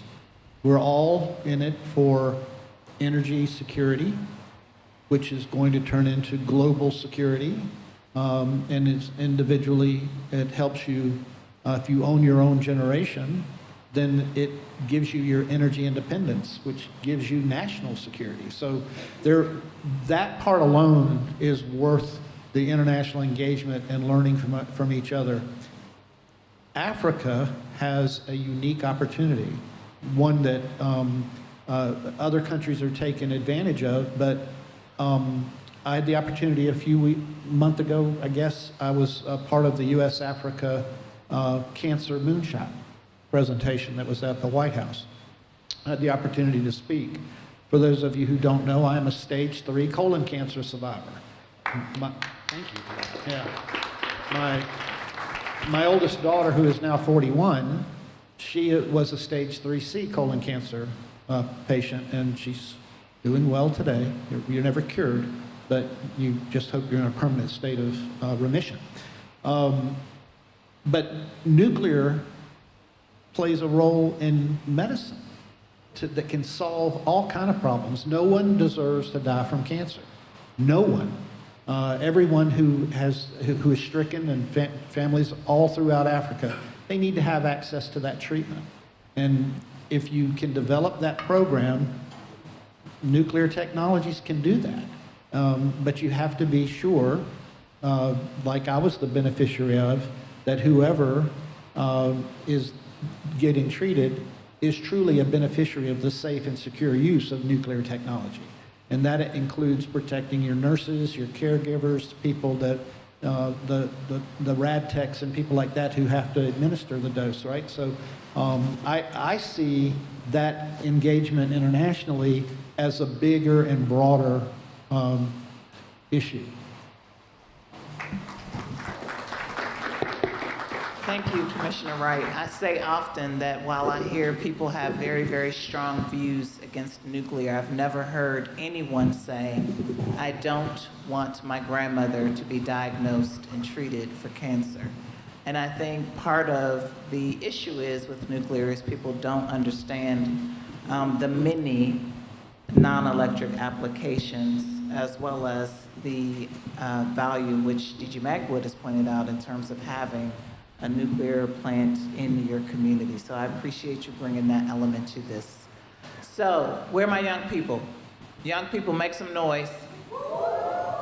Y'all are so depressing. But this next question is for you.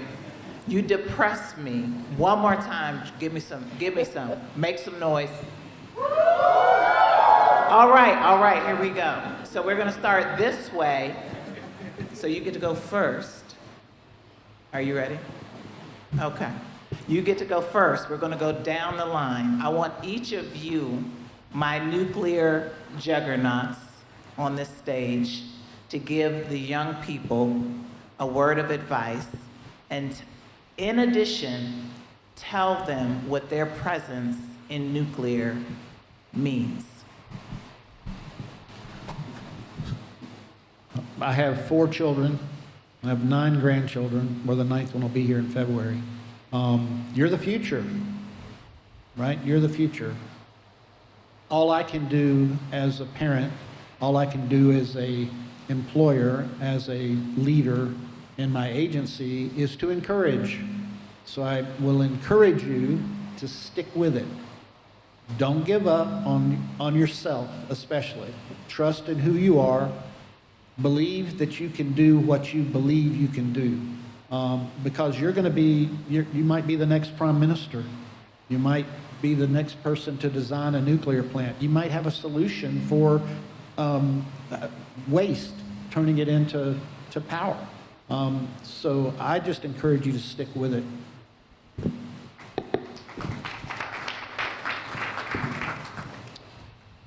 I hate giving advice. I'll make an observation. So my generation, people my age who've worked in energy, it's been a bit depressing because through my career, very, very, very little has actually changed. When I came into working, the world's energy infrastructure looks a whole lot like it does now. There's a little changes on the margins, but for the most part, it's pretty much the same. And people who were taken through a time warp from, I don't know, 1975 into today would not be surprised by much of anything, because not much has changed. So for people who are, let's say, in their 20s, your careers over the next 30, 40 years are going to see amazing things. Energy will only be part of it. There's a convergence of technologies that are coming together today. You read about all the time, artificial intelligence, the energy transition, genomics will be coming into its own. We're going to live in a whole different world 30, 40 years from now. And you're right at the threshold of it. So I guess if I were to give advice in that context, first, those of us on stage with a lot of gray hair, we envy you because of that, because you're going to do things that we always wish we could do but never got it done. But more than that, take advantage of the opportunity. Take advantage of the change. And in many cases, be the change.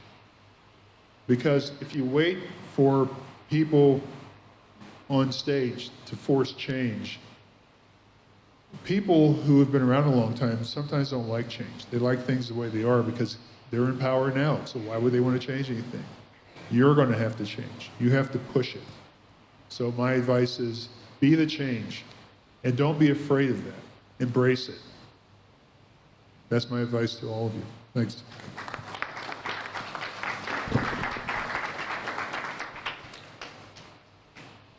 "40 years ago, I wouldn't have the courage to talk about nuclear.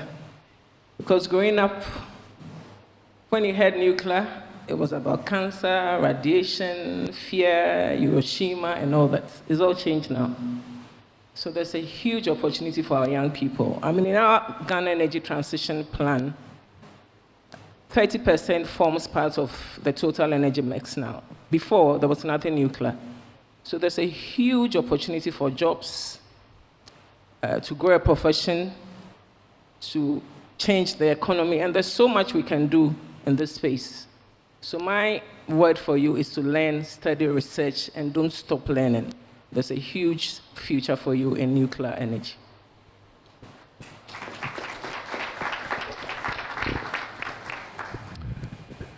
To the young people, I think I'll probably tell 2 or 3 stories. I met one of the youngsters, president of the Kenyan Young Nuclear Association.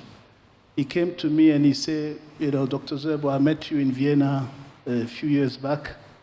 And in fact, we're doing this Young Nuclear Association as following your example of the CTBTO youth group that I started, I think, probably nearly 10 years ago now. Because I believe, and I've always believed in young people, because we're all young anyway, so we have to believe in young people to start with. But especially to the young African, I wanted to tell them, believe in yourself. I come from a tiny little country in the world, but I went along to becoming the head of an important international organization in Vienna, the Comprehensive Nuclear Test Ban Treaty Organization. So I remember when I was often interviewed, people said, but what are you doing in this field? You should be in agriculture. That was one of my first interviews by BBC in London. So believe in yourself. There is nothing that is done or meant for others. It's all done for all of us and for you. And you're not the future, you are the present. Because today, you control your world and you control our world with social media. You're doing it all. We have to follow your pace. That's basically what we do.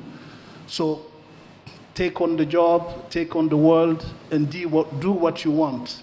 And then if you need our advice, we'll be there for you.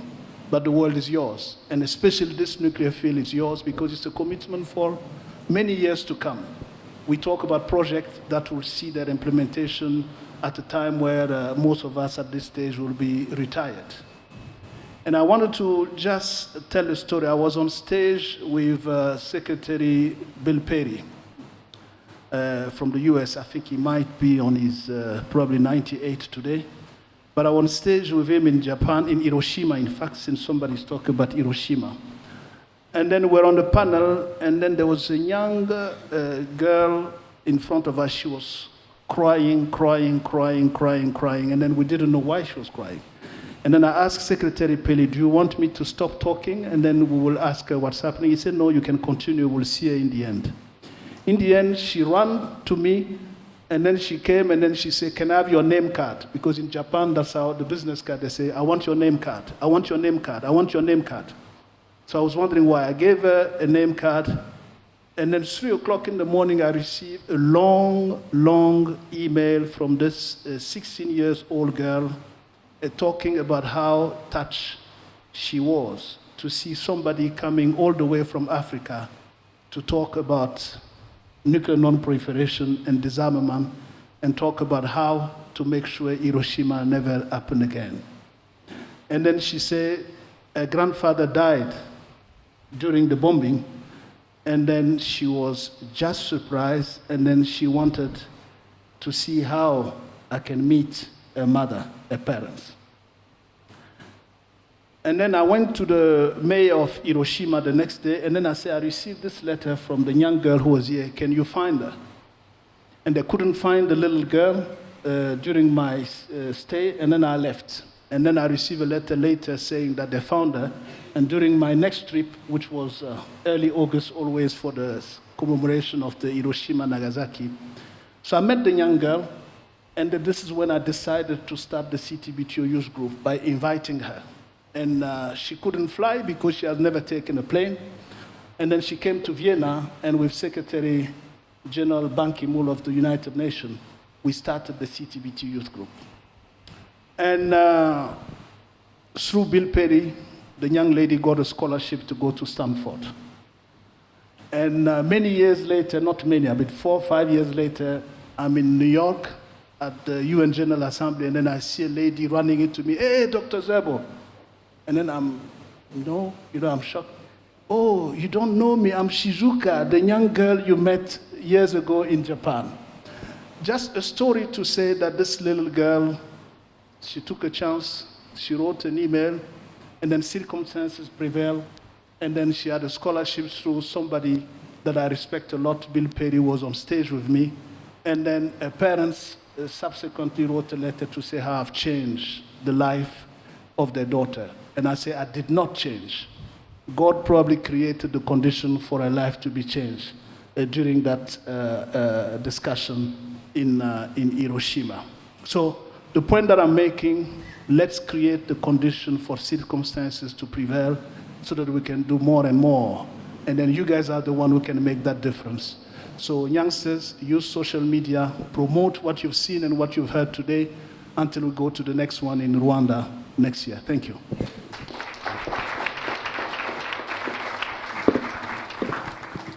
I agree with what everyone has said so far, and I guess I'll make 2 points. One, the work that I do at State Department is looking at all different areas of international security. And, as I often say to people, and you heard about today, there are so many changes going on right now, in so many ways. And you heard about emerging technologies.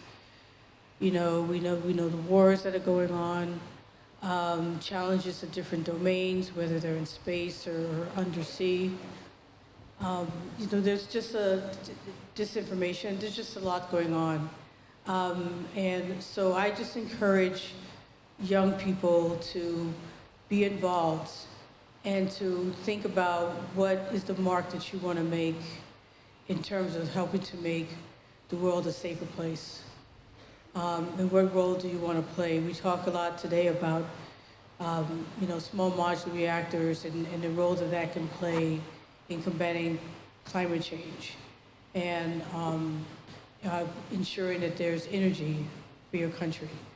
Other ways that nuclear technology can be used.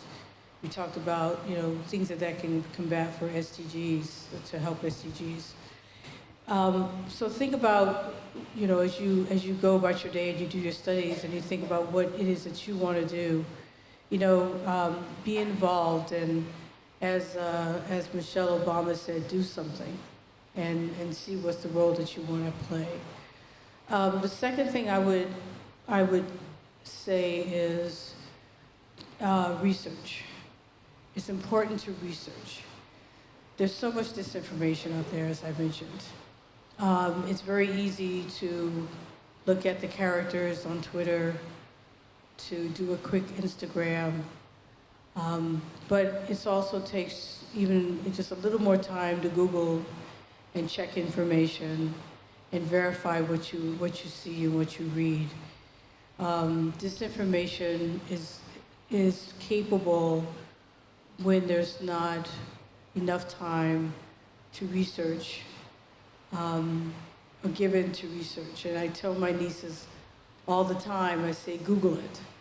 I tell them when I was young, I didn't have that option. I had to go to encyclopedias and go to the other room. And I could think every year or every 2 years, a whole new edition of encyclopedias would come in.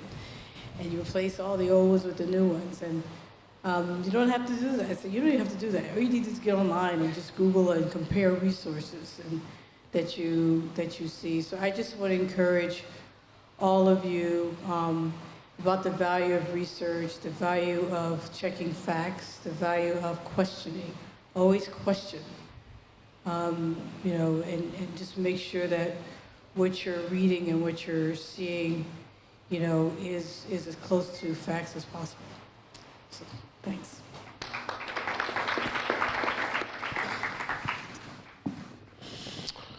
As they say, a journey of 1,000 miles starts with the first step. I think the fact that young fellows are already in this room, you have already started the journey. So mine is really to encourage you to continue to be focused in what you do. It's going to be a little bit painful, I can tell you that. It's not that easy, but it's very possible. Opportunities are there, and if you remain focused, there is a lot of persistence. And you remember when you are in school, just like I do recall, we were always being told you have to burn midnight oil for you to be able to succeed. And especially in Africa. Sometimes you will fall, please wake up, run again. You come from Kenya, you know what I'm talking about. When you run and run, you eventually win. and be focused. You have to be consistent in what you're doing. For me, when you look at this niche of nuclear, the opportunities are great. The challenges today that should enable you jump out of your bed. 75% of the population in Africa has no access to radiotherapy. That means you can be a radiopharmacist, you can be the nuclear medicine expert, you can be the oncologist if you want to be.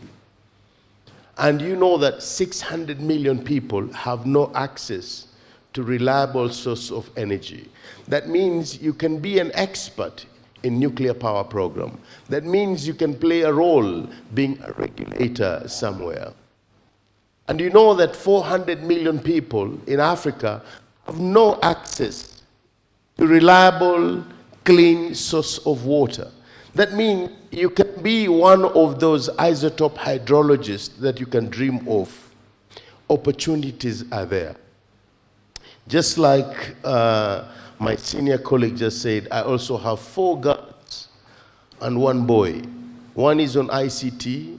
One of my girls has completed masters in law, and I'm trying to convince her to go to nuclear law, because I believe we need more people in that area as well. And one is pursuing medical, and at the moment we are discussing on how she can pursue areas of oncology. So if you start looking at that picture, if you start looking at where you want to be, definitely you will get there.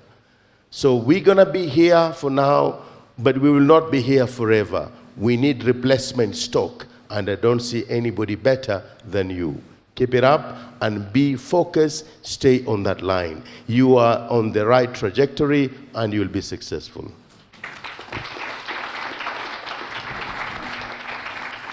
So thank you. I saw a lot of notes being taken. Now, I've heard some of you mention social media. And DG Magwood, I know you've joined LinkedIn recently. We'll say social media includes LinkedIn, Facebook, whatever you have.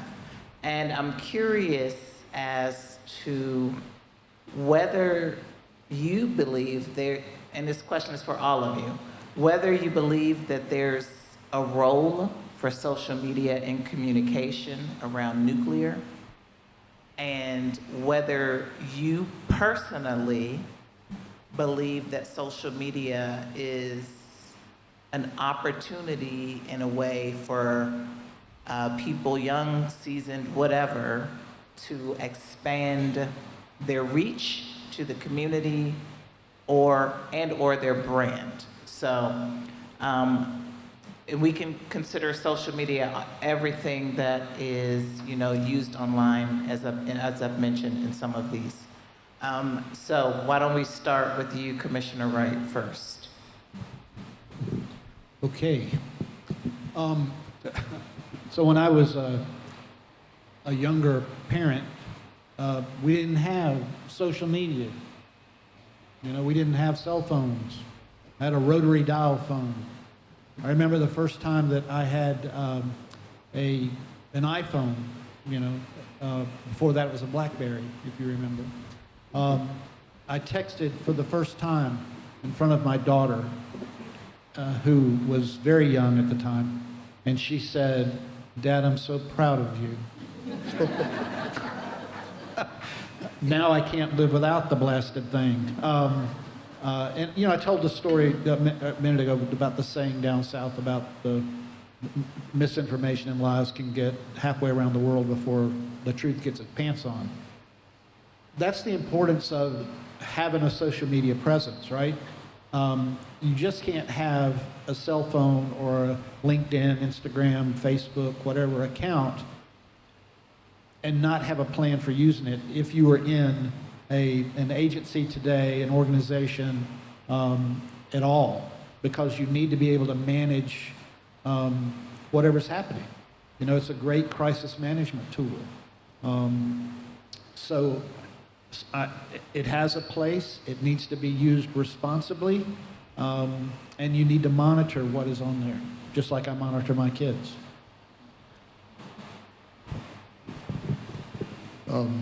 some years ago, and I think this is probably, I'm going to guess, it's probably about 8 years ago. There was an incident at a facility in the United States, and there was a fire. It was at the WIP site in New Mexico, the underground facility, and there was a fire. And the government infrastructure at the time, Department of Energy, NRC, others, weren't on social media yet. You know, it was still very new. They weren't on Facebook or Twitter or any of these other things. They weren't there. They were still putting out fax press releases back in it was only 8 years ago. And a lot of disinformation started coming out very quickly on social media. And people were starting to see these stories coming out, these really these very negative stories that horrible things were happening in New Mexico. And what we discovered was that officials had no way of correcting the information because they weren't on social media. It was the single biggest wake-up call I think I've seen for government ever, because within weeks of that, every institution in the country, especially DOE, we're on social media and we're figuring out strategies. And I think the lesson from that was that the means of communication, the way people get information, is just going to always change. It's always going to evolve. And officials who put out what they believe are the facts have to keep up with these mechanisms. And as you can imagine, they're not that good at it. It really is a struggle because as soon as they get used to one medium, young people particularly move on to some other platform that people over 30 never heard of, and there you are. So social media is a fact of life, and it is something that is better to be on the front end of than the back end. So the answer to your question is yes, I do believe that people should be out doing that. Even I, who swore off social media for a long, long time because I thought it was just too dangerous, because I would think it's something I'd want to say and be like, you know, President Trump just put it out there, and next thing you know, everybody's mad at me. So I didn't want to get down that path. And so you want to be, you have to. In fact, I will say, not just should you, could you, you have to. Because if you don't, then others will take the message away from you. And so just recognize it's just a fact of life and a reality that will always be evolving and changing. And you have to do the best you can to keep up with it.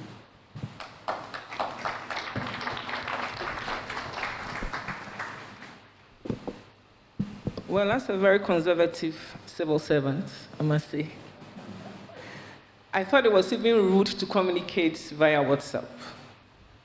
So when I received messages or information on WhatsApp by colleagues or by subordinates, I would scrutinize how it was written and all that. Even beyond that, it wasn't something that I embraced at all. But it's our new reality. I mean, there's nothing you can do about it now. So we've embraced it fully. And to a very large extent, it's now a formal way of communicating via WhatsApp or Facebook or other social media channels. So I would say that it's something that has come to stay, and it's an important tool for communicating. It's an important tool for sharing very informative information around. It's an important tool to correct the wrongs. And so we have to actually help build it better and be intentional about getting it done and done properly. So it's something that we fully embrace, and I think it's a good channel to spread very good information and also to correct the wrongs.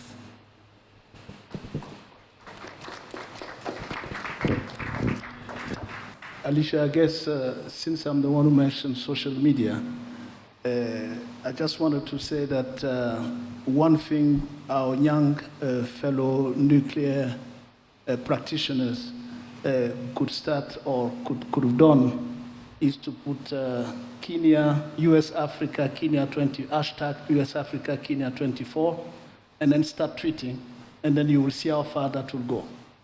I think that will make a huge difference for our next US-Africa summit. I think it's important to put a hashtag, and that will be a branding of the summit, and then it will flood social media the way we never believe. I think that's how powerful social media is. And since I like telling stories, he was talking about his daughter. My mother is 86, and then she follows me on Twitter, but she wouldn't give me a Twitter account. So, so it's amazing because, a nurse, a retired nurse from a small country in Africa, going on social media. I'm not on Facebook. Apparently I am. Some people use my name on Facebook, but I'm on Twitter. So she went on Facebook once and then found Lassina Zerbo and then wanted to communicate with me, and then she was communicating with somebody else. And then she ended up going on Twitter because she was told I'm on Twitter. And then I know when I go back, she will say, oh, but I saw you were in Kenya, you were doing this. So it's amazing to see how social media has flooded the continent, and then through the age group as well. I think that's important. So let's move into hashtag US-Africa Nuclear Energy Summit. We have 24, you have, but I haven't seen it. So you should have put it here. Okay, thank you. But anyway, thank you. So that's what I wanted to mention. So we can do a lot by using social media and then using those hashtag and many things. I think we could have had the Kenya branding this year, Ghana last time, and so, and then the different countries. So social media is the young people dictate the pace, and then we just follow. And then, so just let's do it. You can do it, so make sure you communicate more, you control your communication, and then we'll follow you, and then we'll make sure we promote nuclear energy in Africa the best possible with your help. Thank you.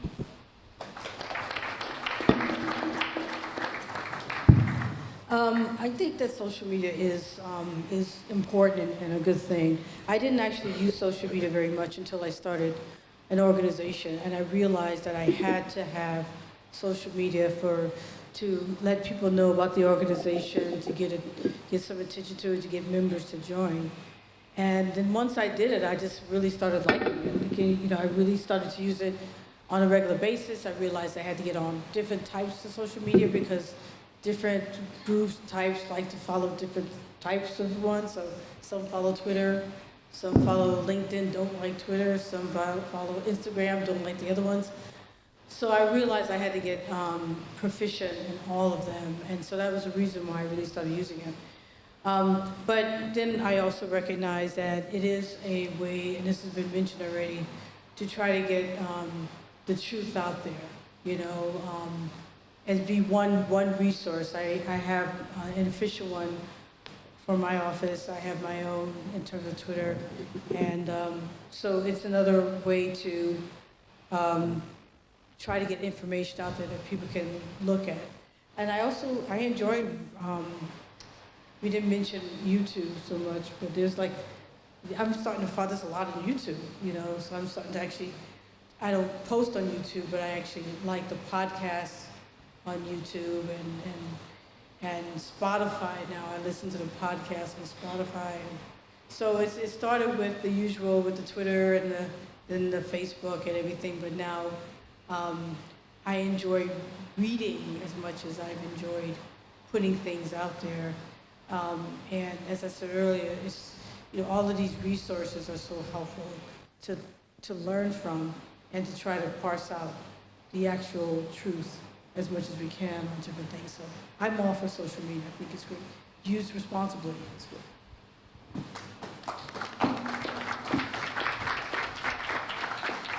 Alicia, if you want to know the power of the social media, you have to come to my house. When we are downstairs and food is served, and people don't come downstairs, we just send a message and say, food is on the table. And everybody jumps down. On a serious note, I think social media is very critical. It's very important, especially due to the fact that when you have such an important gathering like this, and you don't get the space that you need on a print media and mainstream media, and you can correct me if I'm wrong, since yesterday we want to see whether we appeared on the front page of the Kenyan newspapers. And I doubt if we did appear on the Kenyan newspapers, but we are all over the place in the social media. So it's very important that we continue communicating using the social media platform. But again, it has got the light and shadow, if I may use that. We have to be very careful. I mean, if you're working in your organization, you must be able to have a disclaimer. You must be able to know exactly what you're posting, because it might reflect negatively on your personal issues and does not reflect the policies of your organization or your institution. So I think it's very important. But also, my advice to our young fellows who are here, run your own race. Don't compare yourselves with the models. Don't compare yourselves with the celebrities. That you also want to stress yourself because you want to have 2, 3, 4 million followers. Just post, and if you can get people to look at your message, they will look at it.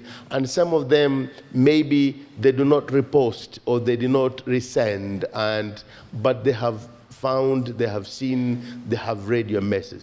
So run your own race so that you don't get stressed. Because I have seen this, Alicia. There are people who have really gone to a level of distress, you know, and become very stressful to the young fellows, because again, you're comparing yourself. Day and night, you want to be on the social media platform. So be responsible, as the ambassador just said, but by all means, with the future artificial intelligence, I think, in my opinion, we will definitely be able to have this invaluable tool that we can be able to use effectively to communicate on such very important gathering like this. Thank you. Thank you. So, Emmanuel, can I get a photographer over here, please? All right, so this is our last question on the panel, and I've called for the photographer for 2 reasons. One, because every single time they take pictures of someone on the panel, somebody is doing something totally different. So since I'm going to ask the last question, I want to make sure the photographer gets a good photo of each of you so that I can give that to you for your LinkedIn. Even you, DG Magwood, even you. I'm sorry, Chief Director, do you or do you not have a LinkedIn account? You do? Okay, everybody, let's get sitting up now. Let's get these papers put down, Commissioner. All right, so this is your moment. And then the second thing I'm going to do is something that if I bring you the juggernauts of nuclear, we're going to close this out with a very special photo. It will require you to stand. We're not there yet. Don't worry about it. I'm going to tell you what to do when we get there. But after I do this last question, we're going to have everyone in this room stand. Our juggernauts are going to put their backs to you, so we'll all be standing together.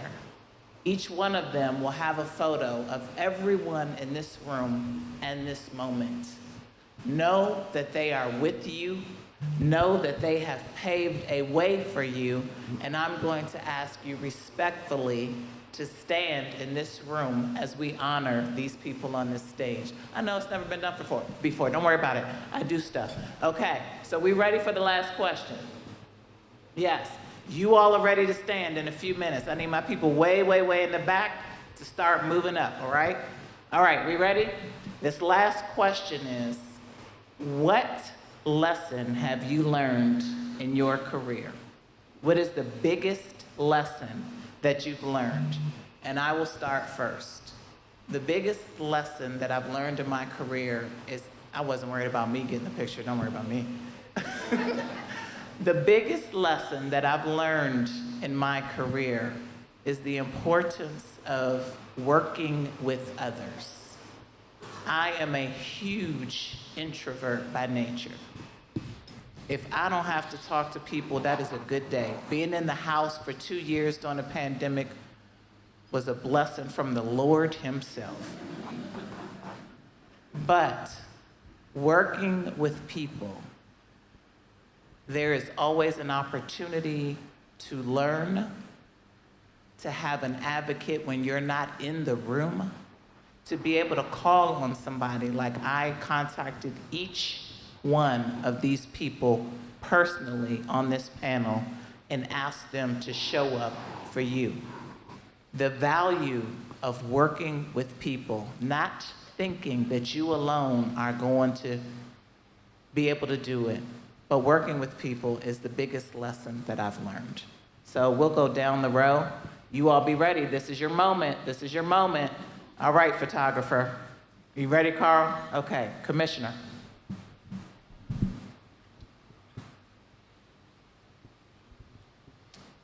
No matter how prepared you are, how organized you are, life is going to happen. And you need to be able to adjust how you do things, because it could be anything, right? And the only thing constant in this world is change.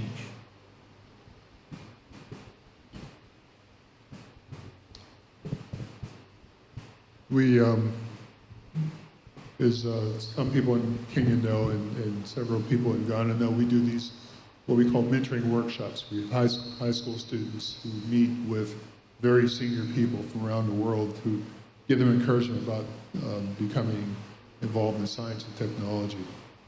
And one of the things that I often tell them in these stories as we do these is I talk about great artists, people like Mozart or Rembrandt or Prince or whoever is popular right now. I know I'm way out of date.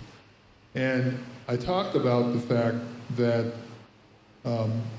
it was entirely possible there's someone out there more talented than Mozart ever was, who lived on a farm and maybe on a fishing village and never had the opportunity to find out what talents he had for music or art or some other medium.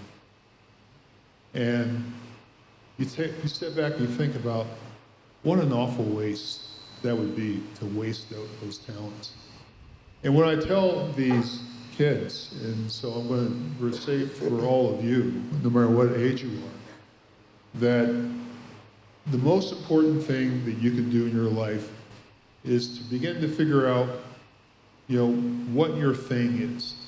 What makes you different than everybody else? What is the talent, the skill, the passion that really defines who you are?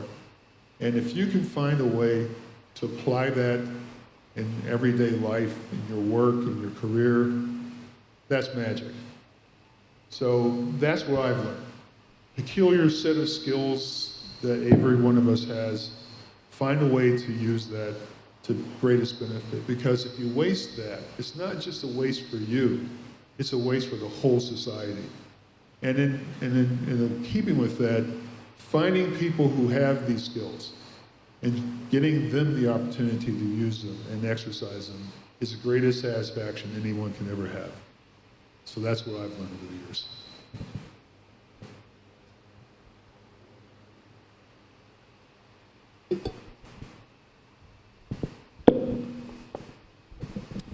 Don't be afraid to take up a role or responsibility, whether you are in the minority or not.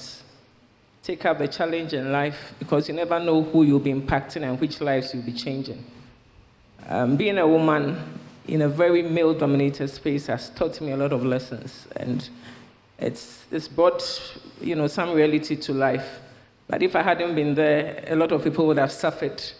And so I'm glad I took up the challenge, and I'm glad I'm impacting many, especially young women, to aspire to take up great roles and responsibilities.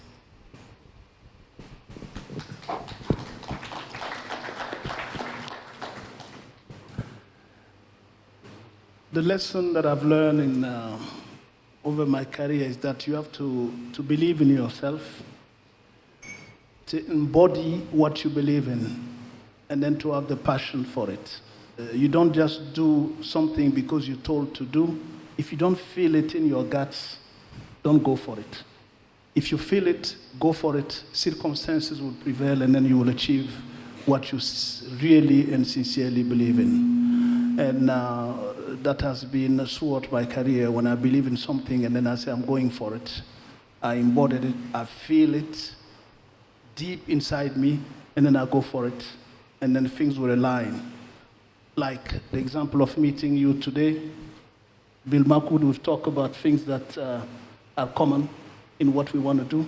I didn't know I will meet you today to talk about that. We believe in it, you believe in it, I did, and that's how things happen. And then for the youngsters, it's the same. You believe in something, go for it.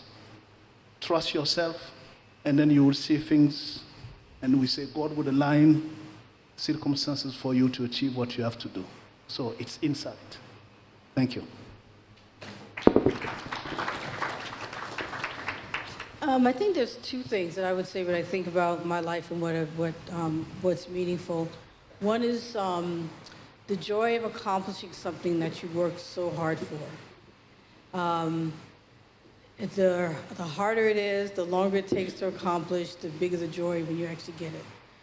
So I think that's one thing that has always kept me wanting to find the next challenge, because then if I accomplish it, just feeling really good about having achieved it. And I think the second one is just enjoying the ride, enjoying what you're doing, enjoying every day, enjoying, just enjoying the ride. Looking back and being able to say, I had a good time doing this, or I had a good time doing that, or I had a good time in life. And of course, there's always things that are, life, and there's always things that are going to be problems. But finding the joy in what you do is important. So I always say work hard, play hard. For me, it's working hard and accomplishing that thing, and then really enjoying yourself in the process.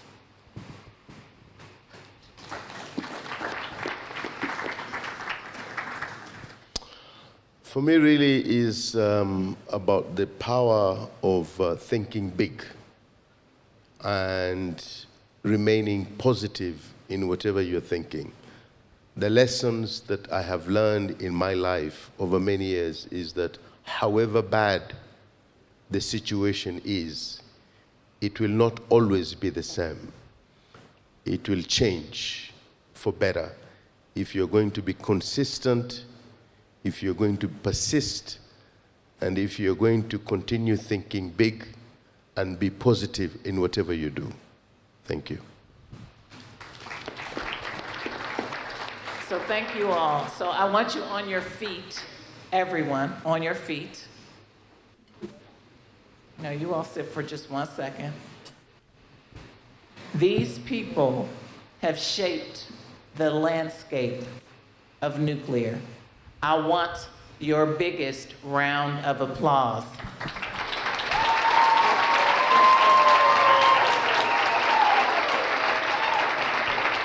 Now, I told you there'd be a photo. I appreciate my folks walking up. Look at that, that's leadership in action.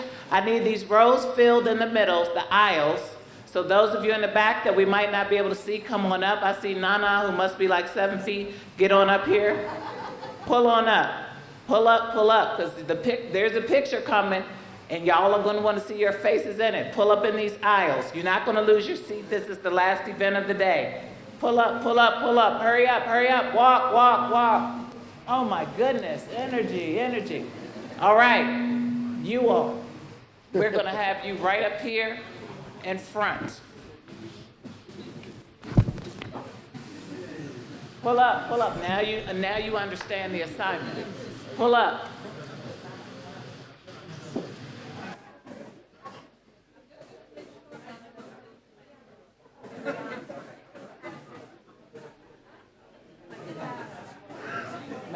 Come on up and sort of line your hair. All right, on this side, do we have justice in the room? Do we have justice? The person that's not a thing, justice? Chesire, is justice in the room? Chesire, is justice in the room? We're not going to wait for him to get here now. All right. Are we symmetrical, Mr. Photographer? Okay, they got to get ready for this. They were not ready.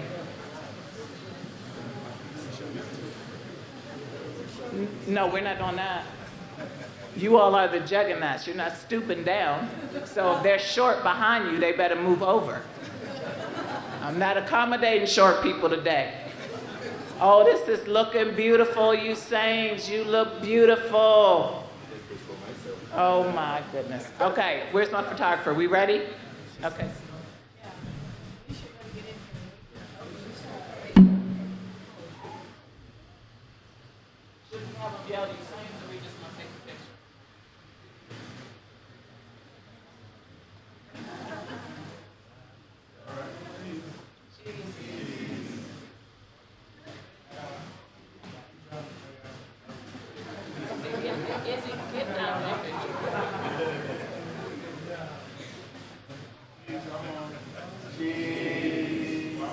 Okay, hold on. Izzy, move to the side.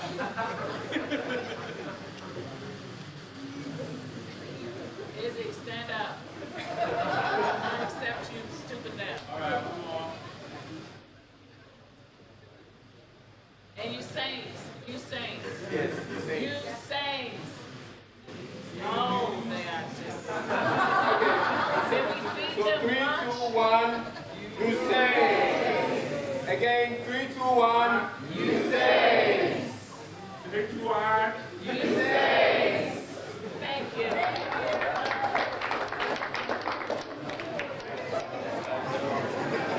Okay. Thank you, everyone, for our session today. Thank you so much for your attention. Please, the speakers should remain. We have gifts for the speakers. So, Alicia, you and your panelists, please come back to your seats. We have a presentation for you. Yeah, we have gifts for you, all the speakers. Yeah, and you're getting chocolates as well. Okay. Yes, so I'm going to let you, Alicia, you do the chocolate presentation for me.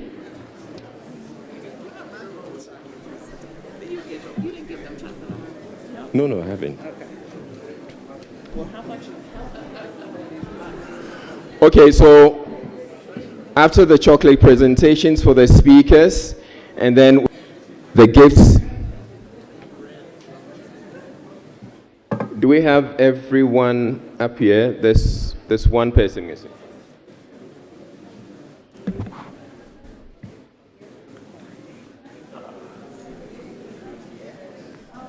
Ministry of Energy Ghana, Wilhelmina, please. Yes. Okay, and for the presentations, can I have the NUPIA board member Edwin Monene come help with the presentations? Okay, great.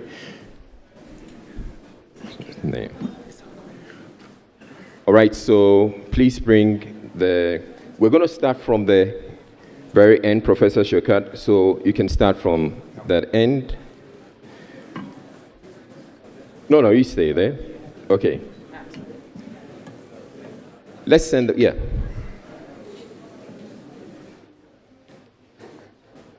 And then let's follow with the rest. And then there were the panelists for the previous session, Dr. Archibald Boakofi and Ms. Karen Benson, Edwin Chesire, please.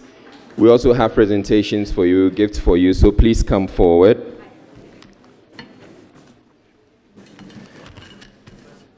So yes, the next one goes to Ambassador Bonnie Jenkins.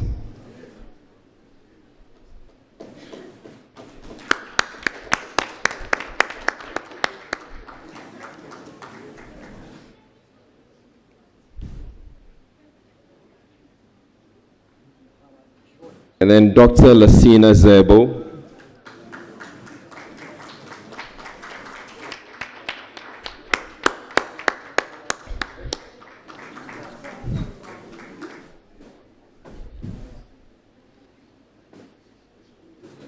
All right, and then Wilhelmina Samoa.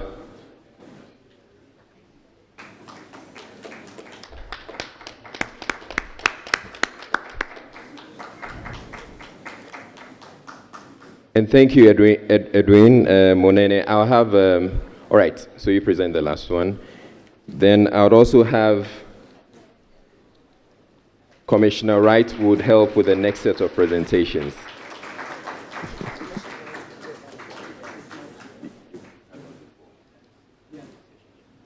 Yeah. So Commissioner Wright is going to help with the next set of presentations. And Dr. Archibald, please come forward. So let's present.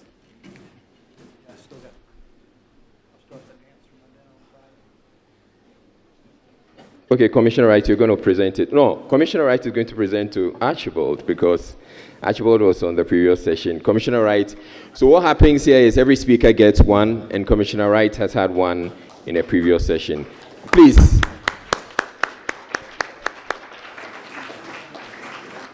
Commissioner Wright, you're presenting two more. So the next one goes to Karen Bernson.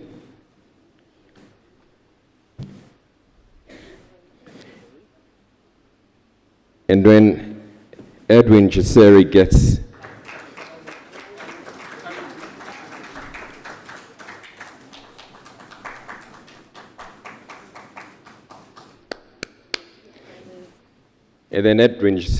the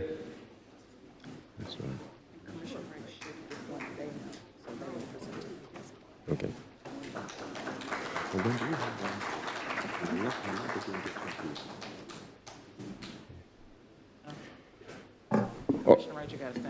All right, so Commissioner Wright, you have to stand up again. And I guess, Alicia. No, he will be presented as well. Yeah, so you do that. So Alicia will do us the honors. You get a second helping. A round of applause to him, please. They've all been incredible. And we say a big thank you to you. Okay, did you say we have one more? Yes, so we have one more for Nana. Yes. So Nana should have been here for his gift earlier. But yes, he's also been incredible. So yes, a round of applause to him as he makes his way.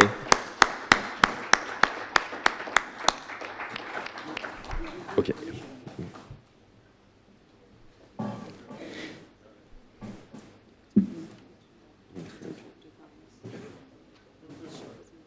We didn't give to him. Okay.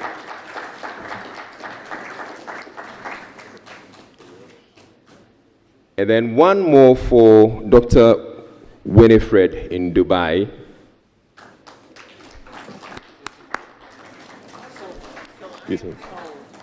You have? Okay, all right, thank you.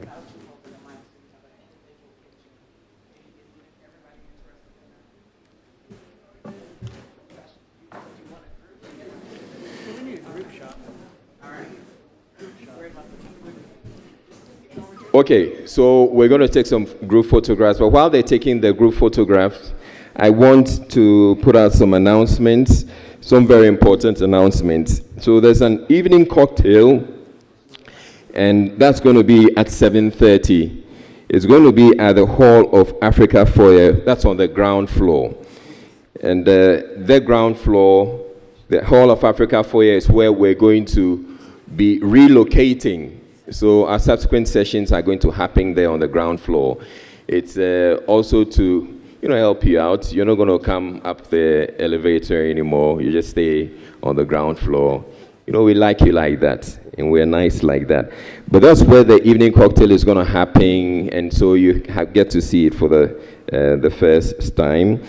And so for entry, if you're one of the students, then you just show up with your student ID, and that allows you entry. And then for the rest of us, your tags will be required, so you get in with your tags. That's for the evening cocktail. And then while at it, you can also do the early summit checking, which is going to be available during the event. Now, tomorrow, we're convening at 8:30. So 8:30, we're convening, we're gathering, and then we're going to do the registration and coffee at the same time. So, yes, please take note. Then the other thing, we're moving venues. So I've already mentioned that. So these are the announcements that I have for you. The evening cocktail is going to be at the Hall of Africa foyer, which is on the ground floor. There will be early summit checking available at this event. You can get in with your student ID or your name tags. And yes, the early summit checking will happen at the cocktail. The arrival time, 8:30 for tomorrow. And yes, so tomorrow, as I indicated, we won't be coming here for the session. We're going to be going to the ground floor, Hall of Africa. So when you go for the cocktail, you get to see that that's where we're going to have our sessions.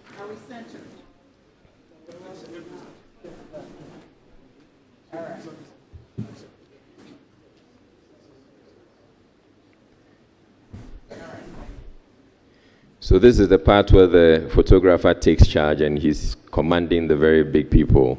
Oh, sorry. Oh, my goodness. Why do I keep doing this?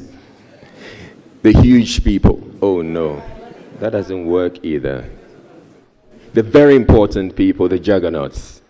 A round of applause to them.